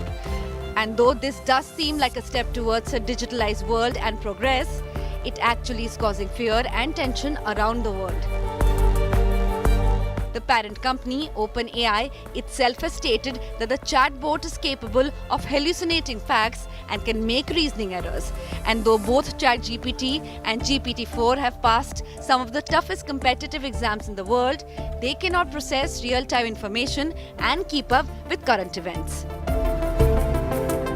The information that is fed into these chatbots remains dated, as it was trained in 2021. Artificial intelligence taking over jobs and eventually the human race has been a debate that's been going on since time immemorial. But clearly, this stands as a testament that AI is still not there yet. With AI making factual and reasoning errors, the question is, will it ever take over human jobs? Will it ever replace humans? Well, clearly the answer remains no.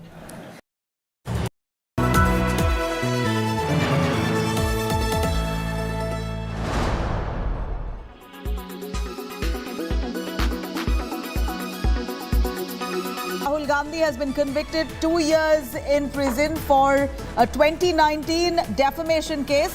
This now has turned into his disqualification as per a 2013 Supreme Court order that says any elected representative who's been convicted for up to 2 years in prison should be disqualified with immediate effect. Rahul Gandhi has now been disqualified. This is big news and update coming in, and it appears this is precisely the apprehension that Congress netas may have had after we saw huge protests that were rolled out by the Congress leaders condemning this conviction, calling this a way to suppress Rahul Gandhi's voice. Whatever said, Rahul Gandhi has now been disqualified as per a 2013 Supreme Court order that clearly states any elected representative, MP or MLA who is convicted for up to 2 years in prison should be disqualified with immediate effect. Big development coming in. Rahul Gandhi has been disqualified. In fact, he was convicted by a Surat court in a 2019 defamation case where Rahul Gandhi had said that those thieves, why are all the thieves having common surname Modi? This was what he said in Hindi, and this was taken with serious objection by the Modi community in Gujarat. A defamation case was filed, and right after he was convicted for 2 years in prison, got immediate bail, and now we hear that Rahul Gandhi has been disqualified. Huge development coming in. A notification that comes in on Rahul Gandhi's disqualification. In fact, this was precisely the fear that the Congress workers may have had, which is why they upped the ante and a massive protest was launched. In fact, the Lok Sabha Secretariat, the Parliament House, a notification clearly stating that Rahul Gandhi, the Wayanad MP, has been disqualified from the membership of the Lok Sabha from the state of his conviction, the date of his conviction as 23rd of March 2023.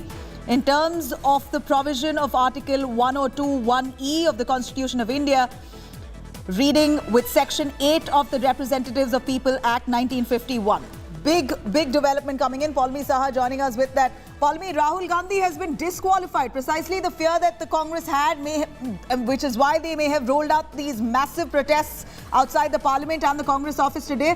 But it appears that there was no time given for Rahul Gandhi to appeal in the same case. He's now been disqualified. A clear notification coming in from the Parliament House, the Lok Sabha Secretariat.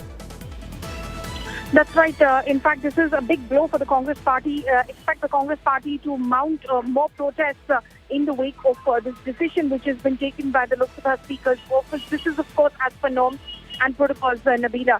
The protocol as far as the Representation of People's Act clearly states that any MP, MLA, MLC who stands convicted and sentenced to 2 years or more will be disqualified from their membership. There, of course, was a provision within the norms and procedures which gave a 3-month window to these convicted MPs, MLAs or MLCs to in fact protest that decision because they could go ahead and appeal their conviction in a higher court. So that window was available, so the disqualification proceedings couldn't be initiated in those circumstances. But there was of the Supreme Court in 2013 on the 10th of July, which is the Lily Thomas versus Union of India case, which was earlier being cited yesterday by the BJP and the central government representatives as well, which basically, in fact, did away with this window, 3-month window, said that the disqualification of the Member of Parliament or legislator has to be immediate And as far as them, seeking any sort of legal remedy or recourse is concerned, considering their conviction, they can keep going ahead and doing that. But the disqualification be done with immediate effect. So that is the precedent which was set. That was the precedent which was used this year as well, when Abdullah Azam Khan, a son of Azam Khan, was in fact removed as member of the UP Assembly. He represented the Rampur Assembly seat. He was in fact, his MLA-ship was taken away after he was convicted in a case and was in fact sentenced to imprisonment. His disqualification from the UP Assembly was immediate. He can keep seeking legal recourse, trying to correct the decision, appeal the decision of the lower court, which is what Rahul Gandhi is likely to do as well. All right, now it doesn't seem like, Paulami, that Rahul Gandhi has been given any time to appeal to a high court either. In fact, Rahul Gandhi at this point, a notification coming in very clearly that he's been disqualified. Moshmi, who joins us right outside the parliament. Moshmi, big development. Wayanad MP Rahul Gandhi has been disqualified over the comment that he made in 2019, a defamation case where he's been convicted for 2 years. No time to appeal.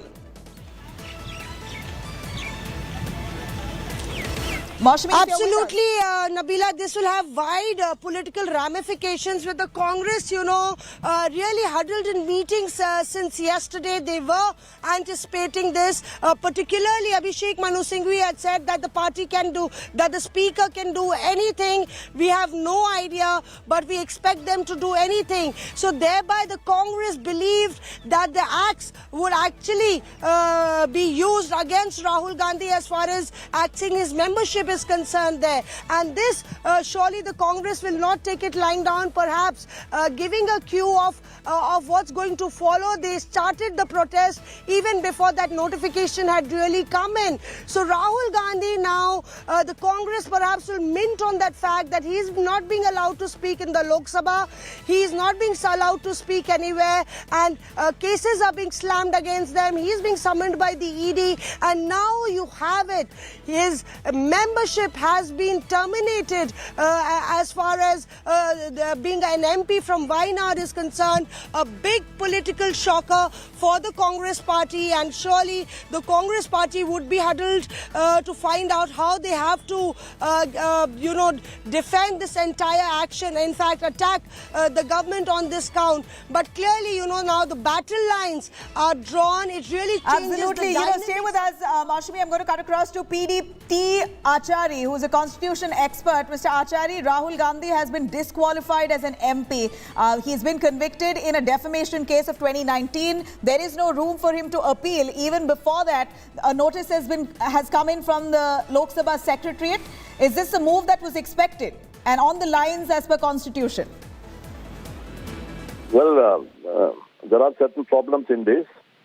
Because Lok Sabha Secretariat, while issuing the notification, they have to look at Article 103, which says that the President has to decide about the disqualification. Only after that, the Lok Sabha can issue this notification. So the President has not decided, because it has not been brought to the notice of the President under Article 103, and therefore the Lok Sabha, I do not know how they could issue this notification now.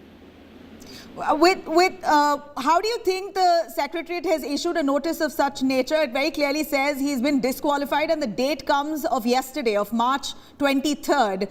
This was precisely what the Congress netas were apprehensive about, and it appears that this has been rolled out in quick succession. Soon after the verdict came out, Rahul Gandhi has got bail. Even as his counsel prepares to appeal to a higher court, his disqualification notice has come about. On what lines would they have carried forward with this decision? Now, this notification needs to be challenged.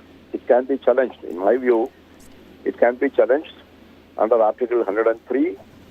And there is a case decided by the Supreme Court in 2009 in which Supreme Court had very clearly said that the President's decision needs to be obtained before the seat is declared vacant.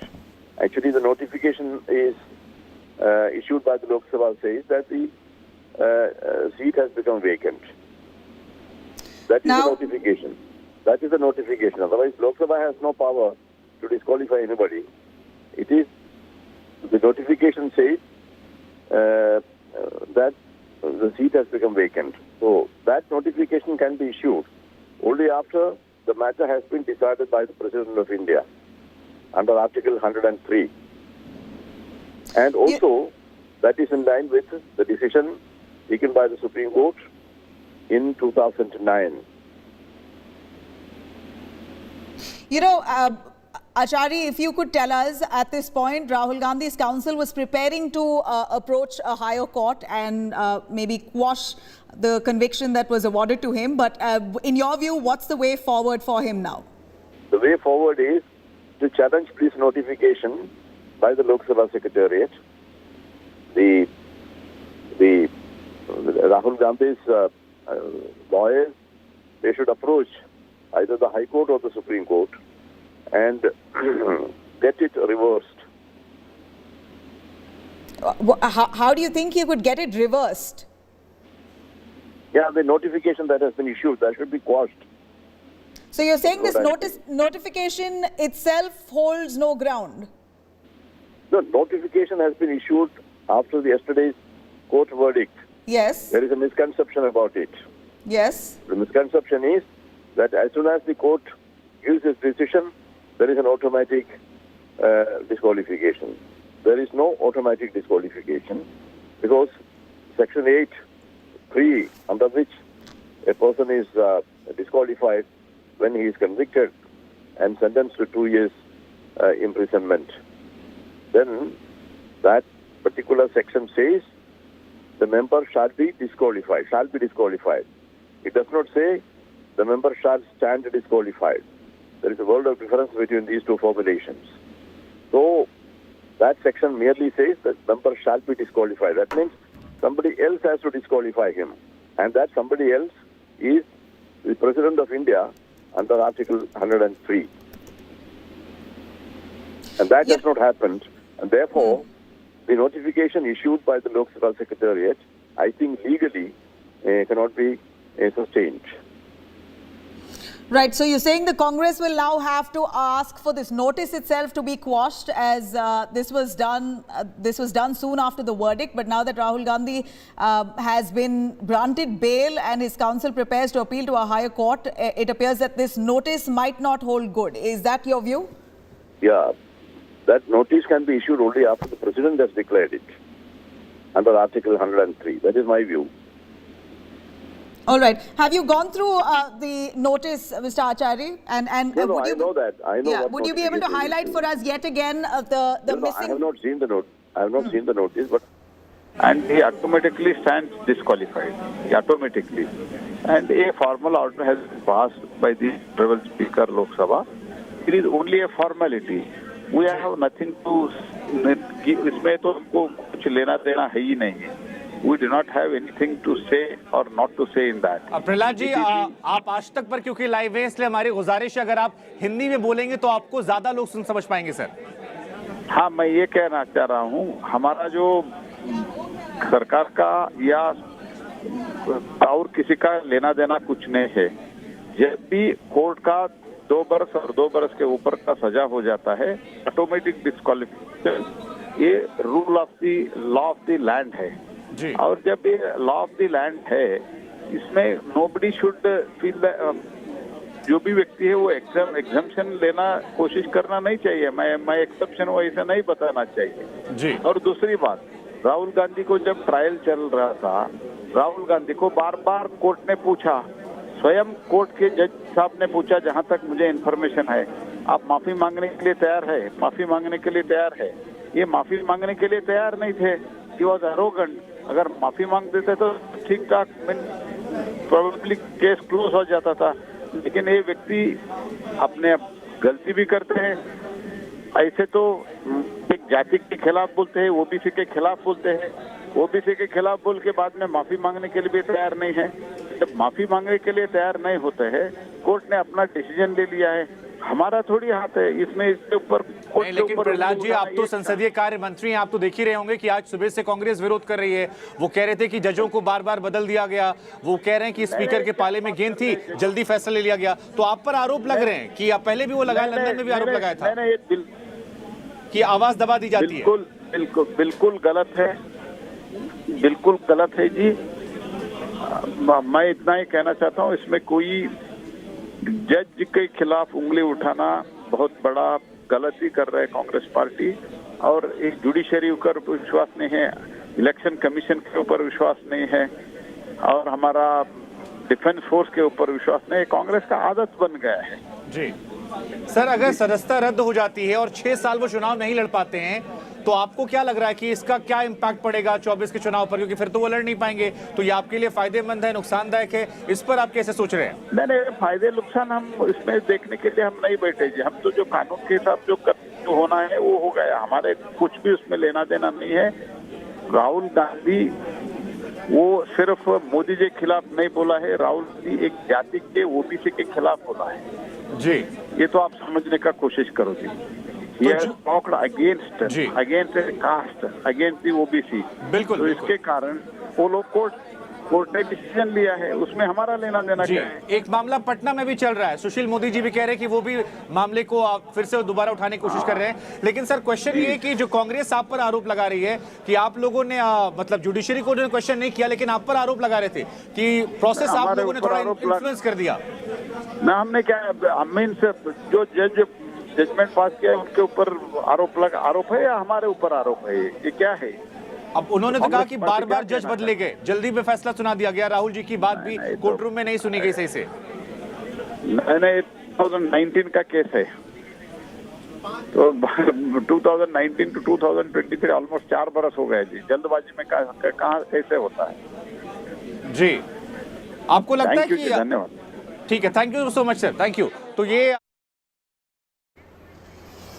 All right, you had Prahlad Joshi there speaking. Let me cut across to Mallikarjun Kharge, Congress President. से बाहर डाला गया है, और ऐसी कौन सा बड़ी अपराध थी कि डिफेमेशन केस में जिस व्यक्ति को कोई संबंध नहीं है और वो व्यक्ति कोई बैकवर्ड क्लास का, फॉरवर्ड क्लास का, ये क्वेश्चन भी नहीं है, लेकिन जो लोग यहाँ पर से पैसे लेके भागे, जो नीरव मोदी होंदे हो, ललित मोदी होंदे हो, मल्ल्या होंदे हो, वो क्या बैकवर्ड क्लास के थे क्या? तो ये जब ये ऐसा एक परसेप्शन बना रहे हैं कि राहुल जी बैकवर्ड क्लास के खिलाफ बोले, और राहुल जी जो सच्चाई देश के सामने रखना चाहते थे और रख रहे हैं, वो उनको जच रहा नहीं। तो इसीलिए वो अगर राहुल जी को बाहर डाले तो उनकी समस्या खत्म होती है, ऐसा उनके समझ में आता होगा, लेकिन उनकी समस्या खत्म होने वाले नहीं। ये जो जॉइंट पार्लियामेंट्री कमेटी का डिमांड है, जेपीसी का डिमांड है, हम रखेंगे, लड़ते रहेंगे, और डेमोक्रेसी की हिफाजत के लिए हमको जेल भी जाना पड़े हम जाएंगे। हमारी पूरी पार्टी तैयार है। अब कम से कम हमारे 100-125 लोग भी जेल गए हैं, अब लड़ते रहेंगे। अब आगे क्या करेंगे? क्या होगी? आज 5 कोर्ट में जा रहे हैं। अरे सुनो तो भाई, एकदम तुम ही हमारा मीटिंग 5 बजे कांग्रेस ऑफिस में हमने बुलाया है।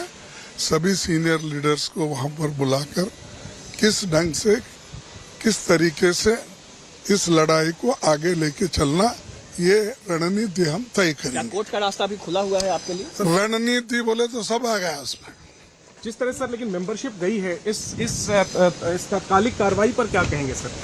अरे ये हमने All right, here you have Mallikarjun Kharge says that we are ready to also go to jail. We will fight this through. Rahul Gandhi as of now has been disqualified as an MP. The Wayanad Lok Sabha seat has been left vacant. I'm going to cut across to Mallikarjun Kharge as he still speaks to the media, insisting that this is arm twisting tactics.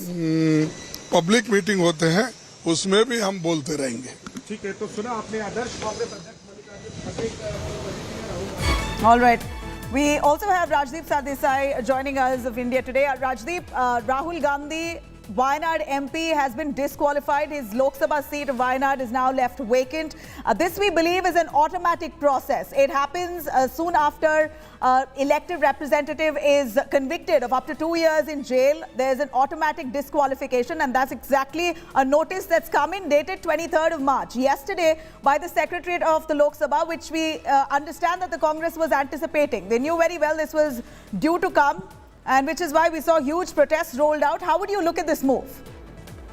Nabila, yes, the process of disqualification exists under the Representation of People's Act, Section 8.3, that if you have been convicted in a case of up to 2 years, then your disqualification will follow. This does not mean that the Speaker does not have the discretion. This does not mean that the Speaker could not have allowed Rahul Gandhi a chance to appear before him and plead his case and suggest that he was intending to go to the court and get that sentence suspended and the conviction stayed. The Speaker has not given any such allowance to Rahul Gandhi, and this is not the first case which is where this has happened. In recent times, the Lakshadweep MP has also faced a similar disqualification. The question, therefore, now is whether Rahul Gandhi's legal team will approach the court at the earliest to try and get not only the sentence stayed, but the conviction will have to be for now stayed if Rahul Gandhi is to get back his membership. But that is not an overnight process. It could be a long drawn out legal battle that Rahul Gandhi has ahead of him. The political battle is what Mallikarjun Kharge Nabila spoke about, and that could include the Congress beginning what they are calling a jail bharo agitation either on the weekend or Monday, also taking their battle to the president and also trying to get all the opposition parties together on one platform. It's interesting that today the opposition 14 parties have decided to form some kind of a legal coalition and gone to the Supreme Court questioning the manner in which they say the Enforcement Directorate is misusing, according to them, the Prevention of Money Laundering Act to target opposition parties. So the hope that the Congress has is that what has happened today to Rahul Gandhi will trigger some kind of a redrawing, a realignment within the opposition parties, and that they will all come together politically. But the Congress party is the one which at the moment is the one most affected. Whether they will go ahead with this jail bharo agitation, what form will it take? Clearly, the political battle is their immediate battle. They've got an election in Karnataka coming up in a few weeks, so it's unlikely that before that Rahul Gandhi would get his membership back. So this will be a live issue even in that election battle. The legal battle that Abhishek Manu Singhvi told us last night on our show was that they would approach the Sessions Court to try and get the sentencing stayed and the conviction suspended for now. Whether that can happen overnight, unlikely. So that will be a process that will take its own time. So clearly for now, Rahul Gandhi faces a long legal battle, but the immediate battle for the Congress is how they can use the situation in which Rahul Gandhi finds himself in to any kind of political advantage by claiming victimhood and that they are being targeted in a way by the Modi government. Right, you know, Rajdeep, as much as the Congress say that this is timely, these are tactics to suppress his voice, etc., one knows very well that this is a due process of law. As per the, like you did mention, 2013, the Supreme Court had clearly said elected representatives facing up to 2 years conviction in a criminal case will have to be disqualified with immediate effect. And as per procedure, this has happened. Now, the Surat court has suspended his arrest or imprisonment for 30 days, allowing him time to appeal to a higher court. But that does not stop him from being disqualified as per due process. So this is due process of law. Congress can't cry foul. This is due process of law, but as we know, as I said, the law does not prevent the Speaker's office from having perhaps given Rahul Gandhi some leeway within these 30 days to go through the process of appeal. Obviously, the Speaker's office has decided when it's an automatic disqualification, Rajdeep. Why should there be any leeway? The word automatic is not there in the law, Nabila. The word is disqualification. So therefore, disqualification provisions are attracted, but the Speaker had the discretion as to choose when he would initiate those disqualification proceedings. He has done so right away. as a result of which Rahul Gandhi now will have to go through the legal process, which in any case he would have to try and get the conviction stayed and the sentence suspended for now. So the process has been followed. It's been followed expeditiously, and thereby the disqualification proceedings have been attracted ab initio at once, rather than the speaker waiting to hear from or giving a hearing to Rahul Gandhi. It's entirely up to the discretion of the speaker whether he chose to give him a hearing or whether he chose to act on what was provided to the Lok Sabha Secretariat as a result of the order that was passed in Surat. Right, you know, Rahul ji JP Nadda कह रहे हैं कि आपने OBC समाज का अपमान किया है। Rahul ji, any comment sir? Rahul ji All right, Rahul Gandhi has been disqualified as an MP. A notice that's just surfaced that shows that his Wayanad Lok Sabha seat will now be vacant. You know, Rajdeep, if at all Rahul Gandhi does not manage to overturn the conviction or in fact prove himself not guilty, this could really jeopardize his entire political career, won't it? Any comment, sir? It does. Context of the fact that we are, 12 months away from a general election. Can Rahul Gandhi ensure that in these 12 months the legal process is complete, and can they get the operation of the sentence suspended as well as his conviction stayed? He therefore faces a huge challenge. He can, I'm presuming, use the Rajya Sabha route. That has to be checked. Remember, Section 8(3), and I want to make it very clear, since you use the word automatic, I've checked with PDT Achari, former Secretary General. The word automatic is not there anywhere, Nabila. Wording of Section 8(3). I'm not stating it as a legal term, Rajdeep. I mean to say that in as per law, it's dismissal. Soon after you're convicted, it's understood Nabila, that you are disqualified. The person shall be disqualified. It does not say stand disqualified. The question arises, when the operation of the sentence has been suspended by the court, will it lead to suspension of the disqualification? The Speaker's office, in their wisdom, have chosen to believe that the moment the sentence was pronounced by the court, the disqualification follows. However, this is a questionable. This is a point which will be challenged in court. I think the court battle will take place on its own in the Sessions Court. The real battle is the political battle. And when you say that what happens to Rahul Gandhi's career, clearly there are two ways to look at it. One, it's a setback that you've been disqualified. The other is that you try and take political advantage of the fact that you believe that you have been victimized. You might recall that Sonia Gandhi was disqualified, ironically, when there was a UPA government in the Office of Profit case. She managed to come back. She stepped down as a MP and she came back later. Will Rahul Gandhi also now go through that same tough process? It's a grind. It's a battle that he has to fight. The Congress is a much weaker force today than it was 15 years ago. So can the Congress actually summon up that kind of the solidarity, the strength to actually rally behind Rahul Gandhi? We have to see that. They managed to do that in the Bharat Jodo Yatra. But yesterday when this sentence first came, we didn't see this kind of... Rajdeep, do stay with us. I'm going to quickly cut across to Congress Neta Karti Chidambaram on this. Karti, this was expected right after a conviction of up to 2 years. We believe now Rahul Gandhi has been disqualified as an MP. How would you look at this move? This is expected, as you said. This is no surprise to us.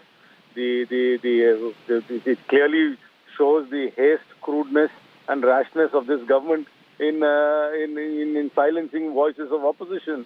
I mean, this is a case which should have never gone to trial. This is nothing but malicious prosecution. This judgment is liable to be set aside by a higher judiciary.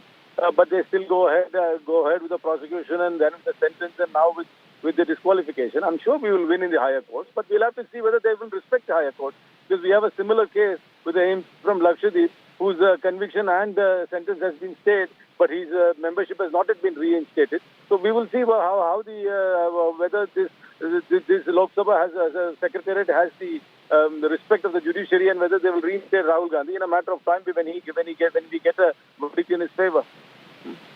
Move, Karthi. In fact, I have Rajdeep Sardesai also joining us. He'd like to ask a question to you. But what's the Congress's next move on this? How would you plan to fight and contest this? I mean, we will take this forward to the people. The people are watching this. This is only reinforces Rahul Gandhi's thesis that democracy is at great peril within India, where voices of dissent are quelled, where members are disqualified on completely vague, on bizarre charges. I mean, a speech given in Karnataka is offending somebody in Gujarat, and then we have a defamation case going on, and then after 4 years we have a sentence which sort of leads to this disqualification. So I mean, the people are watching. This will only strengthen the message which Rahul Gandhi has been repeating, and we will take this forward, and the people will decide. A long-drawn legal battle, Karthi. In the meanwhile, the Lok Sabha seat in Wayanad will be vacant. No, the battle will not be long-drawn. It will be very swift. We will get a judgment which will stay the conviction and which will stay. The sentence is already stayed. The conviction also will be stayed. And the by-election, which I also assume that the Election Commission also will work in lightning speed, as they did in the case of Lakshadweep. I know what they are going to do. And that will also be stayed. The election did not happen in Lakshadweep. There will be no election in Wayanad itself. I mean, mark my words. The Lakshadweep precedent will be followed in Wayanad as well. All right, Lakshadweep precedents will be followed in Wayanad. Rajdeep, Karthi with us, very clearly saying this is not a long-run battle. They will be fighting it tooth and nail and in quick succession. How are you going to fight it though politically, Karthi Chidambaram? Is Rahul Gandhi and his legal team going to be left to their own devices? Is the Congress party going to rally behind Rahul Gandhi? We didn't see that kind of spontaneous support yesterday. Are we now going to see congressmen doing a jail bharo andolan, which is being talked about, or will the Congress wait to see what happens in the courts before making any political move? Karthi's call has been dropped. We've lost Karthi's line there. But Rajdeep, very well that he said the Lakshadweep ruling will be applied here as well. Would you be able to explain to us what exactly happened with that case and how is this relevant with Rahul Gandhi's now? The Lakshadweep case, also the individual concerned, Mohammad Fazal, was convicted, as a result of which he was disqualified, lost his Lok Sabha membership. However, he went to the court saying there should not be any re-election and that he should be allowed to complete and exhaust his appeals. He managed to get his conviction stayed and his sentence suspended. But even though that happened in January this year, we are now in March, his Lok Sabha membership has still not been restored.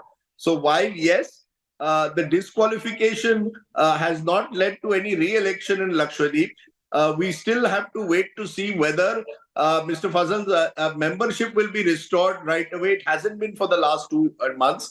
Therefore, the Speaker has a huge discretion in these matters.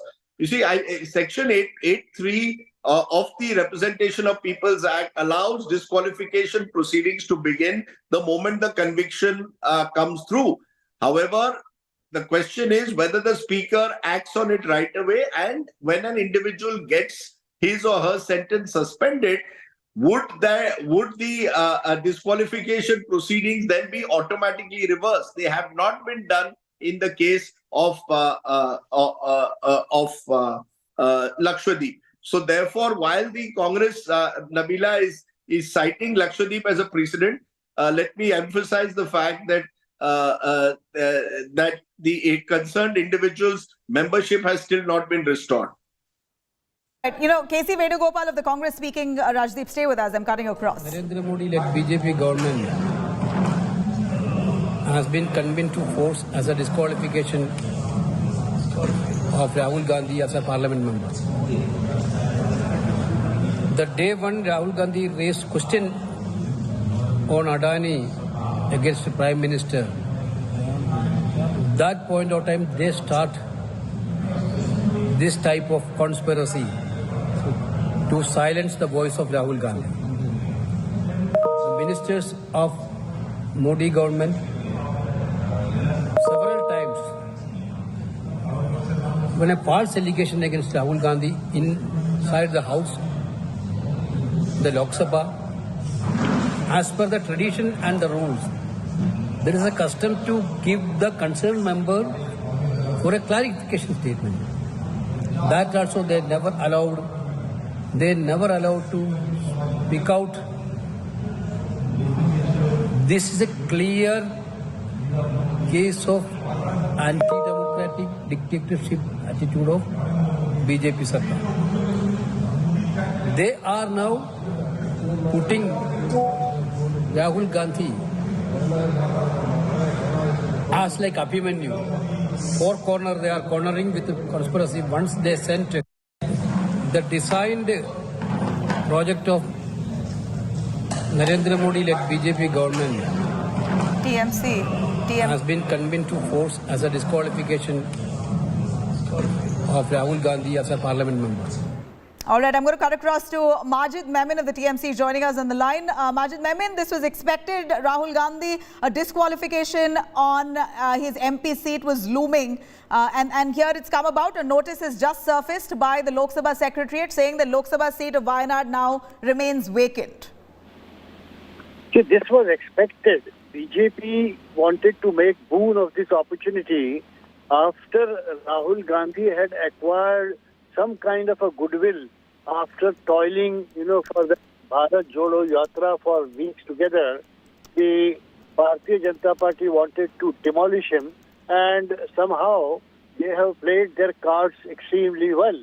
I am only wondering as to how in Surat trial for defamation charge, Congress party, such a big national party, did not anticipate that there could be some trouble, and therefore I am not sure as to how the trial was conducted, which resulted in his conviction, because it is very difficult to secure conviction for a defamation charge of this nature.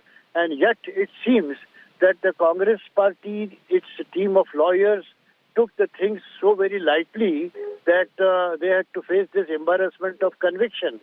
Now, once having failed to protect yourself and secure a favorable verdict from the trial court, they have not been able to immediately get suspension of sentence and conviction to ward off the likely disqualification. In fact, BJP, with all its political motivation, was just waiting for this opportunity, which they did get it, and they grabbed it. And therefore, now Speaker, the parliamentary affair ministers, and all those are belonging to ruling party, right. And BJP is all set to teach a lesson to Rahul Gandhi, and therefore they have made the best of the opportunity. Now, but where is the BJP involved here? This is the Lok Sabha Secretariat. This is the court that's convicted Rahul Gandhi.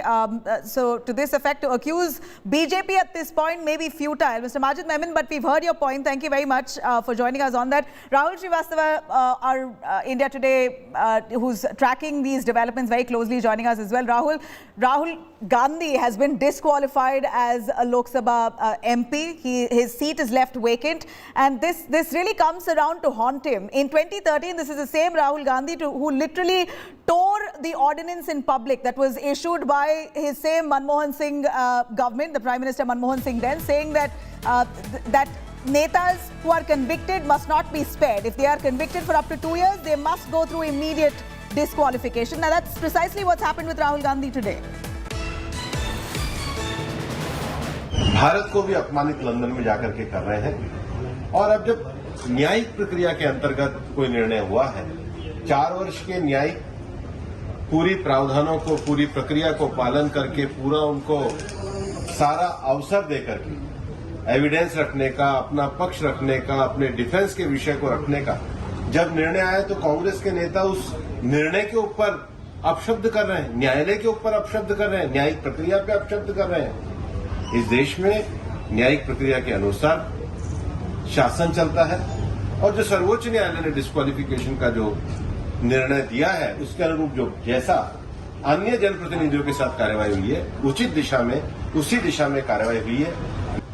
देखिए, जो देश में कानून की स्थिति है और सर्वोच्च न्यायालय के द्वारा जो पूर्व में निर्णय दिया गया है, उसके अंतर्गत ये स्पष्ट है कि आपराधिक विषयों में अगर 2 वर्ष की सजा किसी को भी होती है, तो वो डिस्क्वालिफिकेशन है, और उस कानूनी प्रावधान के अनुसार ही लोकसभा सचिवालय ने उनके डिस्क्वालिफिकेशन के विषय देखी है। लेकिन मूल विषय जो है, और आज सुबह से मेरे को ओबीसी समाज के लोगों के फोन आ रहे हैं कि क्या कोई राष्ट्रीय राजनीतिक दल का नेता एक सरनेम पे एक समाज को, पूरे समाज को क्या चोर कह सकता है? क्या ओबीसी समाज के लोगों को, क्या छोटे समाज के लोगों को अपने सरनेम के कारण अपमानित होना पड़ेगा? क्या कांग्रेस जैसी राष्ट्रीय पार्टी को छोटे समाजों को अपमान करके और अपने अहंकार में आकर के अगर वो माफी भी नहीं मांगते तो क्या इस अहंकार को ही वो अभिव्यक्ति की आजादी कहते हैं? ये अब्यूज कर रहे थे, क्रिटिसिज्म नहीं कर रहे थे। गाली देने में और आलोचना करने में अंतर होते हैं। कोई लोकतांत्रिक बहस नहीं कर रहे थे राहुल गांधी, एक ओबीसी समाज को गाली देने का काम कर रहे थे, जो उनकी इस कृत्य के कारण उनको सजा मिली। All right. We're cutting across to our reporters there. In fact, India Today is the first channel that brought to you the conviction, Rahul Gandhi's conviction of 2 years right after the Supreme Court, after the Surat Court had announced a verdict in a 2019 defamation case. Let me cut across to Digvijay Singh of the Congress speaking. डूब रहा है, उसकी जांच तक नहीं होगी। इतना बड़ा फ्रॉड, इतना बड़ा प्रधानमंत्री जी के निर्देशन में जो कुछ हुआ है, उसकी जांच होना चाहिए। कितनों को जेल भेजोगे? हम सब जाने तैयार हैं। हाँ ठीक है, डिटेन करने के लिए आए हम तो, और जहां जाएंगे चले जाएंगे, लेकिन जेपीसी करवा कर रहेंगे, घर घर जाएंगे, गांव गांव जाएंगे, पूरे देश में जाएंगे और मोदी जी को मजबूरी में ये जेपीसी लागू करना पड़ेगा। नहीं करेंगे तो हम आखिरी दम तक इनसे हिसाब मांगेंगे। अब सर आगे की रणनीति आपकी क्या होगी? उधर वो तो खड़गे जी तय करेंगे। उधर नड्डा जी कह रहे हैं कि अरे नड्डा जी, अरे एक बात सुन लो, नड्डा जी आप ब्राह्मण हैं, उच्च वर्ग के हैं, आपने कभी ओबीसी के बारे में कभी बात की है? अरे ओबीसी का आरक्षण किसने किया है? उस समय जनता दल में हुआ, आपने। All right, cutting across to MOS Home, SP Singh Baghel joining us on the phone line. Mr. Baghel, here is Rahul Gandhi, who's been disqualified, one after the other. Congress leaders who have come out to say that this is absolute targeting of a leader like Rahul Gandhi to suppress his voice. They believe that even the law right now, the judiciary, has been influenced by the BJP government. I'm MOS Law and Justice, not MOS Home. MOS Law. दूसरी बात यह है कि law and justice, मेरी पहली प्रतिक्रिया यह है कि संविधान और कानून के ऊपर ना आमदार है ना खासदार है, और न कोई भी कानून के आगे सब बराबर है। 2019 में उनका एक भाषण, जो एक जाति विशेष, अति पिछड़ी जाति की पूरी जाति को भ्रष्टाचार कहना, उनकी मेहनत, उनकी ईमानदारी, राष्ट्र निर्माण में उनकी भूमिका पर सख्त है। वादी ने एक मुकदमा कायम थाने में कराया जहां प्लेस ऑफ ऑकरेंस था। आईओ ने तमाम ऑडियो वीडियो गवाह सबूत के बाद माननीय अदालत में सूरत में चार्जशीट दी। अदालत ने उसको कॉग्निजेंस में लिया और उसके बाद 4 साल हियरिंग करके सैकड़ों तरीके लगा के उनको अपनी सफाई देने का मौका दिया था। इसके बाद अदालत ने 2 साल की सजा दी है। आज स्पीकर साहब ने माननीय सुप्रीम कोर्ट के उस आदेश का और जनप्रतिनिधि कानून की धारा 8 का उपयोग करते हुए किसी भी जनप्रतिनिधि के खिलाफ आपराधिक 2 साल की सजा होती है या उससे अधिक होती है तो उसकी मेंबरशिप चली जाती है। कई एमएलए और एमपी के साथ हुई है। भारतीय जनता पार्टी के विधायक सैनी जी जो खतौनी से थे, उत्तर प्रदेश के माननीय स्पीकर ने उनकी सदस्यता रद्द करते हुए उपचुनाव कराया है। इसी प्रकार से आजम खान जी के बेटे के खिलाफ भी 2 साल की सजा होने पर उनकी सदस्यता गई है। तो राहुल गांधी की गई है, इसलिए आप लोग बहुत संज्ञान में ले रहे हैं। All right, I'm going to cut across. Thank you very much, sir. Gaurav Gogoi is joining us, Congress MP. Mr. Gogoi, we're looking at Rahul Gandhi at the risk now of not being able to contest elections for the next 8 years. If at all this conviction is asserted, and if he fails to really overturn this in a higher court of law, then it appears Rahul Gandhi's entire political career now in jeopardy. Well, we have to understand that the BJP are doing this only because Mr. Rahul Gandhi attacked Prime Minister Modi and successfully linked him to Mr. Gautam Adani. The BJP has washed out the entire parliament session. They have erased Rahul Gandhi's speeches linking Prime Minister Modi and Adani. They have refused to entertain any JPC probe into Adani. They have managed not to do nothing about Nirav Modi. They managed to do nothing about Lalit Modi. They managed to do nothing about Mehul Choksi. They managed to do nothing about Gautam Adani. And what they have done is proven what Rahul Gandhi said was correct. This is the final death blow to Indian democracy, where in a criminal defamation case, a major opposition leader whose remark was twisted and a case filed by a BJP party member has gone to its conclusion.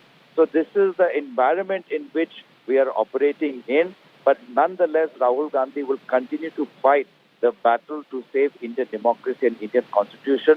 This will only make him stronger. This will only show to the world that when India is holding G20, that how Prime Minister Modi is subverting the Indian constitution, is choking parliamentary democracy, and all major opposition political parties are being targeted.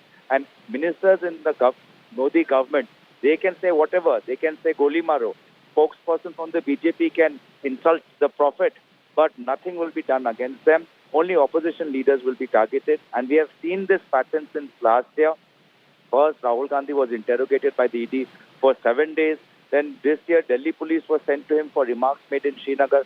So this pattern and this orchestrated campaign to malign and to tarnish Rahul Gandhi's political career has been going on, but they will be in for a surprise. Come the Lok Sabha elections, people of India will revolt against the dictatorial attitude of Prime Minister Modi. All right, Mr. Gogoi, let's see what this disqualification really, how it impacts the 2024 elections there. Thank you very much for joining us. I'm going to cut across to Congress's Adhir Ranjan Chaudhary as Congress leaders come out in full strength in support. Especially in the wake of Bharat Joro Jatra, which was not digested by Modi government. Modi government and BJP party, they are under the impression that Rahul Gandhi has to be throttled, has to be muzzled. Because if Rahul Gandhi is allowed to speak inside the parliament, then that danger will come for them. They will be dislodged from the government. So this is a very cruel demonstration of an autocrat government. See, I would warn the people of India that democracy cannot survive under this present dispensation. The reason being that to continue that democracy, you need Democrats. But in India, those who are running the government and the party, they do not believe in the principle of democracy. Rather, see, the country is witnessing the politics of vendetta being spearheaded by the Modi government against Rahul Gandhi. All right, that's the Congress there responding. Of course, they're going to be defiant. They're going to remain or project a really strong demeanor at this point. Rahul Gandhi and his council is set to fight back. They will appeal to a higher court. Sneha Burdani, you've been tracking the Congress as well. Sneha, take it away for the Congress. Yes. Now this comes as a big blow as Rahul Gandhi, the face of their party now, is disqualified as an MP in the Lok Sabha. How high is he going to ride then on the sympathy wave there? Nabila, that is something that remains to be seen, and the more interesting development in days to come that everybody is going to be watching out for is the kind of support that just pours in from opposition parties, like-minded opposition parties, and how they rally around Rahul Gandhi. Are they going to do it? Is the big question. Thank you so much, Nabila, for taking us through that big story. I'm going to now introduce my colleagues. Nalini is with us, and so is Supriya Bhardwaj. Also, our National Affairs Editor Rahul Srivastav is joining us. A quick update from Supriya on how the Congress now is viewing this entire situation. Supriya, in terms of the political opportunity that they've sensed with this sort of an action against former president of the Congress party, Rahul Gandhi. Well, Sneha, first and foremost, we are at the residence of Mr. Gandhi, 12 Tughlaq Lane. He's inside. You can see as to how there's also presence of the police officers and obviously the media personnel. I'll ask my camera person to just shift and show you over here what the situation is going on. This is Rahul Gandhi's residence, 12 Tughlaq Lane. Morning, he came to the house, that is Lok Sabha. He was present in the parliament. He didn't go to Lok Sabha. And then once the house got over, he left from there and he came here at 12 Tughlaq Lane, where we are. And you can see the movement over here. here. What we are also hearing from the Congress party sources is that there is a meeting which has been called at around 5 p.m. today with all the legal luminaries, legal eagles of the Congress parties will also be present. Right now, while we are talking, Congress's official Twitter handle has tweeted a photograph of Rahul Gandhi, and they have stated that Rahul ji की लोकसभा सदस्यता खत्म कर दी गई, वो आपके और इस देश के लिए लगातार सड़क से संसद तक लड़ रहे हैं. So this is the narrative the Congress is picking up and they're building up. They're saying that Rahul Gandhi was fighting for the commoners, for Aam Aadmi, and has been fighting right from streets to the Sansad and has been asking all the correct questions, and because of that only his entire membership of Lok Sabha has been disqualified. So this is what the Congress party is saying. We have seen leaders after leaders coming out and saying that this is nothing new. We all knew this is going to happen because they tried their level best to disqualify him from the Lok Sabha, but that didn't happen, and finally they came up with this verdict, and this verdict came up, and then Rahul Gandhi has been disqualified. This is what Mr. Mallikarjun Kharge, Congress president, has said. This is even what Mr. Adhir Ranjan Chaudhary, K.C. Venugopal, Manikam Tagore, who's who of the Congress party, and even now the official Twitter handle is saying the same thing. Rahul Gandhi yesterday, when the conviction was, he was convicted and was handed down the sentence, had tweeted saying that that was Mahatma Gandhiji's quote, where it was said that he's fighting for truth and non-violence is his weapon. And later in the evening, yesterday itself, there was a post on the Facebook where he had said that I fight for truth and I stand for truth and I will continue to do so. So Congress the party battle is lines saying are very clearly drawn. Supriya, stay with me. Rahul Srivastav also joining me on this big story. Rahul, the BJP says this is due process of law being followed. Rahul Gandhi and the Congress party insists that this is how democracy is being targeted just because Rahul Gandhi raised the issue of Adani in parliament. But give me a moment, Rahul, before I come to you. We're getting the first reaction of TMC leader Derek O'Brien. Let's listen into the TMC MP. Rahul Gandhi, the BJP are desperate to silence the voice of the opposition. We know they are desperate. We know they want to silence the voice. We know they would go to all kinds of lows, but this is the low of the low, the lowest since 1950. Terrible. The lowest in parliamentary democracy, in the history of parliamentary democracy. BJP, how low can you go? Mr. Modi and Mr. Shah. BJP, shame on you, shame. Boarding a flight to Calcutta. Very, very strong words coming in from Derek O'Brien, TMC MP, who says this is the lowest of low that the BJP could have gone to. It's the lowest in the history of Indian Parliament since 1950 to silence the opposition. So clearly, is this then one issue that's actually galvanizing the opposition together? Attempts were being made to bring all opposition parties together, 14 opposition parties coming together on some of the issues, and many argued it was the enforcement directorate action that was bringing opposition parties together. But is this Rahul Gandhi's disqualification? Is this now galvanizing the opposition to come together? Rahul Srivastav, we are being told that Majid Memon again of the TMC says this was expected. It's surprising that the Congress is acting so surprised.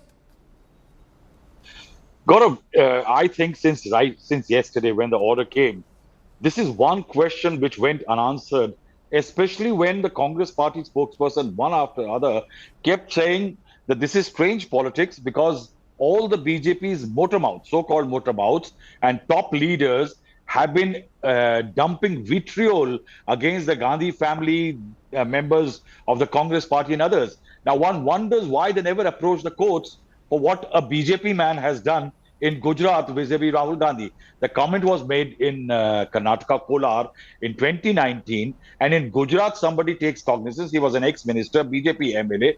Why couldn't somebody file a case against somebody in the BJP in, say, Chhattisgarh or Rajasthan? But the Congress, I think, has not utilized the political tool which perhaps the BJP have against their own leader. The point, Gaurav, here is that the biggest crisis I think the Congress faces and the opposition today is, though they are uniting, but the fact is that the minor worry is disqualification. The major worry is if it continues for 6 years, Rahul Gandhi cannot be either the PM or the PM candidate of the party. So there is going to be a scramble. Gentlemen, give me a moment. Give me a moment. Sachin Pilot now joins me on the broadcast. Sachin Pilot, the BJP says this is following due process of law. He was convicted by a court of law after due process, and action is being taken as per the 2013 Lily Thomas judgment, sir. This has raised many questions. First is the speed at which the Parliament has acted upon this.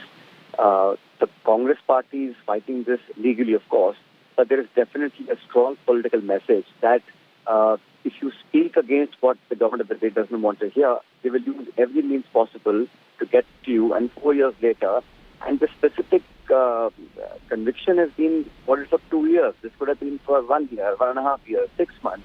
But I think it was probably done with more of an intention to disqualify the member, Mr. Gandhi, and to make him unable to contest elections for 6 years. Now, there is certainly something far more, conspiratorial than what is obvious. But one thing is very clear, that politically, Mr. Gandhi and the Congress party are the real challengers to the BJP regime. And they will use all means, all mechanisms, undermine all authority and institutions to make sure that the voice is muzzled. First, you're not allowed to speak in Parliament, then you keep the House in a commotion for all this while, pass the budget in 5 minutes. So there is no debate, no discussion. Anyone who raises the voice, they will use whatever means possible to derail and then to defame. And now this so-called judicial action has been taken to disqualify members. Now, if this is the way it is going to happen, and how can someone says something in a political speech, how is that a criminal offense? And even if it's a criminal offense, does it merit a 2-year sentence only to disqualify the member from the House? I mean, this is a real challenge for our democracy now to see how we can sustain this, because every voice gets muzzled if they raise against the government of the day. And how will India and its democracy move forward? Mr. Pilot, what is the Congress's strategy now, legally and politically? I think legally we are going to do what is required to be done in terms of challenging the conviction, because I think it's bizarre to have said something about some people who are fugitives and then to hear a PIL saying this is targeting communities and backward communities. It's all nonsense. I mean, he was talking about the 2-3 people who have left this country, who've been allowed to flee, and he's pointing that out. We are within our rights to ask those questions. To interpret that as an attack on an entire community and then have a 2-year conviction, it's really, extrapolating things which never existed. He never said those things, but the honorable judge, whoever he or she is, has done that. Whether under duress or under pressures, one does not know. But we will fight it legally. But politically, certainly there's a clear message in this, that either you toe the line of the government of the day, or you will be met with this sort of a response politically. And we are ready to face any challenge. I don't think anyone's deterred by actions of the Speaker of the House or of any lower court judge. Is there an opportunity, Mr. Pilot, in this adversity? Will this galvanize all the opposition parties coming together? We just had Derek O'Brien saying that this is the lowest of the low in parliamentary democracy since 1950. Well, it's never happened before, you see. And the other thing is that every agency is being used to shove people into jails and prisons. Income tax are raiding people, notices are given, they're hounded, troubled, and the minute you get inside, you become kosher, you become completely innocent. Agencies don't touch you. So ED and CBI and every single institution, Government of India agencies are targeting specifically only the opposition leaders. 95% of all cases in the ED in the last few years have been against opposition leaders. What more does one have to say? So all parties are united, gone to the court, will go to any extent to make sure that the opposition is united. But people of India are watching all these things. They may not react immediately. I think voters are quite mature. They're watching what's going on in Parliament and how things are functioning. Okay, the Union Law Minister, Mr. Pilot, he took to social media platform Twitter to say, and if I could quote him, we can't blame all Gandhis or Gandhi's surname just because Rahul Gandhi insulted Indian democracy. Rahul Gandhi made a very derogatory remark and disgraced an entire OBC community. Shocking that some Congress leaders defend him, Mr. Pilot. You see, the Law Minister should do more things about the pendency of cases in our courts, as opposed to targeting one leader in the Congress party. That speech, if some of you have heard this, what Mr. Gandhi has said, it was an election speech. He was talking about the fugitives who've left this country and they all have a certain surname. He pointed that out. That does not mean he's targeting someone. That's just real, creative imagination of people who want to use this as an evidence to say that the conviction was justified. I think it's bizarre how the court has found that palatable and then pronounced a judgment specifically for 2 years, and that's the more interesting fact. And the judgment could have been for 6 months, 1 year, 18 months. But he put that 2-year clause specifically to disqualify the honourable member for contesting again. You see, there's a conspiracy, within a conspiracy. I don't think it's quite so simple.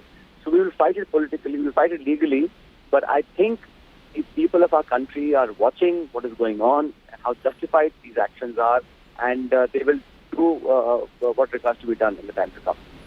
Mr. Sachin Pilot, Senior Congress Leader, for joining us here on India Today. Many thanks. I also want to bring in India Today's battery of reporters. We have the biggest team of reporters tracking this massive development. But before I come to our reporters, big development. Key Congress leaders are in a huddle because this is where the Congress party is strategizing its legal response and its political response. Again, this is a battle that the Congress is going to fight on multiple fronts. As Sachin Pilot told us here first on India Today, the Congress will fight this legally. The Congress will also battle this politically. But will the Congress be fighting this alone, or will multiple parties come together? And I want to bring in Samajwadi Party's Akhilesh Yadav. So we've heard Derek O'Brien of the Trinamool Congress. Let's quickly cut across and listen in to Akhilesh Yadav. 2 साल की सजा हुई है, उस पर क्या कहना चाहेंगे? देखिए, ये बात कोई पहली बार नहीं हुई है। अगर आपको याद हो, जब से भारतीय जनता पार्टी की सरकार उत्तर प्रदेश में आई है, उन्होंने प्रशासन और सरकार का साथ लेकर के पहले तो झूठे मुकदमे लगवाए, और कई ऐसे मौके आए हैं जहां पर प्रशासन ने और शासन ने मिलकर के समाजवादी पार्टी के कई सदस्यों की सदस्यता ली है। आप याद कीजिए, मोहम्मद आजम खान साहब, उनकी सदस्यता गई, उनके बेटे अब्दुल्ला, उनकी सदस्यता गई। इसी तरह समाजवादी पार्टी के जो सिटिंग एमएलएज हैं, उन पर केस लगाना, इरफान सोलंकी कानपुर, और एक अधिकारी बुलाया गया, बाहर से लाया गया, दूसरे प्रदेश के कैडर के अधिकारी को बुला करके ये निर्देश दिए शासन ने और सरकार ने कि आपको इसकी सदस्यता लेनी है। अभी 2 दिन पहले, अगर आपको याद हो, विधायक इरफान ने खुद कहा कि ये मेरी सदस्यता लेना चाहते हैं, इसकी वजह से अन्याय कर रहे हैं।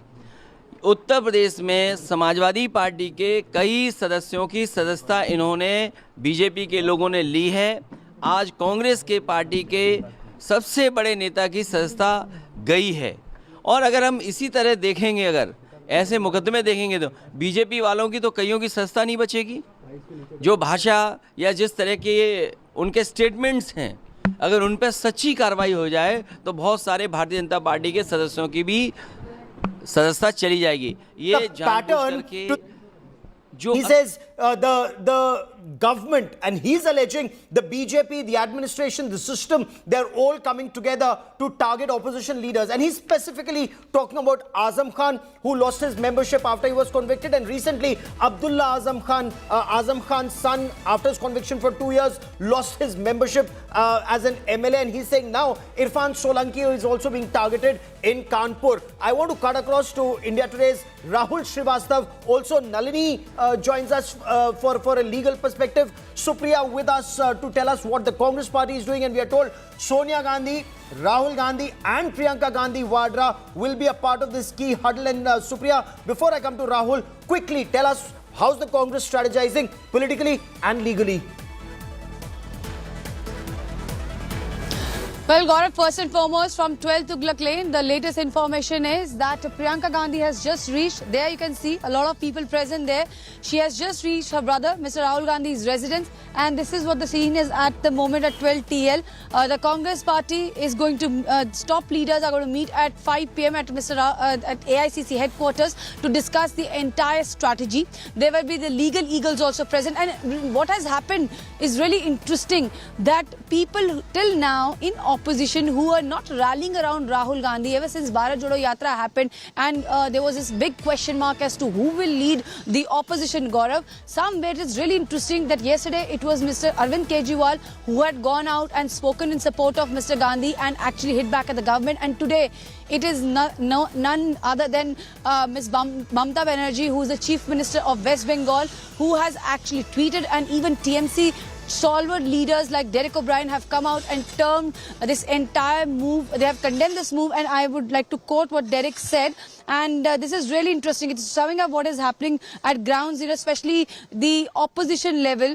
First being Ms. Mamata Banerjee, she said that in PM Modi's New India, opposition leaders have become the prime target of BJP. While BJP leaders with criminal antecedents are inducted into the cabinet, opposition leaders are disqualified for their speeches. Today we have witnessed a new law of our constitution democracy. This is what Mamata Banerjee has tweeted. And now comes the next one, which is Mr. Derek O'Brien. He said BJP are desperate to silence the voice of the opposition. So somewhere Rahul Gandhi has become the center point around which the entire opposition is now rallying around. What is really interesting is the opposition's who are coming out and said that because Rahul Gandhi was asking questions which were very tough, he was asking about Adani Group issue. At the same time was also targeting government on various issues, whether it was GST, demonetization, unemployment and other laws also, including farm laws. It was really very interesting to see that the government went all out and had attacked him. At the same time also, we have seen this entire protest, the democracy in danger protest which took place. Stay with me, we'll talk about this democracy in danger protest in just a moment, but let me bring in Rahul Srivastava into this conversation.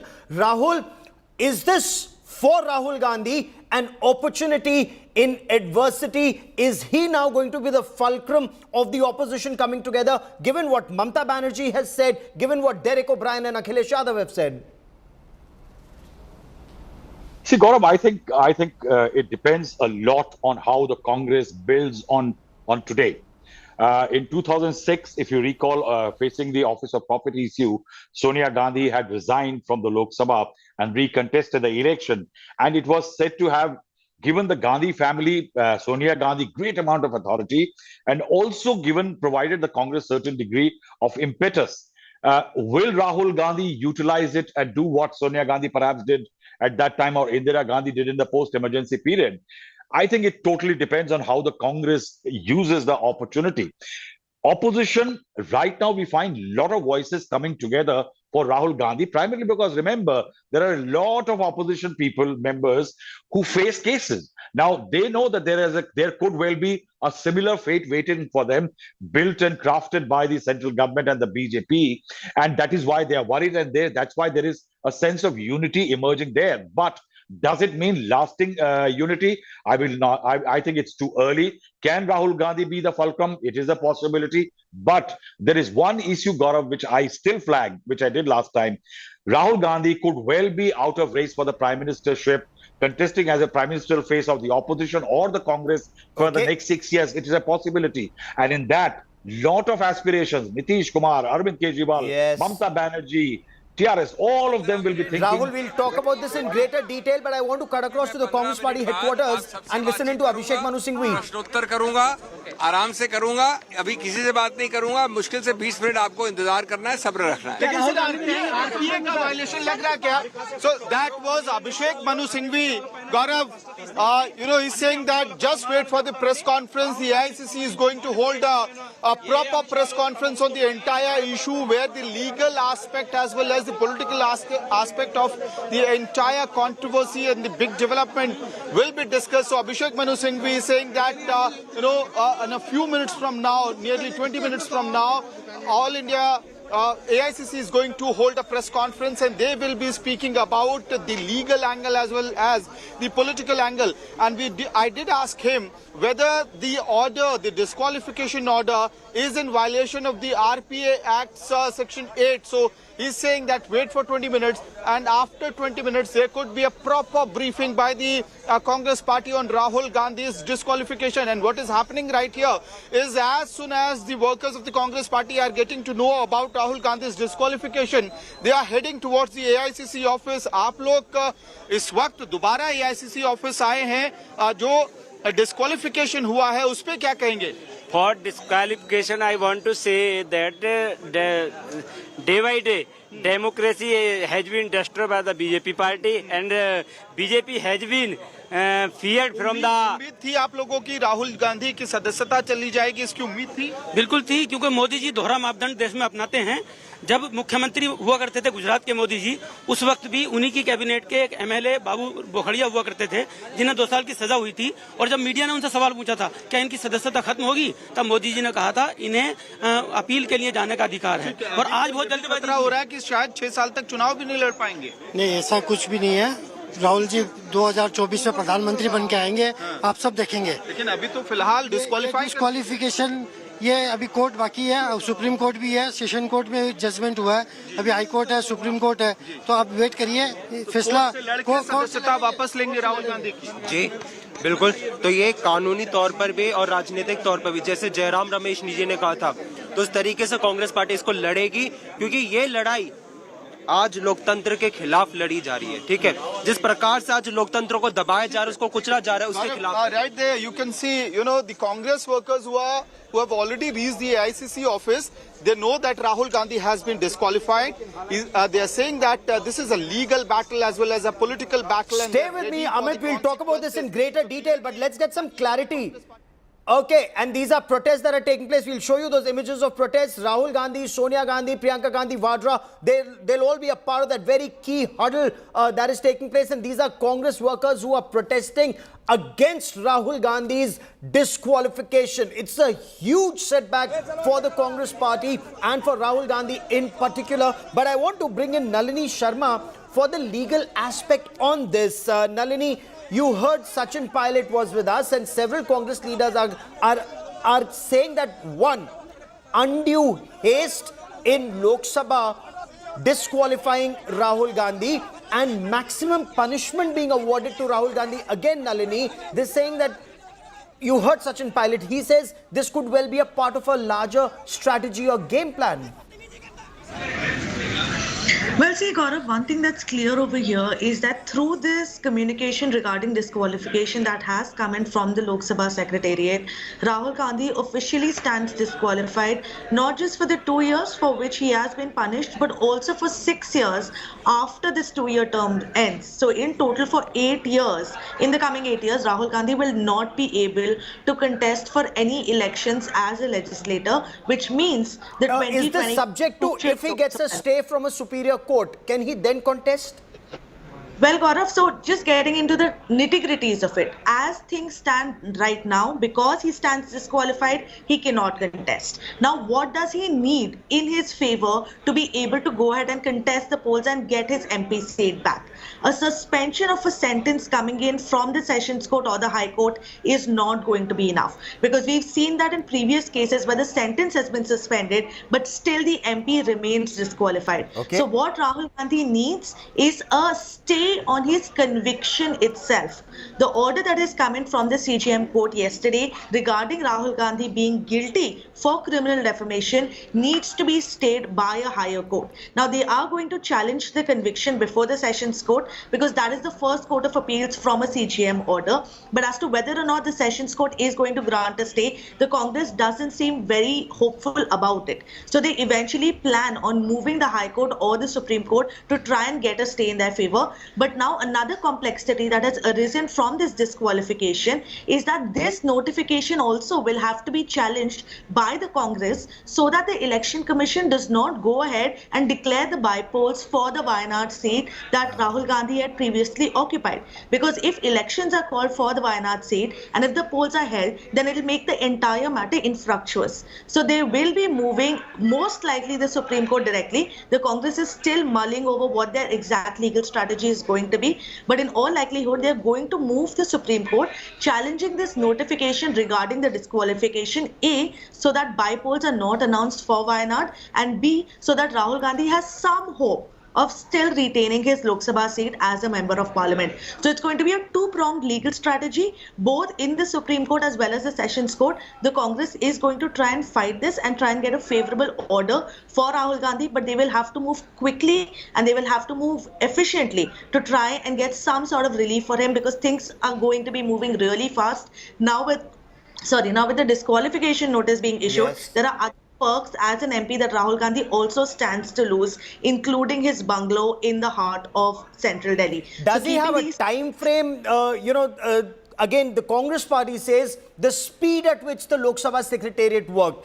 He was disqualified as a member of parliament. He was convicted of this criminal defamation, Nalini, and the very next morning he stands disqualified. Is there now a time frame for him to be able to appeal in a superior court, whether the Sessions Court initially, then High Court, then Supreme Court, or? So Gaurav, as the law stands today, it clearly says, the Representations of People's Act, Section 8 clearly says that the day that the legislator is convicted, he stands to be disqualified as a sitting legislator. So even if this notification, you see, it came into effect yesterday, that's what it says. Yes. So because yesterday was the day that the conviction was granted, he stands to be disqualified as a legislator. What the CJM court did yesterday was suspend his sentence for 30 days, which means that he doesn't have to go to jail for 30 days, but there was no suspension on the conviction itself. And because the law is applicable on the date of the conviction versus the date of the sentence, this is why this notification has been issued,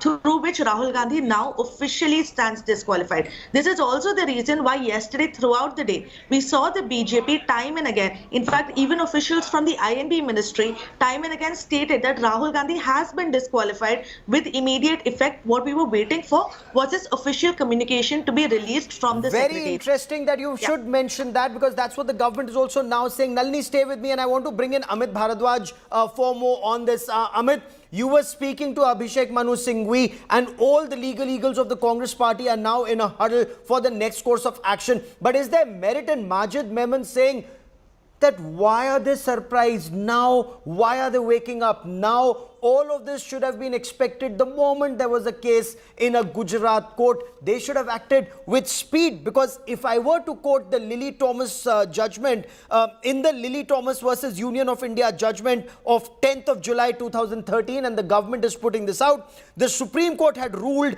any MP, MLA or MLC who is convicted of a crime is given a minimum of 2 years jail, loses membership of House with immediate effect. Amit, but before I come to you, I want to bring in Amit Malviya of the Bharatiya Janata Party. And Amit Malviya, the Congress party says this is all a part of a wider conspiracy to target democracy and opposition leaders in India.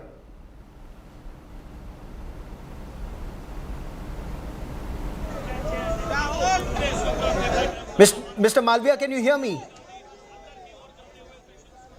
Mr. Malviya, can you hear me? Give me a moment. I'll try and reestablish that link with Amit Malviya of the Bharatiya Janata Party in just a moment. But Amit Bharadwaj, quickly respond to the TMC saying, why is the Congress acting surprised now? This was on the cards.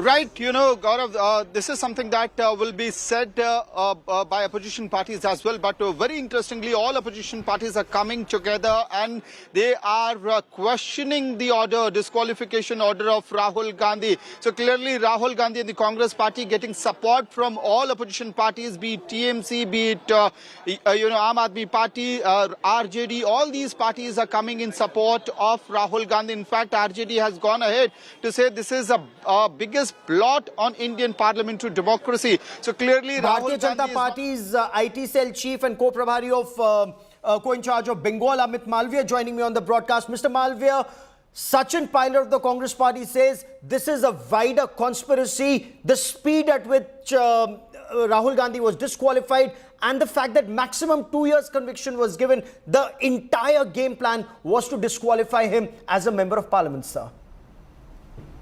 Look, Gaurav, there is clearly no conspiracy here. This is law of the land.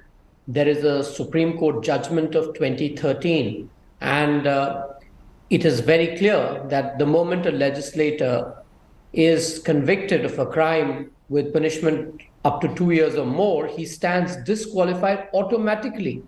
There is nothing that needs to be done by any other agency. The conviction rules that he is disqualified. The Speaker is mandated to move in accordance. And I'm sure if Abhishek Manu Singhvi and Kapil Sibal, both of whom have had very long association with the Congress party, were in know of things, and they have gone on record in several interactions with the media yesterday, know of this provision, then how come the Congress party and Rahul Gandhi did not know about it? And if it's anyone's argument that Rahul Gandhi is above law, that can't be the case, because once any court pronounces him guilty and passes a judgment, that conviction stays.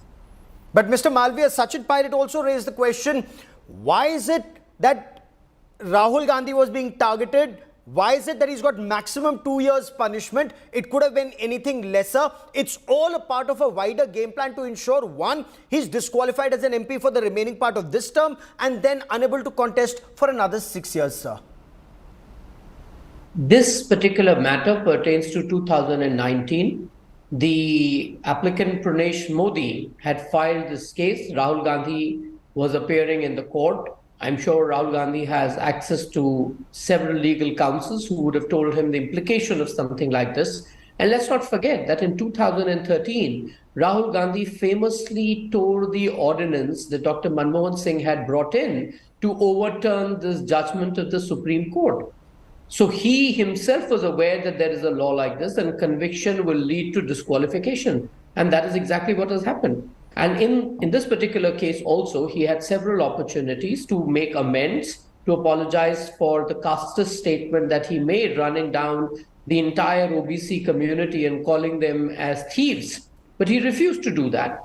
So the courts, in their wisdom and given the facts on the table, made the order that they made, and that led to a conviction, and conviction automatically leads to disqualification. Rahul Gandhi personally knew about it because he had endorsed this judgment in 2013, and if you remember, he had torn that legislation or that ordinance passed by Dr. Manmohan Singh, that legislation or that act of defiance against the sitting Prime Minister that we all speak about, how it lowered democracy and how it lowered the stature of the Prime Minister's office. But then that is Rahul Gandhi. Okay. And if that ordinance would have passed, maybe Rahul Gandhi could have been saved. But he endorsed that law, that judgment at that point. The opposition today, Mr. Malviya, and Trinamool Congress leader Derek O'Brien was very clear, saying today the disqualification of Rahul Gandhi is the lowest that Indian democracy has sunk to since 1950, since our constitution came into being, because this is a targeted attack on the opposition and free speech. Look, all these are political rhetoric, and I would tell the TMC leaders to look in their own backyard where democracy is being muzzled every single day. The gory post-poll violence was the worst that India has seen post-independence, and that is the truth of the TMC. There is corruption endemic in everything that they do. There is a massive teachers recruitment scam. There is a scam in every central government program. The BJP has called for a massive agitation on the 29th of this month in Kolkata. So the TMC would be advised to look into their backyard and try and restore some sense of democracy back in West Bengal instead of pontificating without even understanding what the law or the legislation of the country is all about. Is this an opportunity in an adversity for BJP's opponents, for the opposition in our country? Because one, Rahul Gandhi will get sympathy. Two, you've galvanized the entire opposition against the BJP. Akhilesh Yadav says, opposition is systematically being targeted by the Shasan and Prashasan, the way Abdullah Azam Khan was disqualified, Azam Khan was disqualified, and Irfan Solanki is being targeted in Kanpur, sir. Please ask Akhilesh Yadav, does he endorse casteist slur against the OBC community? And then let's have this conversation. If Rahul Gandhi's statement denigrating the entire OBC community is something that Akhilesh Yadav is endorsing, then there is a point in having this conversation. And how is Rahul Gandhi more important than his own legislators who have been disqualified because they were convicted? So clearly Akhilesh Yadav or the TMC are trying to fish in troubled waters, but unfortunately the law of the land holds. And we have to do what the courts have mandated, what the constitutional provision is, and what the Representation of People's Act reads like. Mr. Malviya, stay with me for a moment.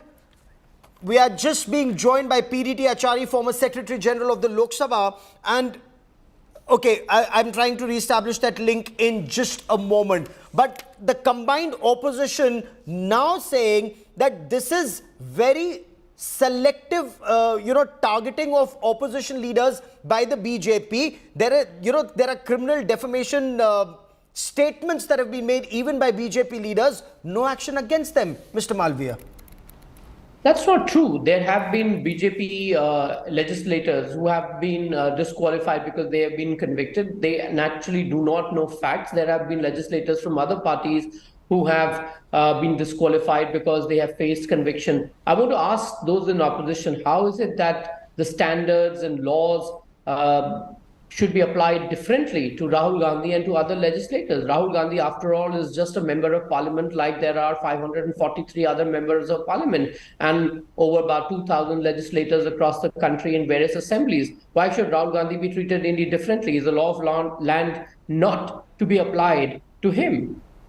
Okay, now in this situation, when combined opposition is coming after you, Derek O'Brien is saying voice of opposition is being silenced, lowest of the low as far as these people are, as far as the government is working in tandem. Akhilesh Yadav, government working in tandem with the state, the opposition needs to unite to take on the government. Is that what your next challenge is, sir? This is not a challenge at all. If corruption is what is going to unite the opposition, if charges of financial misappropriation and convictions are going to unite the opposition, that itself is a big statement. What kind of opposition does India today have?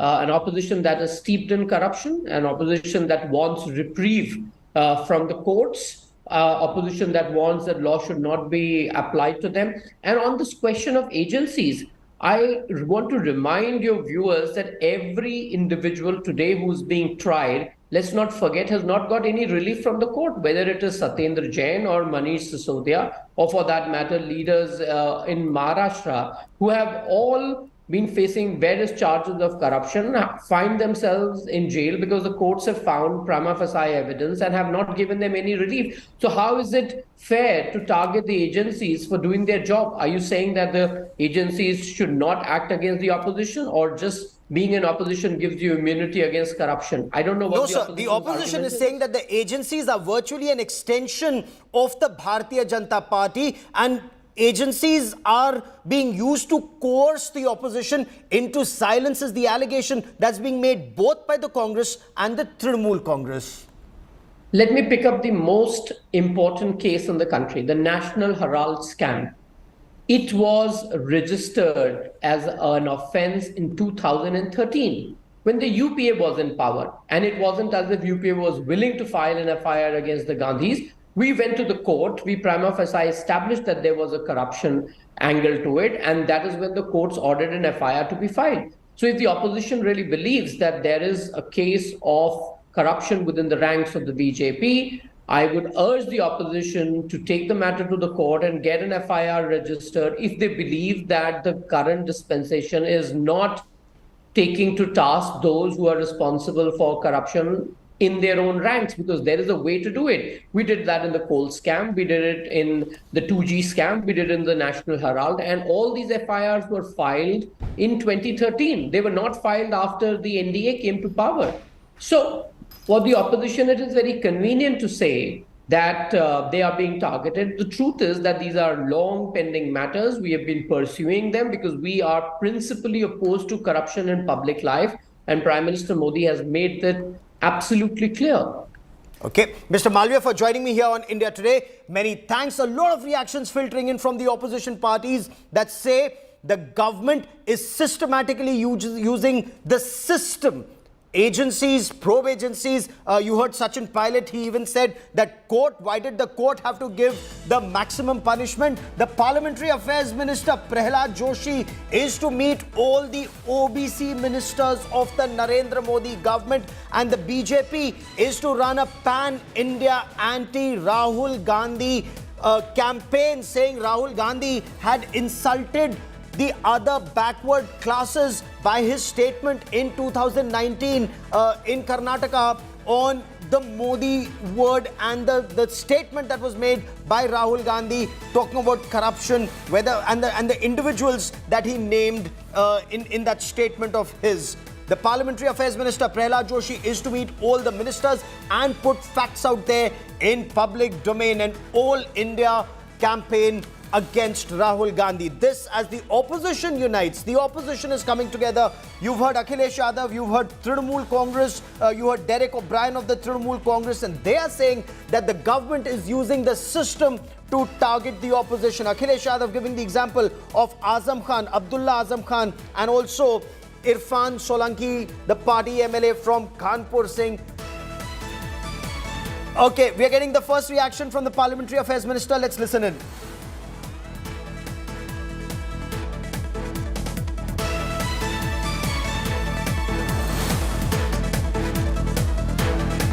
हाँ, मैं ये कहना चाह रहा हूँ, हमारा जो सरकार का या और किसी का लेना देना कुछ नहीं है।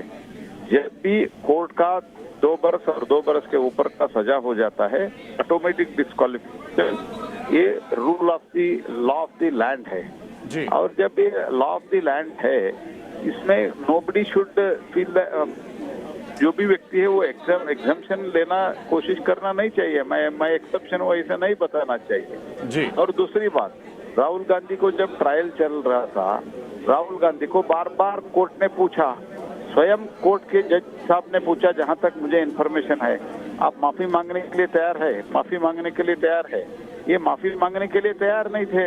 He was arrogant. अगर माफी मांग देते तो ठीक ठाक प्रोबेबली केस क्लोज हो जाता था, लेकिन ये व्यक्ति अपने गलती भी करते हैं। ऐसे तो एक जाति के खिलाफ बोलते हैं, ओबीसी के खिलाफ बोलते हैं, ओबीसी के खिलाफ बोल के बाद में माफी मांगने के लिए भी तैयार नहीं है। जब माफी मांगने के लिए तैयार नहीं होते हैं, कोर्ट ने अपना डिसीजन ले लिया है, हमारा थोड़ी हाथ है इसमें।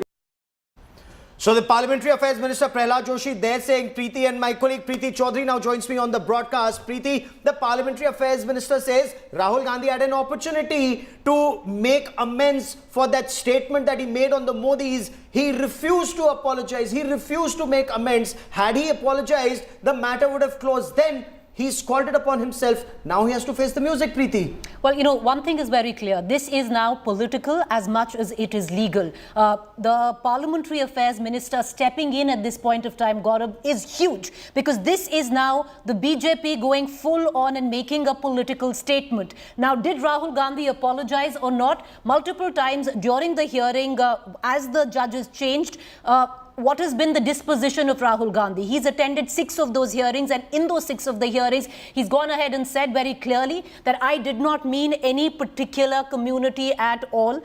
It wasn't something that I harbored and I said. It was said something in terms of off the cuff. So he's tried to give his explanations, but now it's beyond all of that. Why is it beyond all of that? Let's break it down politically and legally, viewers. Legally, what has gone down? It could have been interpreted in whichever way by the speaker. It's been chosen to be interpreted in terms of the 2-year sentence and conviction, but because that's the sentence not true, Preeti. If I may, how could the speaker interpret it in any other way when the law very clearly says in the Lily Thomas versus Union of India judgment of 10 July 2013, the Supreme Court had ruled if any MP, MLA or MLC who's convicted of a crime and given a minimum of 2 years jail loses membership of the House with immediate effect. How is it? Okay, so how it could have been interpreted in any which way? Because the order has been stayed, the conviction hasn't. So therefore, there is no past precedent in terms of interpretation. It could have been interpreted that he's been given 30 days and the order has been stayed for 30 days. So for 30 days till he approaches a higher court,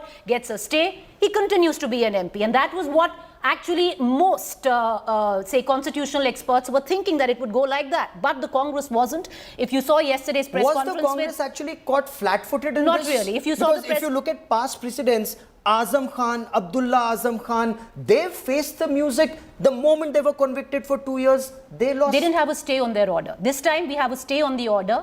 In this particular case, stay on the order for appeal, but not on conviction. Not on conviction. So therefore, this is the first time where you've had the stay on sentence. The sentence of 2 years, which makes it mandatory for Rahul Gandhi to be disqualified as MP. That stay of 2 years, there was a stay for 30 days for Rahul Gandhi to approach a higher court. So when there's a stay on the order of sentence, however, the conviction, of course, there is no stay because he's been convicted in the case. But the sentencing is different and the conviction is different. It could have been interpreted as per constitutional experts, and we are hoping to connect to some of them. But why is it political?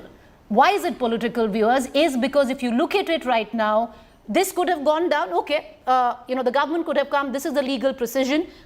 2 years, we are going to interpret it, or the speaker here is going to interpret it as 2 years of conviction. There is no stay on conviction. Therefore, he stands disqualified. But the sheer fact, because now it's an all-out war and it's come practically, I would reckon, 9 months too soon.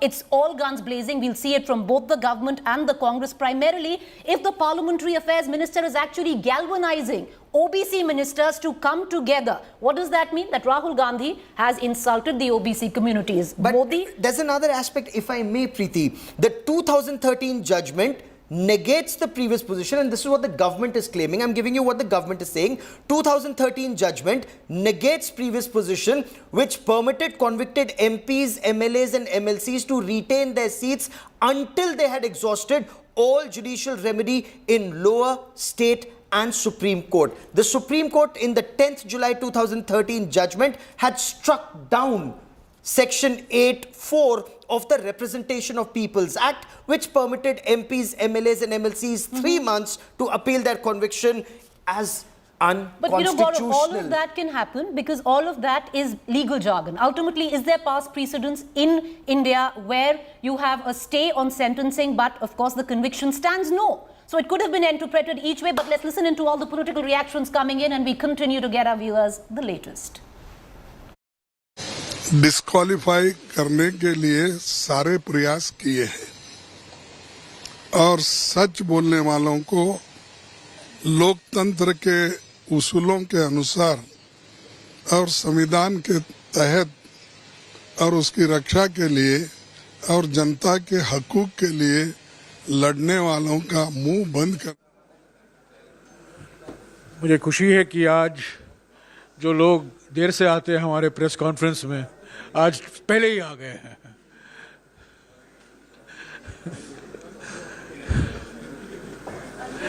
साथियों, आपको पहले अभिषेक सिंघवी जी संबोधित करेंगे, उसके बाद में मैं कुछ कहूँगा और उसके बाद आपके हम सवाल जवाब देंगे।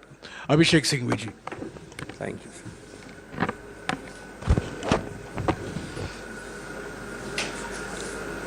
So friends, as usual in Hindi and English, it'll take some time, so please be patient. I'll be doing in both languages and your colleagues should not be affected in any one language. Friends, the issue before us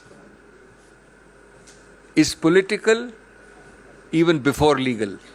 Both facets are important, but it's a vital political issue for this country, for all political parties, for leaders of all political parties. It is a political issue because it signifies the systematic, repetitive emasculation of democratic institutions by the ruling party. It signifies the strangulation of democracy itself. We know that defamation is an exception to free speech. But over the last several years, we have had repeated examples of unthinkable assaults on freedom of speech, more importantly, on freedom after speech. After speech, you are told that you will be visited with the worst possible consequences. be it criminal, be it civil, be it incarceration, be it intimidation, be it harassment in every sphere of your life. We all know that Shri Rahul Gandhi has been speaking out fearlessly inside and outside Parliament. He has spoken on social issues, on economic issues, on political issues, without any fear or inhibition, frankly and candidly through you to India. Clearly, he is paying a price for it. Clearly, this government is rattled because he speaks with facts, figures on demonetization, be it on a supposed clean chit to China, be it on GST. He is consistently aggressive and open in his questioning. And therefore, this government is doing all these, finding new techniques of throttling his voice, of gagging him. Shri Rahul Gandhi goes abroad. He is not entitled to speak freely on grounds of fake nationalism, created imaginary nationalism, rhetorical nationalism, non-existent issues. He comes back and his speeches abroad become the basis of action against him inside Parliament. He speaks in Parliament, one of the most detailed and open speeches when the Prime Minister spoke, and he is referred to the Privileges Committee. After he came back from abroad and post the recess, when this session starts, a remarkably new ground is found, unheard of in the annals of parliamentary history. The ruling party resorts to disruption every day, saying a precondition for someone to speak in Parliament or attend Parliament is that he must first apologize. I don't think in any parliamentary democracy, Westminster or not Westminster, you have found this kind of stipulation. So disruption by the ruling party. All of this is part of a pattern. All of this is part of a pattern to stop him. A, because he speaks fearlessly and candidly. B, to divert attention from the real issues. To divert attention from the questions which my friend here asks every day. To divert attention from the burning issues before the nation today. And it is done also to send a message to create a fear psychosis amongst those who dare to question this government. Friends, that is the political part. That is what should concern our body polity. There is equally a legal part. I have shared some of that with you yesterday. Since we've had slightly more time, let me elaborate a little more today. When you hurry, when you are premeditated, when you have decided to do something, you make mistake after mistake after mistake. You multiply mistakes on a repetitive basis.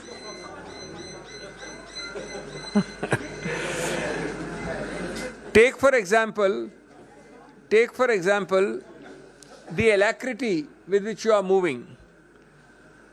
Within 24 hours, you are moving with amazing alacrity. I need to remind you that a few months ago, in a case of another political leader from Uttar Pradesh, belonging to the leading party in that state, the Supreme Court, quote unquote, when an immediate by-election was sought to be announced post-disqualification of that person because of conviction, immediately, without waiting for that person to exhaust the legal remedies available, the Supreme Court in that case not only deferred the by-election, but then added, look with what alacrity have you proceeded. This is yet another example. But it gets curiouser and curiouser. As I told you yesterday, there is a provision created in law specifically called 202, which says if allegedly I commit a defamatory offence in place X, in this case Kolar, Karnataka, and if somebody chooses to sue me in Gujarat or Bihar, as in this case Surat, then the magistrate before whom a complaint is filed is mandatorily, I repeat, mandatorily obliged to conduct a preliminary inquiry as to whether he has jurisdiction to start and initiate the proceeding. He has to call for a report either himself or through the police or through agencies. To the best of our knowledge, this point is taken by Shri Gandhi's lawyers, noted in the judgment, and not decided. Admittedly, no inquiry is conducted because there is a tearing hurry to go ahead in a place which might well be without any jurisdiction at all, namely Surat, Gujarat. As I said, it gets curiouser and curiouser. I mentioned another example yesterday. I have the dates now. Let me walk you through it. The complaint is filed approximately in April 2019. I think the exact date is April 16, 2019 at Surat. The magistrate is one Mr. Dave.